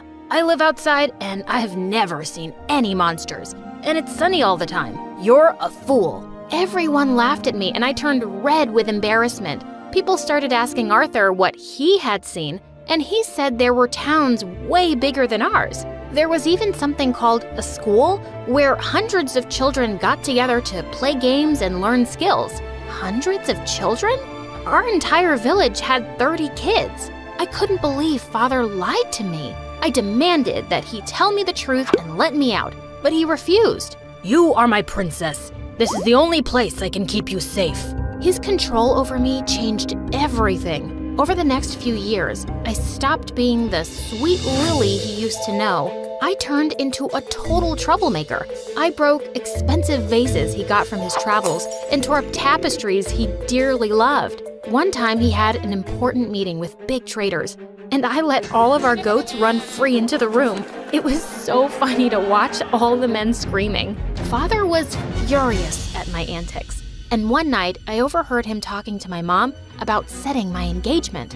If we get her married, I can officially make her the chiefess. Then she can stay here forever. Be here? Forever? This was my nightmare. I knew that if I wanted to see the world outside these walls, I had to do something drastic. The only person I could think of was Arthur, the milk boy. He rode into our town in a carriage every day, so I packed up some gold and clothes and sneaked inside. I held my breath as Arthur rode out of town, but when we were away from the walls, I couldn't help but scream. Yes, I made it out! Ah! What are you doing here? I needed to get out of there. You can take me to a new town, right? Are you joking? Your father will end me. Just then, loud bells started ringing through the village. Alarms. They must know you're missing. I'm taking you back. No, please, I'm begging you. If I go back, my father will get me married to some stranger, and I'll be locked in there forever. Not my problem. I'll give you all the gold I have on me. I showed him the contents of my purse, and he agreed to help me right away. Yes, Arthur's carriage raced away from my village, and I finally got to see the outside world for real. Yes, there were dark, scary forests, but they ended soon, and we reached a bright town that was bursting with people. Arthur tried to leave me in the middle of the crowded square, but I held on to him. No, you have to keep me with you. Not a chance. There's going to be guards looking for you all over. I gave you all the gold I had. The least you can do is give me a place to sleep one night, please? He groaned and took me to his house, complaining the whole way there. I got to meet Arthur's family, his mother and his little sister Gwen. When I told them the story of my escape, Gwen and his mother accepted me with open arms. I can't believe you've never been to school. You're much too young to be engaged. You can stay here until your father sees sense. Arthur protested, but the ladies shouted him down. They even had a secret basement to hide me in when the guards came to search everyone's houses. Even though they wanted to help me, living here was not easy. Even though I wore an elaborate disguise, Arthur's neighbors noticed I was new, and they were so nosy. One evening, all of them streamed into the house to ask who I was. Is she the lost girl? The one all the soldiers are searching for? No, I'm Arthur's cousin. Arthur doesn't have any cousins. We've known him our whole life. Who are you really? I thought I was done for, but Arthur stepped in and said, "She's my fiancée." Everyone gasped, and my jaw was on the floor. She's from another village. She's visiting to see her future home. She's really shy, so please stop staring at her. People walked away, whispering to each other, and I threw my arms around Arthur. Thank you. Now that everyone thought I was his fiancé, I was free to roam around town, and Gwen even took me to school. I got to play games I'd never even heard of, with more children than I'd ever seen in my life. I was just getting used to... Hi, I'm Freya from England. Before you hear my story, like and subscribe to For Eve. I was born to super rich parents who were extremely competitive. They wanted to be the best at everything and would include me and my sister Olivia in the race to prove the world how great our family was. You're both learning to play the piano. Be ready by next week. The one who plays the best will go on a yacht while the other stays home. Got it? Yacht? It's boring.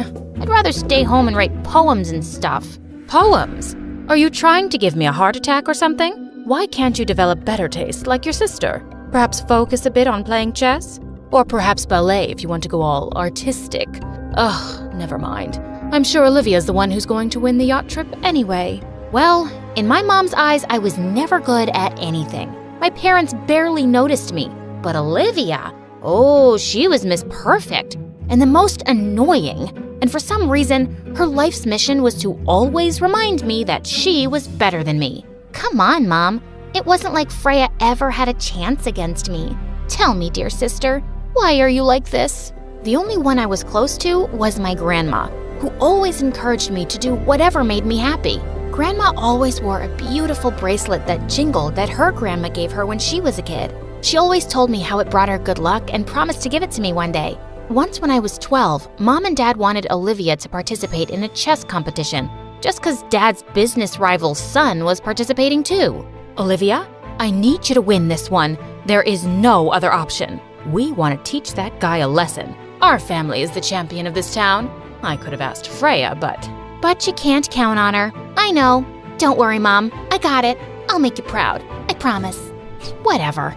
It wasn't like I was remotely interested in pleasing Mom anyway.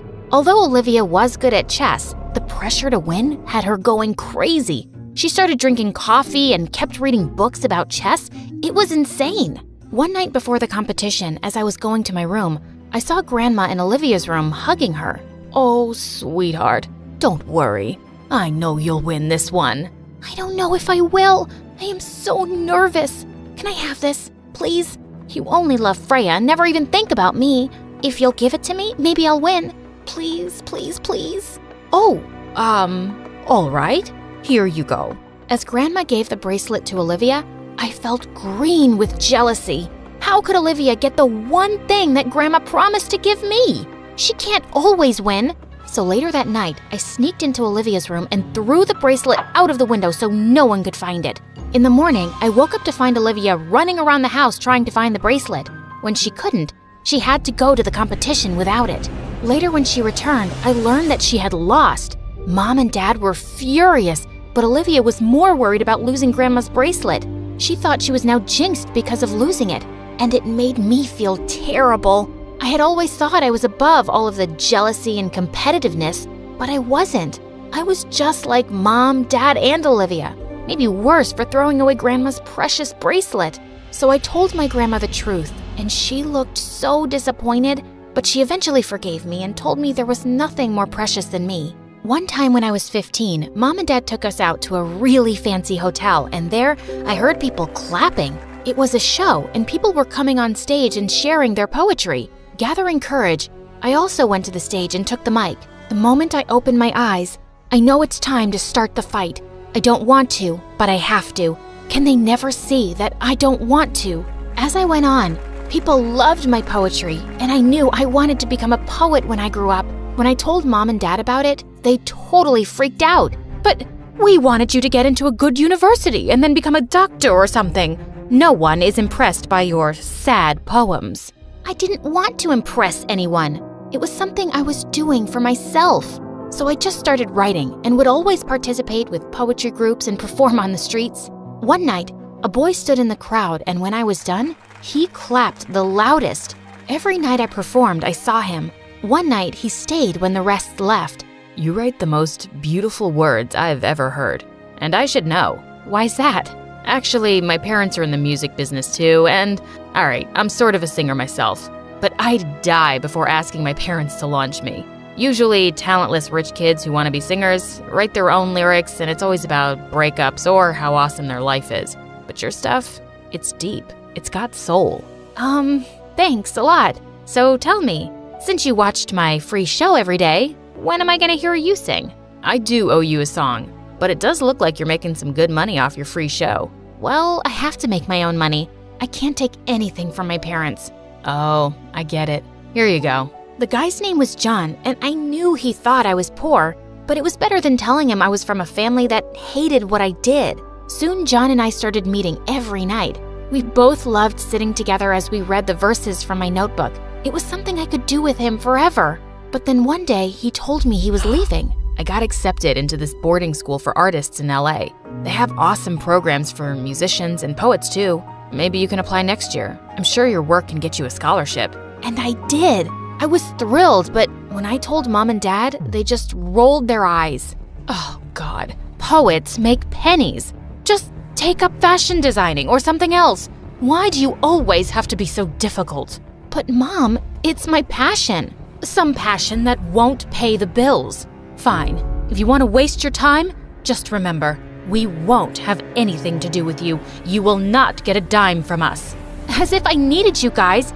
I don't need anything from you. Freya, I have always supported you. But this is madness. As a hobby, it's fine. But going to another country for, of all things, poetry? What will people say? Daughter of the richest man in England is a street-performing poet? Oh, I didn't care what Mom had to say. But Grandma? I couldn't believe she'd taken their side. It was at that moment I just snapped. You too? Why am I surprised, huh? First, you gave the bracelet you promised me to Olivia. Now you want me to crush my dreams and be my parents' slave? I can't believe this. I have made my decision, and I'm not turning back. I had to leave school in a week, and no one was talking to me. But the night before my flight, Olivia came to my room and looked a little worried. I know I haven't been the best sister, but please don't go. Ever since I've been cursed, I can't seem to concentrate, and Mom and Dad are always angry at me. Cursed? Gosh, was she still hung up on that? Olivia, I can't live here. And you're not cursed or jinxed. I was the one who threw Grandma's bracelet away. What? How could you? Do you even know how much it affected me? The guilt of losing something so cherished by Grandma? I was just so jealous. I wanted you to lose. I didn't think it through. I am so sorry. I want to be better. Oh, shut up. You think you're so above us all. But the truth is, you're pathetic. Olivia, I knew what I did was terrible. She was right to hate me. So I packed my bags and quietly left for my new school. At the new school, John was 2 years my senior, and we went right back to where we left off. We even started dating. But in his last year, he had less and less time to spend with me. When his graduation came closer, we broke up. I have to move back to England. Mom and Dad need me to step up and handle the business. So, I guess... It's goodbye? I guess so. I'll really miss you, but I know you'll do great. It was so painful to see him go, so I unfollowed him from all my accounts and poured myself into my poetry. When I graduated, I was determined to make it big. I released a book of my poetry while I was waitressing at a nice restaurant. I was so happy to be in LA and even brought Grandma to live with me. I had visited once on Christmas and we patched things up, and she realized how serious I was about being a poet. One day when I was at work, a blast from the past visited the restaurant. John, what are you doing here? Freya, this is crazy. You stayed here after graduating? I never knew that. Yeah, I think this city suits me. It sure does. After my shift ended, we sat and talked for hours. I even showed him my poetry book. He loved it and told me he could talk to some producers in LA and get me into the industry. There's a famous singer looking to open this weekend. You can perhaps open for her with your spoken word and poetry. Your words? Kid, they got soul. Here you go, an advance payment check. All the best. Outside the producer's office, I ran up to John and hugged him tight. I'm so sorry, I got carried away. No worries, I loved it. Saying that, he leaned in and kissed me, and I felt my heart somersault. A few days before the show, I got the most unexpected text ever from Olivia. Mom and Dad are driving me crazy. I want to meet you, sister. I'm in LA. Let's catch up. Olivia hadn't spoken to me since our fight, and even when I went to visit my family on holidays, she ignored me. Hearing from her was great. I invited her to the restaurant the very next day. I also called John and he was on his way. I really wanted him to meet my sister. I'm so happy you're here. Me too. So tell me, how did you get that show opening gig? I saw on Instagram that you're opening for a famous singer. How the heck did you pull that off? Huh? Oh, so that's what you think of me. Duh. Mom saw the post first and was somewhat happy. And it made me so angry. I learned some time ago from a friend that you were a waitress, so I just wanted to take some pics in this tacky outfit of yours and show it to Mom. Now I'll be her favorite again. Olivia, you are pathetic. I wanted to kick Olivia out of the restaurant, but right then John walked in and seeing us both, he looked shocked. Olivia, what are you doing here? My heart nearly stopped. John knew Olivia? But how? Oh, so you're playing for the other side now? Dating Dad's business rival's son? That's low. He is the one who beat me in that stupid chess game. Freya, what is this? Olivia's your sister? You're the daughter of a business tycoon and work as a waitress? And that performing on the streets thing? Were you trying to make a fool of me the entire time? This is amazing. Sister, you are successful and very cunning. You bagged a rich boyfriend to pay your bills. And I know his parents are into the music business too. Did they pull the strings and get you that opening act? And I thought you wanted to make it big on your own. But still, I'm gonna come and see the show to laugh at how royally you'll fail. Shut up, Olivia. Wow, I don't even know what to say. You betrayed me, Freya. Why? John, listen to me. I didn't lie. I just didn't tell you the entire truth. That's called betrayal. Saying that, he left. That night, I cried my heart out to Grandma. I was heartbroken. I figured John would have my opening canceled at the show, but he didn't. So I decided to quit myself and return the payment check to the producer. When I got to the venue, I went straight to the producer.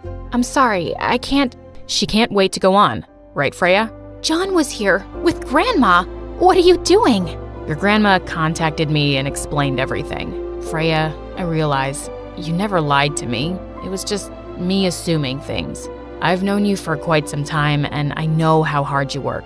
You deserve this. You deserve to do what you love. You really think so? I believe so, but we're in a hurry now. I saw your sister in the audience with your parents. I believe she's here to see you fail. So go on and show everyone how good you are. And I did. When I was done, I even got a standing ovation. I was so happy, and seeing John backstage, I rushed and brought him on stage. Let's do it like old times. You and me together. My words, your voice. Yeah, let's do it. It went amazingly well. When the show ended, Olivia and my parents found me. Olivia's face was red, and she couldn't even look me in the eye. I still think this whole poetry thing is a waste of time, but you do seem to be quite good at it. Your sister is such a failure, but we are proud of you. Thanks, but I don't need your approval. I do what I love to do. Olivia, you are not a failure. You are a beautiful, independent woman. Always remember that. Stop being Mom and Dad's puppet. Do whatever you love, whatever makes you happy. Saying that, I held John's hand and walked away, as Olivia and Grandma both smiled at me and gave me a thumbs up. That was the day I felt so proud of myself for every single decision I had ever made. from cutting off people to changing my priorities.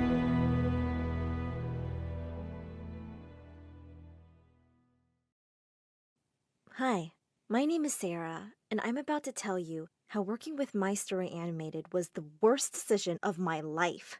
Geez, this channel. So I'm not here to only talk about them. I have a story of my own, and it's not a very happy one. I'm the oldest child in a family of 5 girls, and all my sisters are my half-sisters. Each one of us has a different dad. Mom really loved having daughters, but she said men were annoying and she didn't want to live with any of them forever. But sadly, I was the ugly daughter. But I'm not ugly. It's just that I'm not as pretty as the rest of my sisters, who are pretty, like real freaking models. Don't get me wrong, I love myself now, but when I was a kid, it really affected me.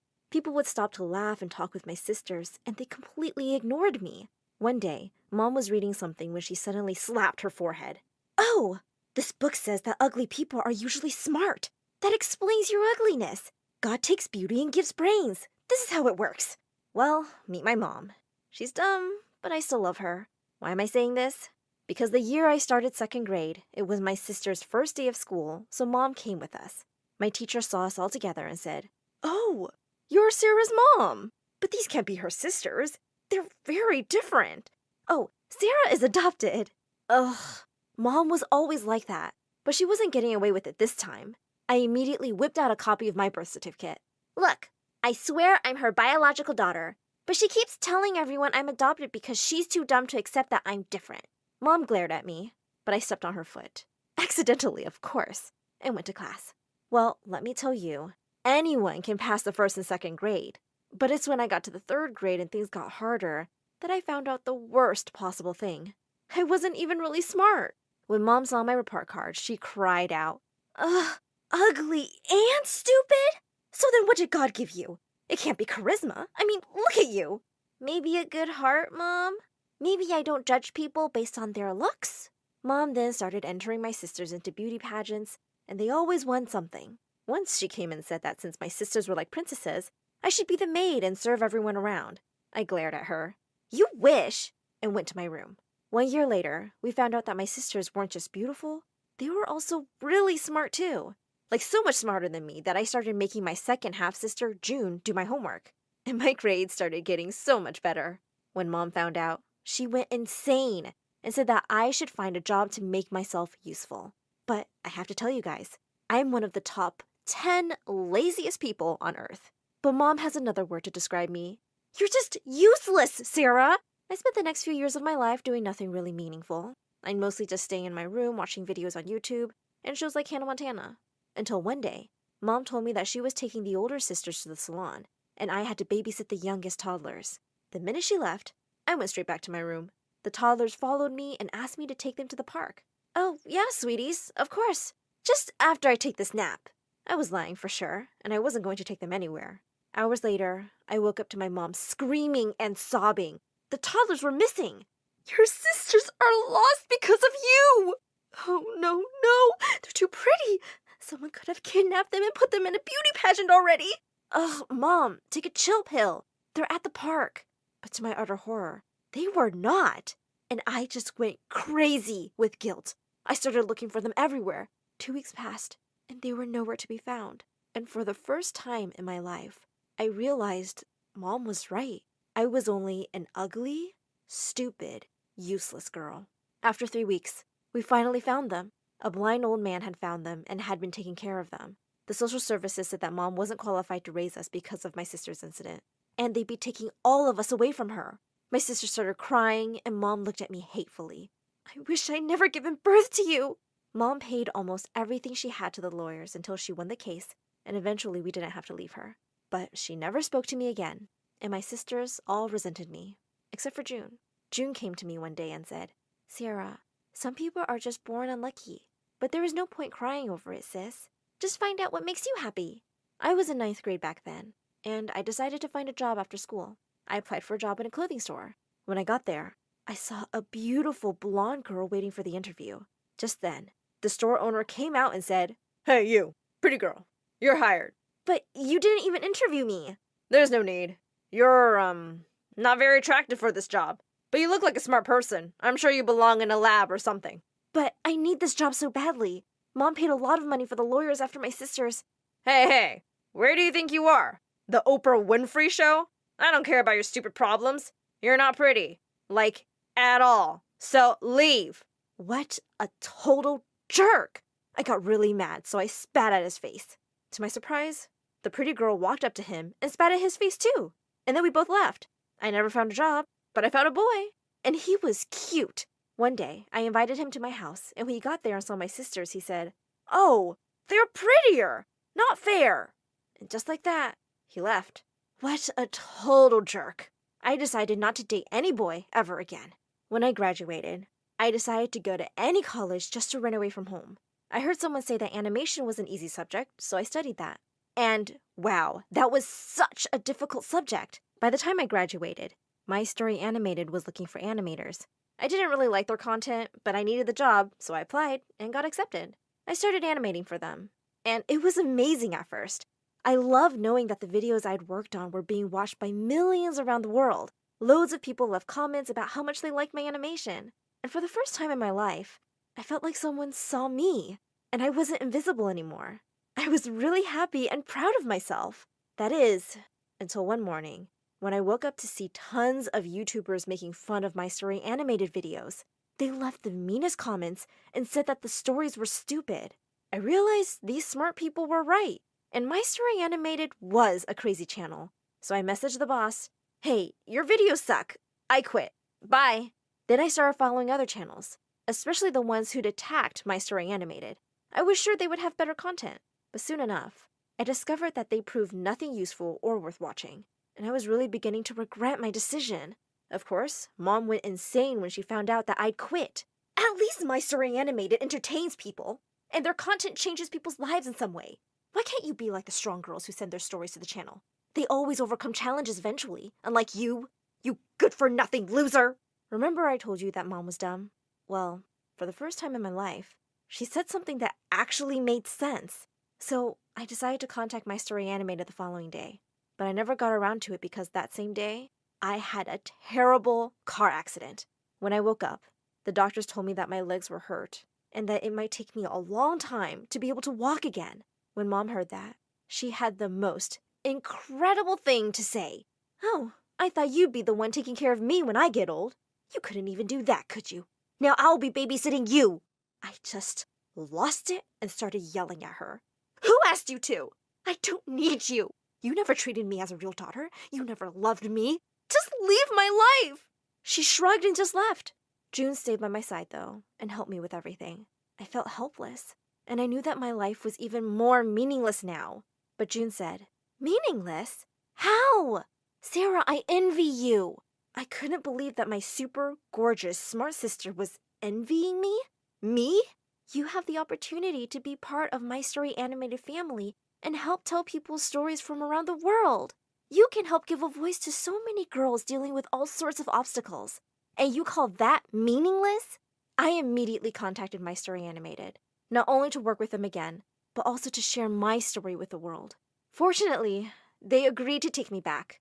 As I kept working hard, my animation also got better, but my legs weren't getting any better. June used to take me to the park to make me feel better. One day, I found some young girls watching one of My Story Animated videos. "Hey, I work with that channel. Actually, you're now watching a video I animated." The girls were stunned.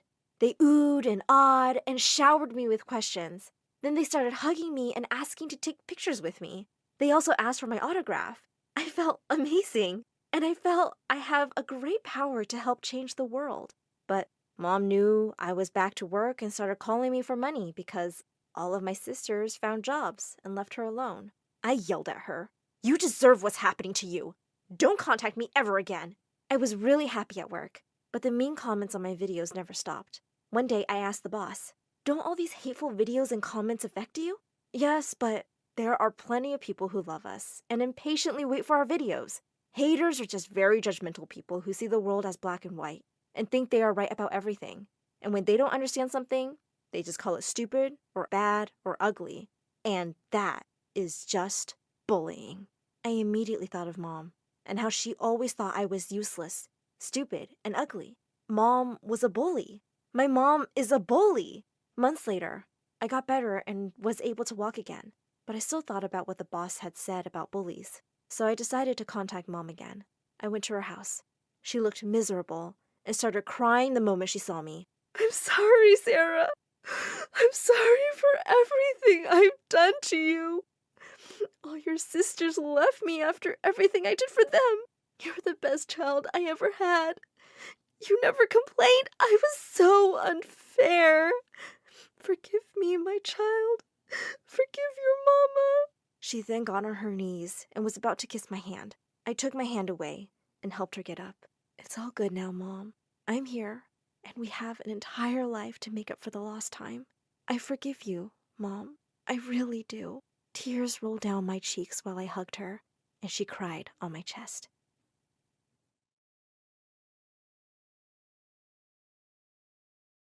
Hi, I'm Valerie from Portland. Please like and subscribe. I didn't know anything about my parents, except what the warden at the orphanage always told me. She said she found me on the doorstep one night with a note. This is our 12th daughter, and she's a weak little thing. Take good care of her because we don't wanna. Growing up, I felt angry that my parents had abandoned me because I was weak. And so I decided I'd be the strongest girl ever. I loved running and swimming and could easily beat the older girls. And I was scared of no one. This made me a natural leader at the orphanage. If anyone had a problem, they'd come to me, especially if it involved bullies. There was a reason everyone called me Miss President around here. Well, that's because I told them to, but I'd earned my title. Like once when I was 13, I was about to join the queue outside the bathroom for taking showers when I saw this mean girl kicking others and pushing her way through. I ran forward and jumped on her. This is your last warning, you weasel. If I see you bullying anyone again, you'll wish you'd never been born. All the girls started cheering and chanting, Valerie, Valerie, Valerie. I looked up and stared at them, and they immediately switched to, Miss President, Miss President. Just then a girl came running and told me the warden had called me, and the warden told me to pack my stuff because I'd been adopted by a really big politician. Her manager was here to take me. Wow, this girl looks so strong and confident. She's perfect. Come, baby. Your brand new mommy can't wait to meet you. Please don't call me baby. My friends and enemies call me Miss President. I was glad to finally get a family, but the girls were really sad to see me go. Then I saw the manager had come for me on a freaking helicopter. It soon landed in the grounds of a huge mansion. I was led to a dining room, and sitting there was a gray-haired old lady with a strict face. Seriously? My brand new mommy looked like an ancient tortoise. And she didn't even look happy to see me. She barely spoke a word, and anytime I slurped my soup or dropped a fork, she glared at me. When I jumped off my seat to leave, she banged her fist on the table. Enough of your bad manners. You can't just leave without asking to be excused. Okay. Excuse me, I'm going. Sit down. I'm not done eating yet, but I need to go. Why? Because I feel a fart coming. The old lady spat out her food. Were you raised by gorillas? That's such a disgusting word. So unladylike. Don't ever use it again. Next time, say the noise that comes from behind. I burst out laughing, but she was serious. Okay, a noise is about to come from behind. So if you don't want to hear it, I gotta go. And with that, I ran. This old woman was whack. As I was running down the hall, I suddenly bumped straight into someone.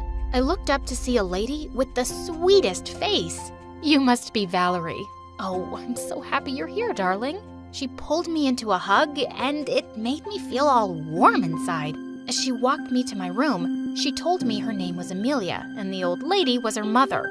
She's the one who adopted you, but I've always wanted a daughter too. You can call me Mom if you want to, whenever.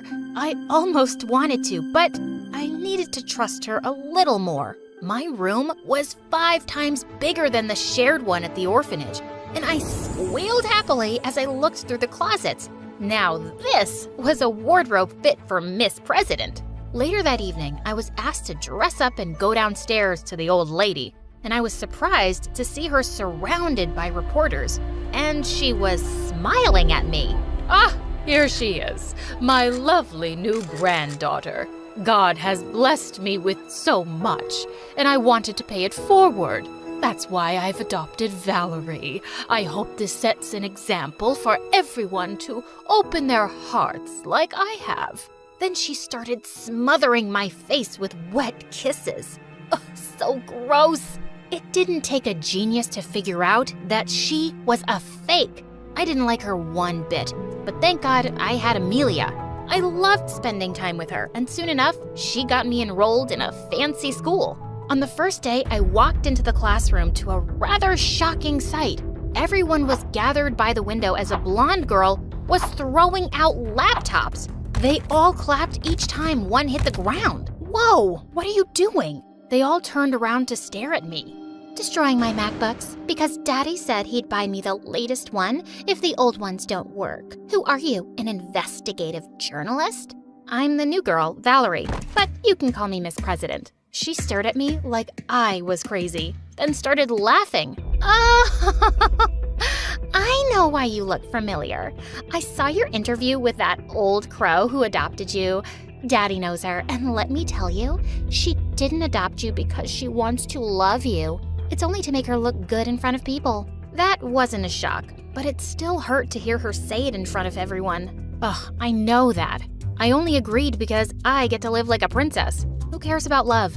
And of course I make her look good. I mean, look at me. You're really lucky you have a family because, trust me, no one would ever choose you from an orphanage. The girl looked livid, but the teacher walked in and everyone flew to their seats. I found out the mean girl's name was Julie, and she kept giving me nasty looks all day. Julie was one of the most popular girls, but it wasn't because she had any amazing qualities. She was just a big bully, and the other kids feared her. A few days later, she walked into the cafeteria and climbed onto a table. Hey guys, great news. Your favorite gal Julie has modeled in her first campaign. Yay!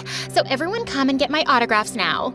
She sat down while her minions distributed her photographs, and everyone lined up to get them signed by her, except me. Valerie, I don't have all day. Why would I want your autograph? I'm not a fan. Oh, you poor orphan. I understand why you're jealous. I'm prettier, more popular, richer. You're not richer. Yeah, I Googled your family. Mine's definitely richer than yours. And suddenly, Julie lost it. She took out a thick bundle of her $100 bills from her bag and started tearing them up. Want to see how rich I am? I can just tear up money and not even care. Hey, don't do that. You could give it to someone poor. Just stop it, you brat. With that, I pounced on her. We ended up in a huge fight that landed us both in detention. But it was totally worth the slaps I'd given her. A few days later, we had a field trip by a lake, and suddenly we heard someone screaming. One of the girls was in the lake, struggling to stay afloat. Without a second thought, I jumped in and got her out of there safely in minutes. Oh my God, I slipped into the water and I can't swim. You saved my life, Valerie. By the time we got back to school, the news had reached the principal and she praised me. She even called fake grandma to tell her I'd be getting a medal for bravery. And when I got home, fake grandma hugged me like I was her favorite person. Oh, Valerie, how lucky that girl fell in the lake. You and I will do a lovely photo shoot once you get your medal and some interviews. Let's hope more kids at school keep having accidents so you can keep playing the hero. She was such a selfish toad. But I stayed quiet because all I cared about was being close to Amelia. She hugged me tight and said she was so proud of me for being brave. The next day at school, I was walking down the hallway and I saw Julie showing everyone her photo shoot. But as soon as the girls spotted me, they all came running. Before I knew it, a huge crowd was gathered and some girls had lifted me on their shoulders. All hail our school hero! 3 cheers for Valerie! Hip hip hooray! Could you change that to Miss President? 3 cheers for Miss President! Hip hip hooray! And just like that, I'd replaced Julie as the most popular girl in school. I was soon selected as the school's swim team captain, and when I led our team to victory in the nationals, I received a celebrity's welcome. All this was driving Julie crazy, but the last straw was when she saw my picture was selected for the school's magazine cover. She walked over to me at lunch with a copy, threw it down, and started jumping on it. This is ridiculous.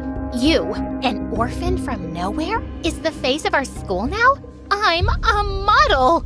I didn't put my face on that magazine, Julie. The people have spoken. The people are morons. I don't know what they see in you, witch. She leapt forward to attack me, but suddenly the others held her back.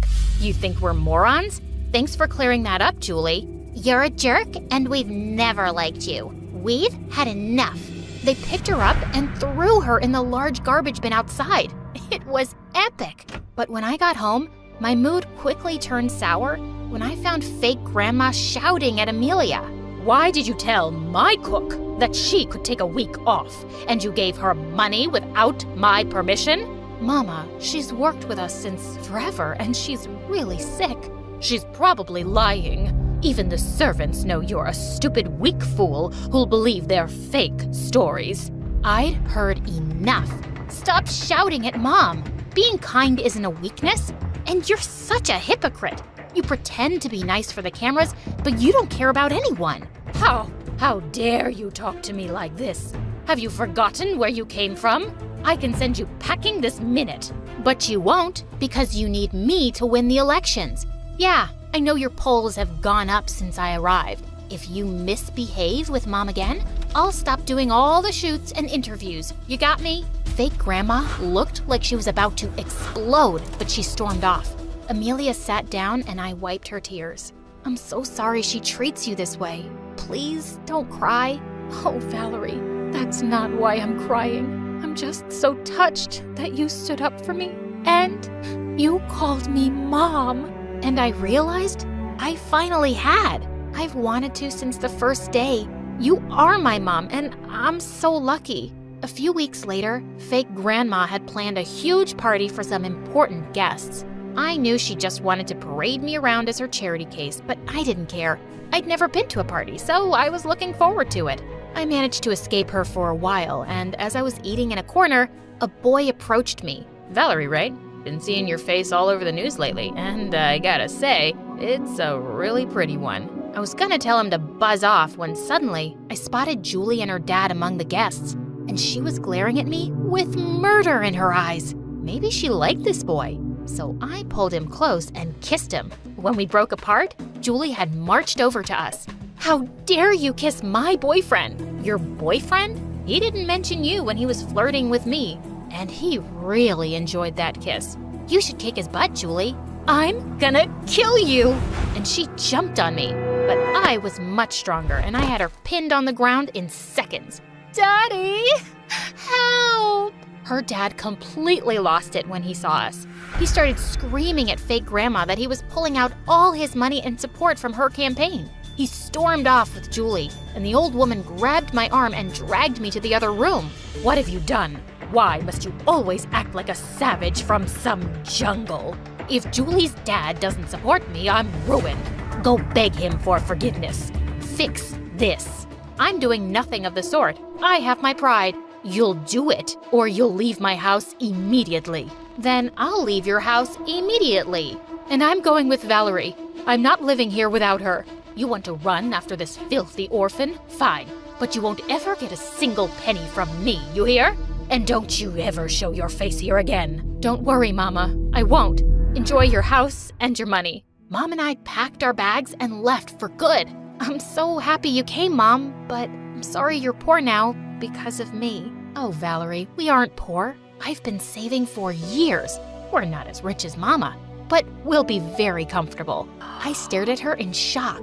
I don't understand. If you had money, why didn't you leave that awful place before? Sweetheart, she's bullied me since I was a kid. I was always afraid of her and could never stand up for myself. But you, Valerie, you just amaze me. You're the bravest person I've ever met. My life changed the day you came into it, and I'm stronger now because of you. I flung my arms around her. And I'm so much happier now because of you. I love you, Mom. Hi, I'm Olivia from Ohio, and my crazy story will make you rethink your circle of friends. But before we get started, don't forget to like and subscribe. My mom screamed perfection, and I know what you're thinking. Every kid thinks their mom's perfect, but mine actually was. She was a successful lawyer, had won multiple awards, and everywhere she went, people would trip over their shoelaces to get a glimpse of her. Next to her, I looked like an ogre that no one noticed. People didn't even believe I was her daughter. When I was 10, Mom and I were taking a stroll in the park when this man walked up to us. I was watching you from across the park, and I have to say, you're gorgeous. Do you mind grabbing a cup of coffee? Thank you, but I'll pass. You see, I'm with my daughter. It's so sweet of you to adopt this kid and call her your daughter. Goes to show that you're more than just a pretty face. And you're a bigger moron than you look. I kicked the man hard in his shin, and he started whining like a baby. Mom apologized, dragged me back home, and gave me a big lecture on being polite. But I didn't care. All I wanted was to look pretty like Mom. So the next morning, I woke up early, took a pair of scissors, and gave myself a haircut. I thought I looked pretty amazing, until Mom saw me and screamed like a banshee. What have you done, Olivia? It's cool, right? Now I look just like you. You look like a shaved raccoon. Mom rushed me to a hairdresser who tried his best, but there was hardly anything left for him to do. The next day at school, everyone pointed and laughed at me. It was so humiliating. Things didn't change much even as I grew up. I was an A-grade student, but wasn't half as popular as the pretty girls in my school. Then one time in 9th grade, I saw this MSA video where this girl used makeup and it totally transformed her face. And I was hooked. I saw a bunch of makeup tutorials to get my look right, and when I was done, I looked like a totally different person. Mom and I had a wedding dinner to attend that night, and people couldn't stop complimenting me.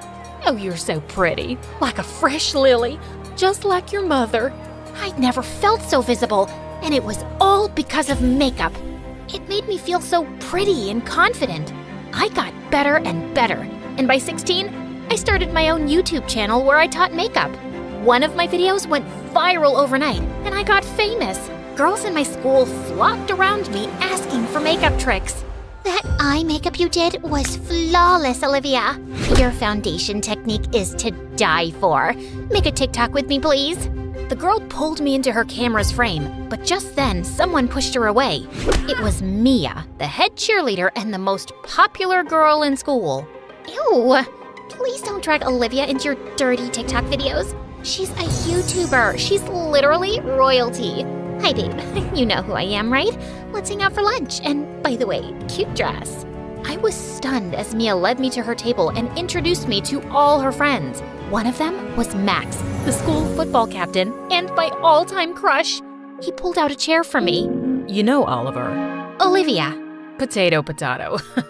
Anyway, you know, I'm something of a YouTuber myself. I'm a fashion stylist, art curator, singer, songwriter. I do it all. I work very hard. That's amazing. My mom says hard work is the key to success. Oh no, sweetheart. I mean, I work very hard on myself. It takes effort to look so flawless. Want to go on a date with me? The most popular guy in school was asking me out on a date. So obviously, I said yes. Max and I hung out a bunch of times, and I was totally crushing over him. At school, I was finally in the cool league now. Mia and I went shopping, to parties, skipped school for movies. It was so much fun. But between hanging out with friends and making YouTube videos, I could hardly concentrate on my studies and failed a test. Mom found out, and she wasn't too happy. Skipping classes? Flunking tests? What's happening to you, Olivia? Relax, Mom. It's just one test. Besides, it's high school. I'm supposed to have fun. You're also supposed to be getting into college, and I don't see that happening with these grades. You're acting like a totally different person. And maybe that's not such a bad thing since I'm tired of living under your shadow, Mom. I'm my own person, and I know how to make my own decisions. Saying that, I rushed to my room. I felt kind of bad for being so rude to Mom, but I was too mad to apologize. But Mom didn't give up, and the next day at school, She asked one of my teachers to assign me a tutor to help me with my studies. I was waiting for my tutor in the library when a really nerdy girl walked over to me. You're Olivia? I'm Grace, your tutor. Let's start. Grace pulled up a chair, and I couldn't help noticing her mismatched shoes. Yeah, I know my shoes don't match. It's just the other one was wet and I was in a hurry. And before you ask me, yes, I only own 2 pairs of shoes because that's all you need. Now, let's start with science. Grace and I worked all afternoon, and I could tell she was really smart. We were just wrapping up when Mia showed up with Max. OMG, this is your tutor? Where did you get that dress? It looks like it was made out of your grandma's curtains. Wow, what a cool guess. She was giving her curtains away to Goodwill. I told her I could get a use out of them for another 10 years. You're such a dork, man. Right, Olivia? Yeah, totally. I shamefully joined in as Mia and her friends made fun of Grace. I thought Grace would act out and throw a book at us or something, but she simply smiled and walked away. Later that day during gym, everyone was in the pool while I just sat outside and reflected on how I'd behaved with Grace. She was trying to help me, and I'd been a jerk to her. I was lost in my thoughts when Max walked up to me. You're not coming in? No, I'm scared of water. Oh, don't be a scaredy cat. Saying that, Max started pulling me into the water. I wasn't ready for him to see me without my makeup on, so I started pulling away, but he just laughed and splashed water on me. My heart started beating faster, and I was about to pass out when Grace came to my rescue. Let her go, you moron. Grace took me to the bathroom as I tried catching my breath and shoved a paper bag into my hands. I don't want to throw up. Just breathe in and out. You just had a panic attack. Oh wait, you know what? My mom had this super amazing way of dealing with panic. With that, Grace hugged me tight and started rocking me back and forth. Snuggle, snuggle up, little baby, no need to fear. Mommy's here, we'll soon be out and you'll be free. Okay, I'm fine. Thank God my makeup is waterproof, or it would have been a disaster. That's what you were worried about? I thought you were scared of water. Thanks for saving me. And listen, I'm sorry for acting like a jerk earlier. I was mad at Max for days, but he apologized a million times, so eventually I let it go. Grace and I continued hanging out for our tutoring sessions and slowly became friends. Even my grades were up again, and Mom couldn't be happier. I'd never met anyone like Grace before, and I was fascinated. While everyone dressed up in fancy clothes, Grace would wear what made her comfortable, no matter how silly she looked. While we shopped for expensive stuff from malls, Grace made her own jewelry and hardly ever used makeup. But I could tell Mia hated Grace. She was always passing death glares at Grace and hardly missed an opportunity to comment on her hair or clothes. Then one day, I invited Grace over for lunch at my table. We were eating when Mia spoke. Guys, so you know how my mother is a tea leaf reader from India? And she was amazed by my reading yesterday. She says it means I'm either going to be very rich or very famous. As if. Excuse me? You have a problem with what I said? Logically, yes, I do. How can crushed wet leaves predict your future? They can. I have photos. You can see it's clearly written that my future is... I guess your future's garbage because that's what I see here. You know what you should really see? A mirror. Maybe that's when you'll know what a freak you are. Why do you hate me so much? Because you're a nerd and a loser, and I don't understand why you're even sitting with us. All I am is different, and maybe you're too close-minded to handle something you don't understand. There she goes with that psychology talk again. All I hear is blah, blah, blah. Told you, Olivia, she's a certified weirdo. You're so unreasonable. An unreasonable jerk. Mia got furious and pushed Grace off her chair. Grace fell and broke her glasses. She then got up and pushed Mia away, and the two of them got into a huge fight. It took all my strength to pull them away. I dragged Grace to the side. What is your deal? She hit me first. You insulted her. She called me a weirdo. I thought you didn't care about what people said. I don't, but I also don't like being humiliated publicly. You want Mia to like you so bad, you don't even have the courage to take my side even though I'm right. That's not true. tell yourself that. Grace stormed off, and after that day, she simply stopped talking to me. She canceled our tutoring session and totally ignored me in class. Meanwhile, at home, Mom told me something shocking one day. Apparently, one of her clients was suing her for presenting false evidence in a case, and Mom ended up paying really heavy damages. Mom and I had savings, but with the rent, school fees, and other expenses, we needed to figure out a way to get some money in. That's when Mia gave me a way out. My aunt's starting a herbal makeup line, and I'm sure she'll pay you a lot of money to endorse her products on your channel. If you want, I can talk to her tonight, and we can start shooting ASAP. Sounds great. Thanks, Mia. Of course, darling. What are friends for? The next day, I met Mia's aunt, and she agreed to pay me $1 million for the endorsement. We started shooting right away, and everything was on track. The video was uploaded a week later, and everyone loved it. The money I got was enough to get Mom out of trouble, and she was back in business. But a week later, I woke up to people screaming outside my house. I checked my phone and was shocked to see people calling me a liar, a cheat, and I was facing a lot of hate on social media. My heart sank reading all the comments. Apparently, Mia's aunt used cheap chemicals in her skin line, and people were complaining of severe skin issues. I immediately pushed an apology video saying that I had no idea, but no one believed me. Since Mia's aunt wasn't answering my calls, I rushed to Mia's house to get an explanation when I saw she was having a party. I instantly spotted her on the porch making out with Max. What the heck, Max? I thought you liked me. I did, but then I saw what a fraud you are, and I don't want your tainted reputation ruining mine. I'm not a fraud. Mia's aunt is, and now she's not even answering my calls. And you, Mia, go on record and tell my followers that I had no idea those products were harmful.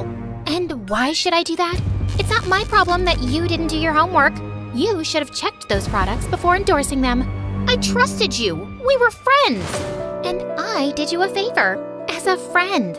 But yeah, that aunt of mine's always been kind of shady. She wanted me to be the face of her fraud line. Imagine the horror if I would have said yes. Aunt needed someone stupid and popular enough to spread the word about her brand, and you stepped up. Now, if you're done, you're interrupting my date, and I'd like you to leave. Mia went back to kissing Max, and I was furious.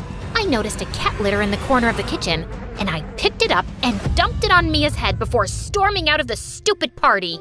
I was in the parking lot when I saw Grace waiting for me. What are you doing here? I wanted to make sure you were okay. And look, I recorded the whole conversation with Mia. Upload this on your channel, and everyone will know what lying pieces of poop Mia and her aunt are. And then what? I know how horrible cyberbullying is, and I don't want another person to go through it. So you're just gonna let this go? Nope. We'll show this video to the police and let them take action. And after it's all behind us, there's something else I want to talk about on my channel. I've spent my entire life feeling invisible and not good enough, and makeup was my way to get noticed. But I just attracted shallow, awful people like Mia and Max. The only people worth having in your life are those who don't make you feel like you need to be someone else to be accepted by them. Did you hit your head on the way out? You're sounding like me. Well, you're the one who showed me that originality is our biggest superpower. So that's what I'm going to do. I still love makeup, but I won't lose sight of who I am as a person anymore, and I won't hide behind it. If I can become popular once, I can do it all over again. You with me? Always. Great, because I'm gonna need your help, and your macaroni necklace too.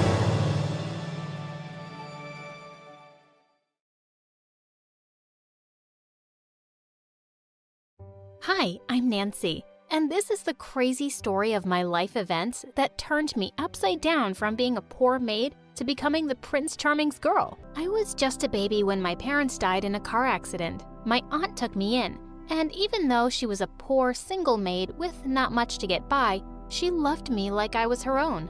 Once when I was 4, Aunt came home on Christmas Eve looking bone tired. But when she took off her hat, I almost fell down in shock. Her long, beautiful hair was all gone. She looked like a boy. Don't look so worried. It'll grow back. I sold my hair because I didn't want another Christmas to go by without you having a present. She took out a beautiful necklace with my name on it and put it around my neck. I couldn't believe she'd done this for me. Aunt would always leave me with the neighbors when she went to work, but once when I was 6, they had to go out of town and she had to take me with her. My jaw dropped when I saw her workplace. Our whole house could fit inside the hall of this mansion. Now I see why you're so tired all the time, Auntie. You need a car to get around here. The lady of the mansion overheard me and laughed. Oh, aren't you a little cutie pie? Why don't you come meet my son, Jeff? Just then, a boy my age walked up to me and gave me the warmest smile. Hey, wanna go play in my room? Yes! And that day was the day that changed my life forever. I met my best friend. I loved hanging out with him, and I begged my aunt to take me with her often. Soon enough, Jeff's mom arranged for his private tutor to teach me too, so now I had a reason to go every day. As I grew older, my aunt started paying more attention to my looks. One day, she came home with a bag full of cheap being here. When one day, horses charged into town with my father's crest. I ran home and tried to get into the basement, but Arthur blocked the door. I'm so sorry, Lily. Sorry, for what? Open the door. That was when my father marched right into the house and caught me. His men put me into his carriage and he thanked Arthur publicly. You must be rewarded for helping me find my daughter. From now on, you work for me, son. I will take care of your education and your family. Pack up your things and follow us. Thank you, Chief. I was in shock. Arthur had betrayed me. My father yelled at me the whole way home, but I couldn't hear a word he said. I was too busy punching Arthur in my head. Father locked me in my room and put guards to watch me. And the most annoying part? He asked Arthur to be my servant. I was so furious with him that I wasn't going to touch anything he brought me. I sat in my room hungry and thirsty for hours. You're being childish. You have to eat. No! I'm sorry I betrayed you, but my family was struggling every day outside. Your father offered a huge reward. I couldn't turn it down. The gold you took wasn't enough? Just go away. Because of him, my father was about to marry me off to some weirdo, like the richest boy in my town, who showed up with his creepy smiles. You're the future chiefess, right? You're even more beautiful than they said. I can't wait to win your hand. He gave me a flower and he leaned forward to kiss my cheek. Arthur pushed him away. Who kisses a lady like that? The guy who's going to marry her. No way was I going to marry this idiot. But my father actually agreed to his offer. He didn't even care when I said no. He has enough castles to amuse you your whole life, Lily. You'll love it. The day of my wedding was fixed, and I knew I had to run away somehow, but the days kept passing and I could never get around the guards. There was no way out, and suddenly my wedding day was here. An hour before the ceremony, Arthur ran into my chambers. You look incredible. What do you want? I'm freaking out. You want to run away, right? I can help you. I will never trust you. I have a plan. No one will see us. Come on. I had no other option. Arthur pulled a rope and we used it to climb down the walls. The town was empty. Everyone was in church for my wedding. We ran out of there at full speed. Arthur's family was waiting in his carriage too, and they hugged me tight as we rode off into the sunset. Why did you do this, Arthur? You just lost everything you got from my father. I felt too guilty for ruining your life. I can't live with that. I'd rather go back to selling milk. He likes you. Shut up. Arthur rode to a friend's place 2 towns over. I'd hidden there for just 2 days when I started hearing the weirdest news about home. People were saying that a sickness was spreading through my town. Many were ill and some were even dying. Arthur thought this was my father's trick to get me to come back, but I couldn't just ignore this. We found some horses and raced back to my town. My worst fears came true when I got there. Our only lake was covered in algae. The water was toxic, all the fish were dead, and anyone who drank the water became severely ill. Father, I'm here. Lily, you're all right. I thought I'd never see you again. I saw the lake. We have to leave this town. It's not safe here anymore. No, we built this place with our own 2 hands. We can't just leave. We have to fix this. There was no way to fix this. I had to do something. I ran out of the castle and began to rouse the whole town to get out of their houses. All the guards were sick, and there was no one to stop me. We have to leave. You all know it. This place has kept us safe for generations, but we won't last 3 days without water. I'm going to a nearby town, and anyone who wants to live can come with me. Lily, we can't do this. Yes, we can. You wanted me to be the chiefess, right?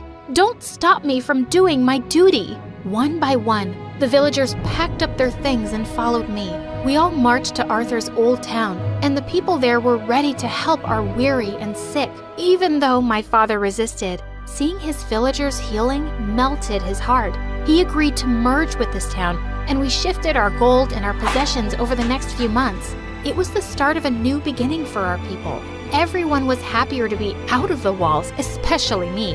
A few months after our town shifted, my father knelt before me with apologies. If not for you, I would have doomed all of our people. Yes, you would have. I was a complete fool. We are all lucky that you came for us, Lily. Can you ever forgive me? Only if you promise to trust me. Let me make my own decisions and my own mistakes, Father. Can you do that? I promise. I will. It wasn't an easy promise to keep, but he tried his best. A few years after that move, Arthur and I fell madly in love with each other. I couldn't wait to be with him and his family. But when I broke the news to my father, he reacted poorly. I can't let you marry a milkman. You're a princess. Father, remember your promise? You have to trust me. He grumbled and gave Arthur an angry hug. Hurt my princess and I will end you. Yes, sir. Aw, you guys are adorable.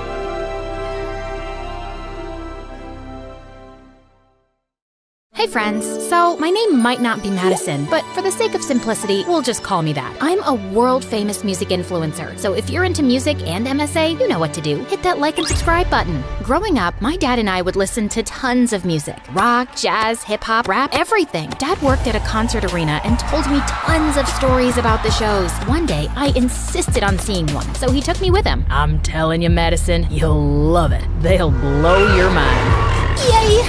I'm so excited! I watched the entire concert from my dad's tiny office window and was mesmerized by the sound and energy of the crowd. After that, it became routine for Dad to sneak me into his office every other weekend to watch the shows. In 9th grade, I decided I wanted to share my passion for music with the world and dreamed of being a music influencer. So I created an Instagram account and started posting reviews and videos from the concerts I went to. My content quickly gained attention, and soon I had a steady stream of followers. Then one day, a local band contacted me on my Insta and offered me free tickets to their concert if I posted about them. It was then I knew I was well on my way to my dream of being a professional music reviewer. It all felt like a dream. I mean, I went from watching concerts through small windows to getting free tickets. Over the summer after high school, I was obsessed with a rising music superstar who had just left a huge boy band to start his own solo career. His name was, let's call him Barry Skies. I had a crush on him, and I was dying to see him perform live. Dad suggested I reach out to him for free tickets, but I wasn't too sure. He's one of the most famous upcoming artists under 20 in the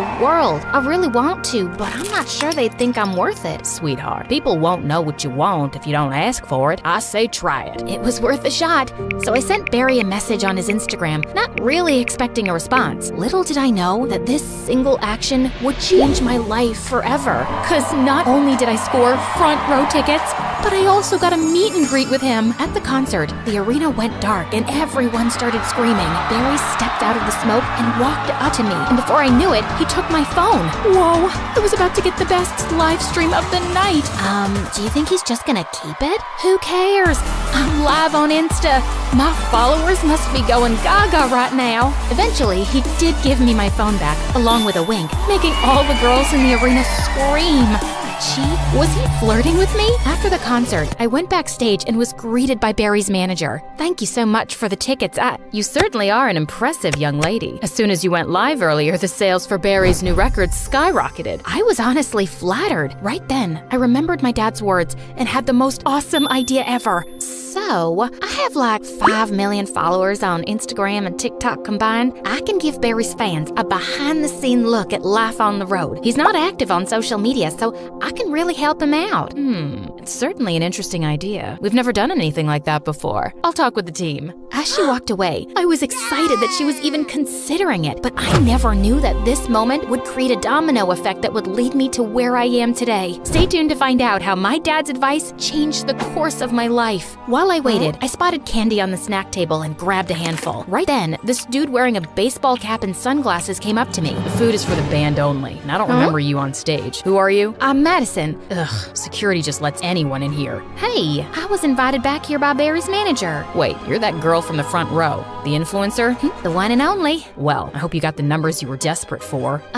Hope Barry got the numbers he was desperate for. My fans drove up his record sales, so if you work for him or something, you're welcome. My heart pounded as I faced the jerk. Right then, Barry's guitarist did a slow clap. Tell him, influencer girl. Stay out of it, Leilani. No way. I gotta shout out anyone who can take on Barry Sky's massive ego and win. What? He was Barry? Barry Skies? OMG, I didn't recognize him with the glasses and baseball cap. I was horrified. I guess that's why they say never meet your idols. Right at that moment, Barry's manager returned and told how the team wanted me to join them on the tour. Actually, I'm not so sure now. And this is what we'll be paying you. When I saw the contract, I had to take it. I could use the money to buy tickets to a music festival, fly first class, get a whole new wardrobe, buy a car. Okay, not buy a car, maybe rent an awesome car. I'm all yours. No way. She's not on my tour. Yes way. You need to engage your fans and she'll help you do that. See you tomorrow. Saying that, she walked away, taking Barry with her. At home, I begged my parents to let me go, and once I promised to call every day, they agreed. I packed my bags and was off on my first ever tour with a band. My first night backstage was nerve-wracking. Barry was giving me the stink eye, but then Leilani came over and put her arm around me, making me feel better. Hey, it's nice to have another girl my age here. Yeah, if I can survive Mr. Ego over there. Barry's not so bad once you get to know him. You should watch out for Mrs. Skies, the momager, though. Oh, she's his mom? Mrs. Skies had everybody under her thumb. It was obvious why Barry was so grumpy. Even the sound techs, Leilani, and the lighting guy were all scared of her. I was relieved I didn't have to deal with her. My job was to post videos of Barry performing with great captions, go live on Instagram, and keep everyone updated about what was happening backstage. The tour was going great, and I was getting tons and tons of new followers, and they all had one request. Give us an interview with Barry. Take pics with Barry. But how? I was so frustrated with the guy. He was always in a bad mood. Leilani, you're playing the tune wrong. Ugh, start it again. Barry, I am not feeling well today. I am trying. Give me 5 minutes. Fine. Everyone take 5. I don't know how you do it. He's such a baby. Well, we've known each other since we were kids. Barry used to be more easygoing. I think he's just overworked. He just needs a little more fun in his life. A little fun, huh? I'd give him fun. That night when Barry opened the dressing room door, fake spiders dropped on him. The guy totally freaked out. Hey, who did this? Leilani and I cracked up watching Mrs. Skies trying to pick up the fake spiders. But when he realized they weren't real, he started laughing. Everyone else looked at him like he was crazy, but then they started laughing too. After that day, whenever Barry had a bad day, I'd pull a prank to make him laugh. I'd put a fake snake in a suitcase, fill his dressing room with balloons, have his favorite caramel apples delivered, but with onions instead of apples. Everyone loved hearing Barry's laughter, and it felt like Barry was finally being himself. He was more relaxed, and everyone had a blast on stage. Whilst everyone was having fun, in the background, his momager would be tapping her foot, reminding Barry that he's the star and this is work. I could see why he was so tense all the time. One night, I went to listen to Barry and his bandmates rehearse. As soon as I sat down on a chair, there was a loud fart noise. I was so embarrassed, but Barry just laughed like crazy. Someone had put a whoopee cushion there. Gotcha. What? You thought I wouldn't get back at you? I realized then that he knew I was the one behind the pranks. From then on, Barry and I started a prank war. We kept trying to make each other laugh. We had fun being silly together. His glares turned into smiles, and I felt the butterflies again. His mom, on the other hand, was so mad, always trying to find out who was behind the pranks, but but Barry never told her anything. If only she knew, I'd be out of a job. One time after the show, I snuck onto the stage to record a live session at Barry's piano, but stopped the moment I heard Barry's voice. I didn't know you played so well. It was nothing. I'll just go. No, please, play a little more. As I played, Barry hopped on the piano and joined in. We finished the song, and he smiled at me. I suddenly realized I was live to millions of people. And there you have it. Barry Skies live and unfiltered. See you tomorrow on the road. So sorry. I forgot I was live. It's okay. Much better than a bunch of spiders falling on my face. I won't say I'm sorry for that. You needed some fun. I know. It was good to laugh like that. It's just that Mom pushes you really hard. Yeah.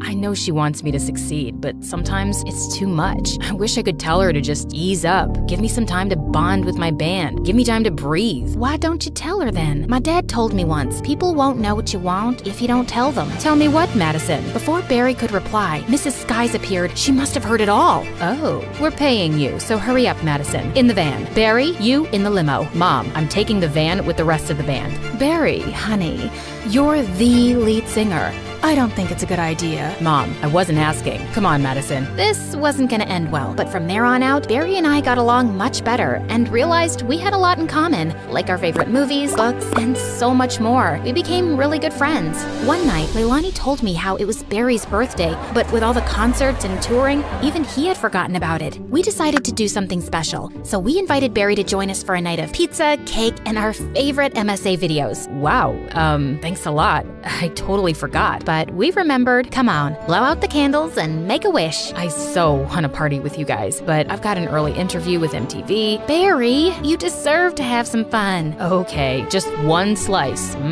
Maybe 2 or 3. We laughed, danced, and enjoyed the evening. And before we knew it, we had fallen asleep until the next morning when a loud phone ringing woke us up. Oh no, I'm late. Your interview! We rushed Barry to the TV station in his limo, and his momager was waiting, tapping her foot. Just what are you thinking, Barry? This interview is very important. I'm here, aren't I? Chill, Mom. Wow, chill? This is all you're doing. You think I don't know? Ever since you got here, Barry is unfocused, undisciplined. You're a distraction. I never meant to get in the way. You're fired. Leilani and Barry both looked shocked. I couldn't believe it. My first job and I was getting fired, but I couldn't just stay silent. Fine, I'll leave. But if you think trying to control Barry's laugh is more important than letting him be himself, then you don't deserve to be his manager. With that, I walked away. Once back at the hotel, as I was packing my things, I heard a knock. It was Barry. I've never had anybody stand up for me like that. Well, it should be your mom, but you know I'm happy to be here for you. Don't go. I just got fired, Barry. It's my tour, and I want you on it. I don't know. All I've done is mess things up for you. The interview today was great. Everything has been lately. It's like I remember how to be a person now instead of just my job, and that's because of you. Well, you're a great person. So are you. Shall we? Barry and I walked into the rehearsal room. His mom saw us, and her face was full of rage. What are you still doing here? I just fired you. You can't do that. Excuse me? Mom, enough is enough. You keep trying to tell everyone how to do their jobs, and it's not okay. Madison's work has been great press for us, and I want her to stay. So I'm done. You're fired. It's my tour, so I'm in charge. I appreciate everything you've done for me, but it's time to go. How could you cut me out of your life like this, Barry? I'm not cutting you out. Maybe you're not my manager anymore, but you're always my mom. Can't that be enough?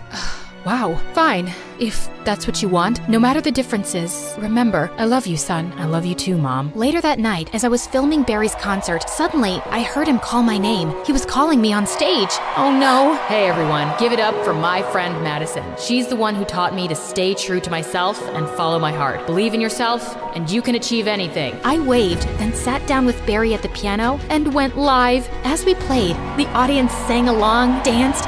It was such a rush, but better than that was playing my favorite song in the world with one of my favorite people in the world. When we were finished, the crowd roared. That was something.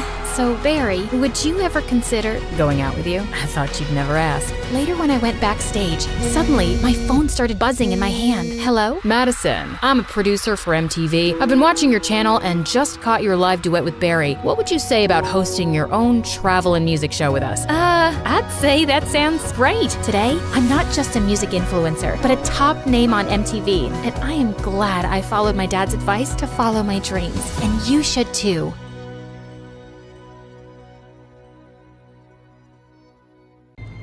I was peacefully dozing off on a plane to China when suddenly someone yanked my hair and chomped on my ear like it was a snack. I whipped around to find a naughty-looking boy.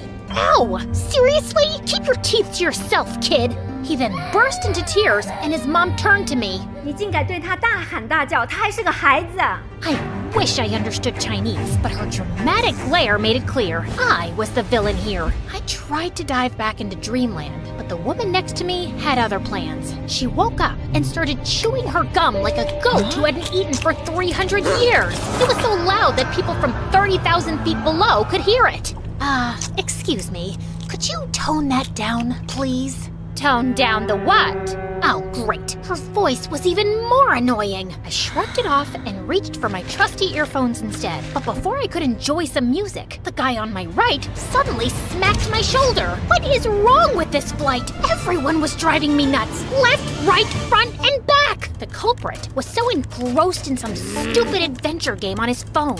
Hey, quick question. Do I look like a punching bag to you? A little bit. You can't play your stupid game without attacking a real person, you know. Chill, girl. It's called reflexes.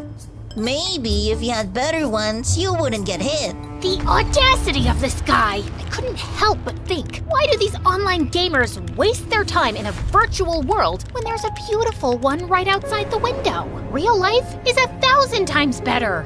Or so I thought. Hi, my name is Alira, and I'm an aspiring photographer who loves traveling around the globe and capturing the most beautiful scenes and moments. I had always enjoyed doing it alone, but things took a wild turn when a weird and mysterious guy started tagging along and changed my life forever. Before I continue, please like and subscribe. After dealing with all those annoying passengers, I eventually fell asleep after listening to music while letting my imagination run wild. Soon enough, the plane finally landed, and I headed straight to my beautiful hotel. I took a short beauty sleep while waiting for nighttime to roll around, and when it finally came, I excitedly jumped out of my bed, took my camera, and immediately rushed outside. Stunning views, beautiful people, inviting lights, glowing lanterns, and the sweet traditional vibes of China.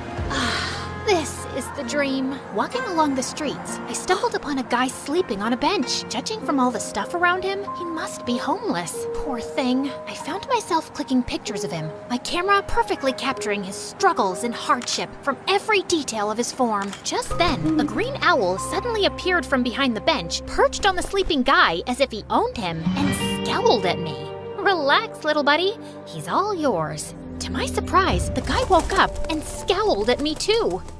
Who are you? And what are you doing here? His eyes then lowered to my camera. Were you taking pictures of me while I was sleeping? Duh, I was taking pictures of the street, but you were blocking my view. It's not my fault you were sleeping there. That's a terrible excuse for disrespecting my private space. The private space? That's rich coming from you, who is sleeping on public property. Delete my pictures, or I'm gonna delete it myself. Don't you dare touch my camera! Do you have any idea what it takes to capture a beautiful moment or view? The countless hours, the right timing, the quest for the perfect angle. I pour my heart and soul into every shot. Those aren't just pictures. It's a piece of me, a piece of my struggle, my passion, my life. So please, don't take that away from me. I trailed off when I realized that he was now holding my camera and swiping through the shots. But how? So you're not only homeless, you're also a snatcher. Give it back, you jerk.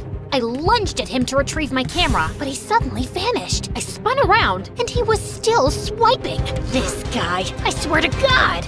In all fairness, you have quite a remarkable talent for capturing beautiful images. What do you think of me now? Just some lousy, try-hard photographer? I snatched the camera back, and this time, he didn't resist. He practically handed it over. I immediately checked my gallery and realized he hadn't deleted anything.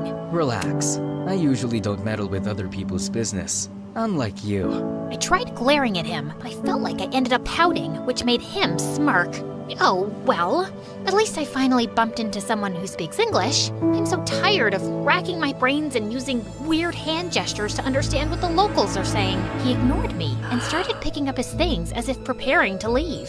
So, where are you from? Not from around here. I see. Where are you going? I don't know. Maybe under the bridge, at the back of the junkyard? Just anywhere with a roof where I can recharge my energy, so I can continue my pursuit of answers to my questions. Just then, a sudden rumble of thunder echoed through the streets. I think you should speed your pursuit up, because the rain is about to pour, buddy. I don't mind the rain. It helps me think better. But your owl doesn't. He stopped in his tracks when he realized that I was right. You know what? Why don't you just come with me to my hotel? I'll get you a room. It's just nearby. I appreciate your hospitality, but I don't need your pity. Oh, look. Mr. Grumpy Bench Guy is being such a drama queen. Fine. But the moment the rain stops, we're out. Another thunder rumbled as we started walking away. When we reached my hotel, the receptionist immediately greeted me with a question. 给你朋友另一个房间。 As I scrambled for my translation book, Hatham suddenly swooped in. Shida, Ching. Did you just speak Chinese? I speak multiple languages. I have a constant hunger for endless knowledge. So, you're a polyglot. So cool. That's literally my dream. But learning another language is so difficult for me. What's your secret? Oh, I use this splendid application on my phone, Duolingo. Oh, I have heard about it, but I never tried it. It has a fun and engaging approach to learning a language. It's like casually playing a game, which is a pretty good motivation for the learning process. Okay, that sold me. I immediately downloaded the app and was greeted by a cute green owl named Duo, who looked very familiar. I turned to his pet, who was sitting on his shoulder. Whoa, Duo looks exactly like your owl. They have the same name too. Just a little warning.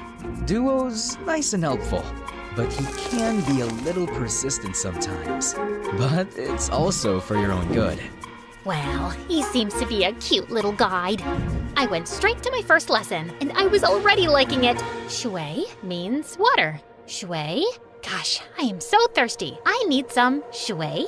Okay, got it. Okay, so this is my room, and yours will be that one. I was talking to him, but he seemed preoccupied with something over my shoulder. I turned around and realized that he was looking at my collection of postcards on the wall. To my surprise, he suddenly barged inside. Where did you get these photographs? Those are the places that I captured with my precious camera, and these right here are my goal destinations. They're beautiful, aren't they? He looked so ecstatic as he gawked at one of the pictures, like it was the most delicious meal he had ever seen. Where is this place? That's my next destination, the Tianzi Mountain. It's one of the reasons why I visited this country.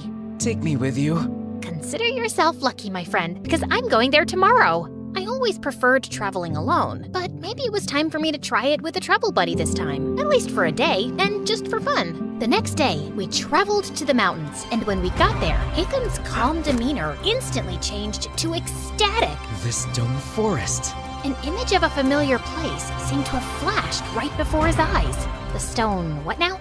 He ignored me and started navigating the place, running around like he owned it. Dude, wait up! We rode a cable car, crossed a river, and jumped from one stone to another, and after an hour, I felt like collapsing. Slow down, Spider-Man. I'm not a marathon runner with endless stamina, you know. Jeez. When I finally caught up, I found him standing in front of a mysterious and ancient-looking monument. He fiddled with a rock against it, but nothing happened, and he looked super frustrated. Hello? I would really appreciate it if you would tell me what's going on. What is that thing, and what are you trying to do with it? This is a totem, and I need an electro-element to activate it. What do you mean, electro-element? Electro-element. Something, anything that produces lightning.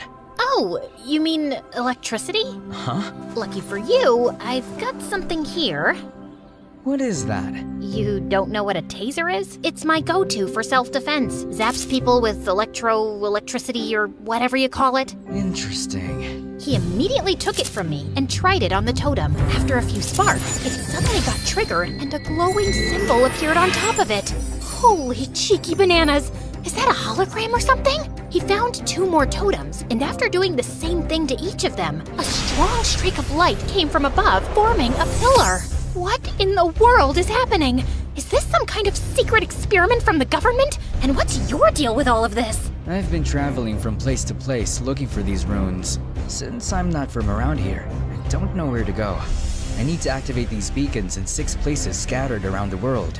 With your knowledge and resources, things are going to get easier for me now. But for what? Why are you doing all of this out-of-this-world stuff? We need to go. Dude, You didn't answer my question. Sometimes, the journey to find answers is more important than the answers themselves. Whatever you say, Plato. After activating the first beacon, we embarked on a thrilling and action-packed adventure of a lifetime. After Tianzi Mountain, we rushed straight to Huanglong River, which Hatham kept calling Luhua Pool Liu.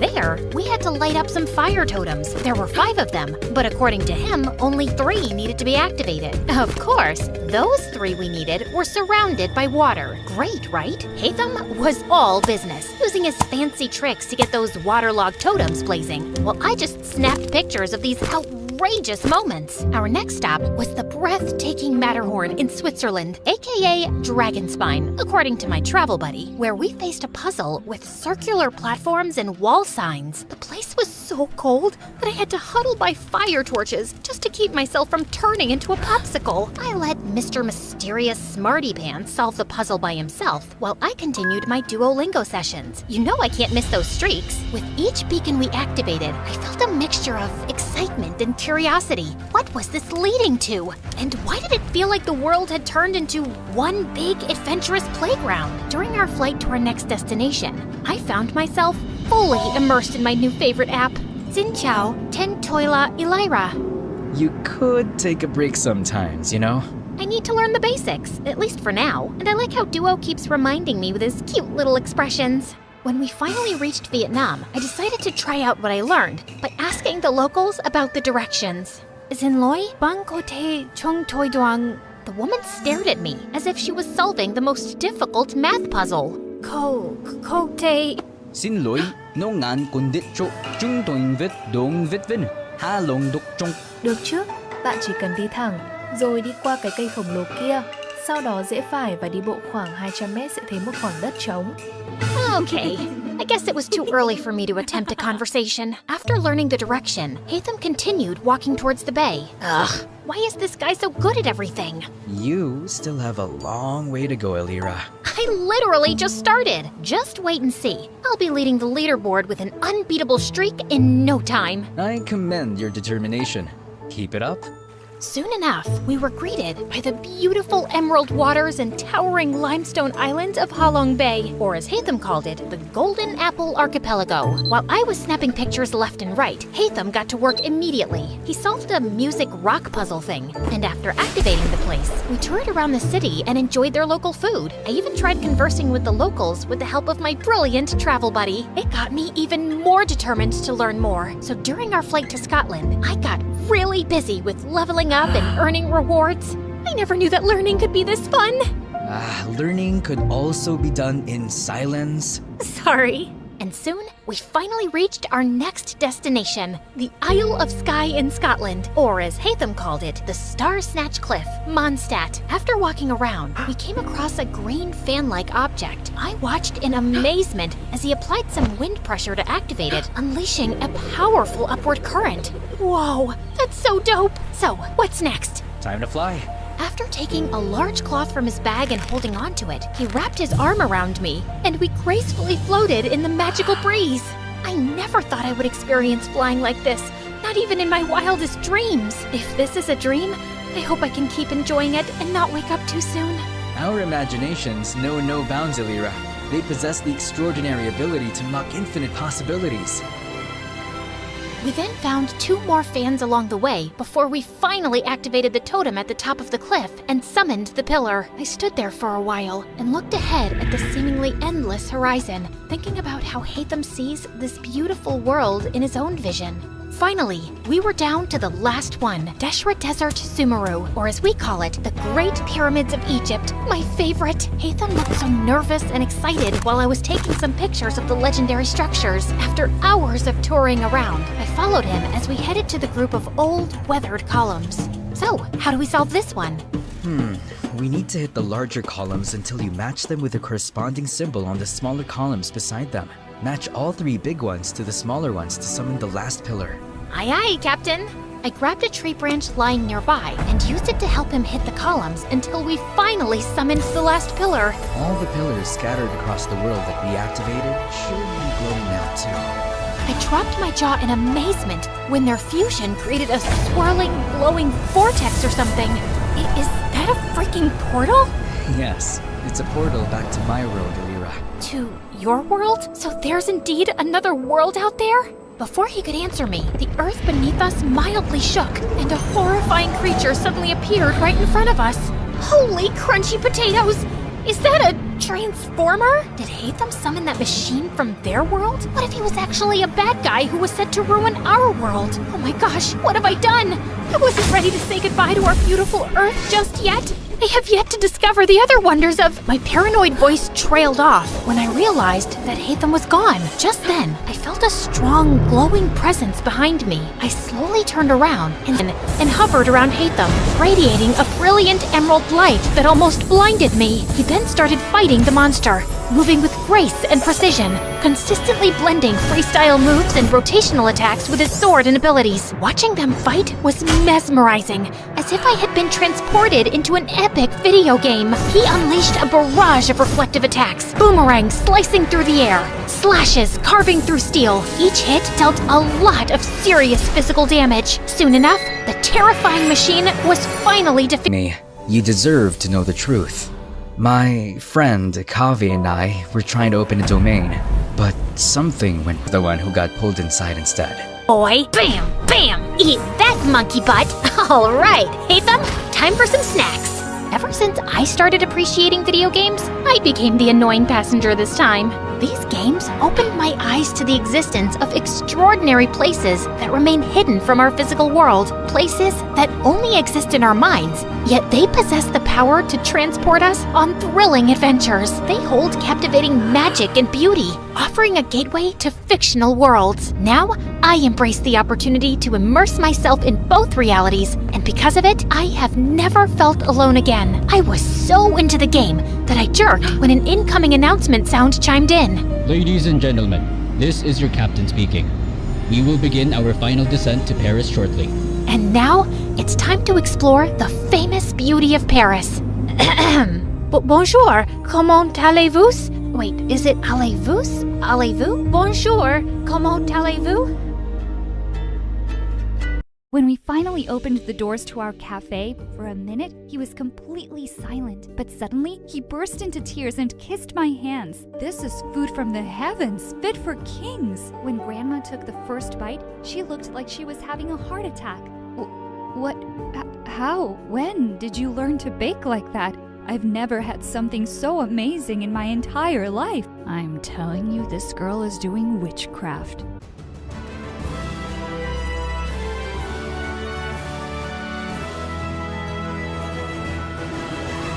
It wasn't just any ordinary morning. The birds were chirping, the sun was shining. I had turned 16 yesterday, and last night, my first love, Ryan, had finally kissed me. Life was perfect. Well, at least for 5 minutes. Because as soon as I stepped out of my room, Mom rushed to me, crying like a baby. "What's wrong, Mom?" She told me that Aunt Melissa, her best friend, was moving away because her husband got a job transfer. What? Just when we had saved up enough to start our own cafe. As sorry as I was for Mom, I had bigger problems. You see, Aunt Mel was Ryan's mom. I rushed out of the house. I had to see Ryan. He was playing video games when I entered his room, looking completely unbothered. "What's wrong, babe? Why are you crying?" "Because you're going. Please don't." Ryan put down the game and took my hands in his. "I don't really have a choice, babe. But you and I are soulmates. We'll make long distance work." After a few days, Ryan stopped calling or replying to my messages. He said too much screen time wasn't good for either of us. But there he was, uploading pictures on Facebook with a new girl every day. And that's how I had my first heartbreak. Hi, I'm Carrie, and this is the story of how I transformed my life and had boys drooling over me at the same time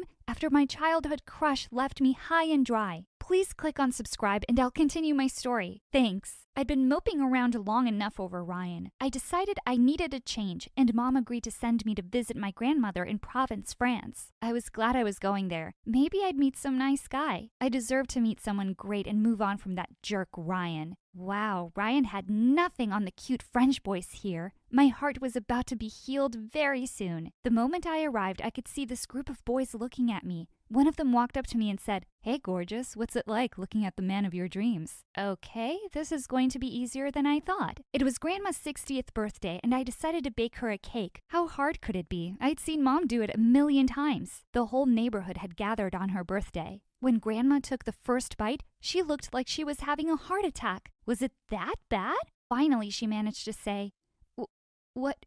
How? When did you learn to bake like that? I've never had something so amazing in my entire life." She hugged me so hard I could hardly breathe, and the whole neighborhood went gaga over the cake. A fight nearly broke out with people trying to get another piece. I spent the rest of the summer baking like my life depended on it, because there was always a crowd of people outside Grandma's house waiting to try my stuff. Grandma's crazy old neighbor would come over every day to have my desserts, while she'd glare at me and grumble, "I'm telling you, this girl is doing witchcraft." The minute I landed back home, I knew what I wanted to do for the rest of my life.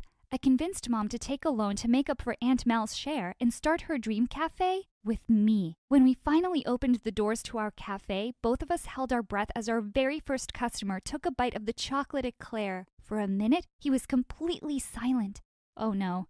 He hated it, but suddenly he burst into tears and kissed my hands. "This is food from the heavens, fit for kings." Turns out he was a famous food critic. After his review, word of our quaint French cafe spread like wildfire. People were lining up to the end of the street to try my desserts. But soon enough, I realized they kept coming back for me too. Boys would hang out around the cafe for hours just to catch a glimpse of me. "How are you so perfect? You've got the face of an angel and the hands of one too." By the end of the month, Time magazine had me and my creations on the front cover with the title Beauty and Her Feast. And Cosmopolitan said that at Sweet 16, I was all the sweetness people needed in their lives. My Instagram followers shot up, and my mailbox was getting flooded with love letters. One day, as I was unloading flour sacks out of the van, I saw a group of school kids come around the corner. Among them was the school heartthrob, Sean. As our eyes met, he smiled at me. I turned away when I saw one of the girls with him glaring at me with crazy jealous eyes. I knew she was his ex. Didn't need any of that drama. 5 seconds later, as they came closer, she accidentally pushed me. "Watch out!" Sean jumped forward to catch the sack, and before we knew it, we were both on the ground, covered in flour from head to toe and looking like ghosts. We glanced at each other and burst out laughing. I told him he could come inside to clean up, and he asked his friends to go on without him. His ex looked like her head was gonna explode.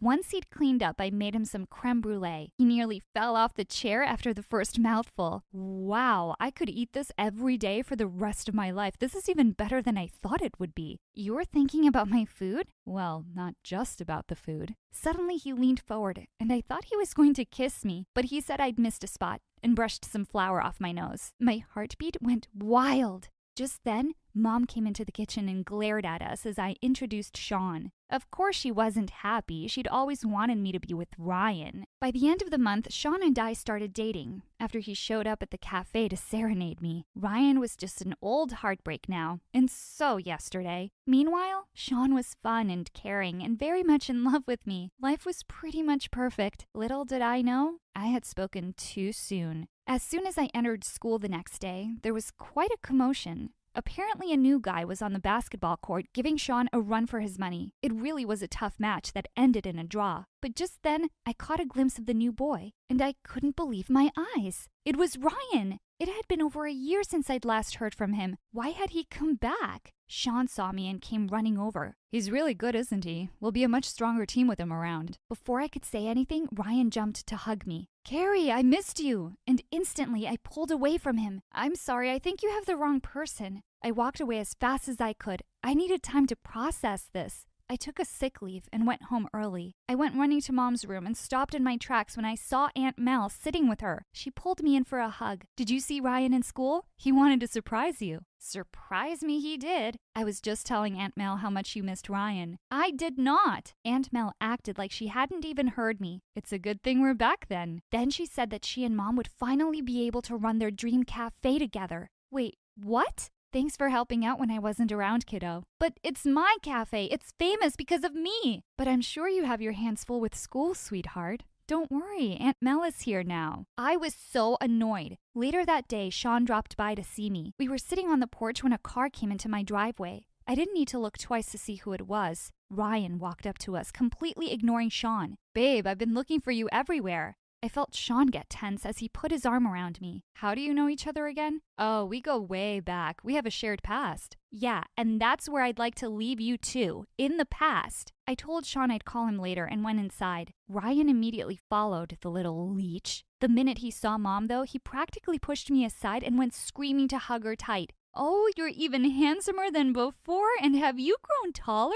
Stupid vain boy. He started making crepes along with Mom, and watching him in our kitchen just made me feel angrier. "Thinking about me? You wish. I'm not going to forgive you just because you're making me crepes once." "Then I'll keep making them till you do. But don't eat too many. We don't want you getting fat." And he finally left. My mom couldn't stop talking about how wonderful it would be if the two of us got together.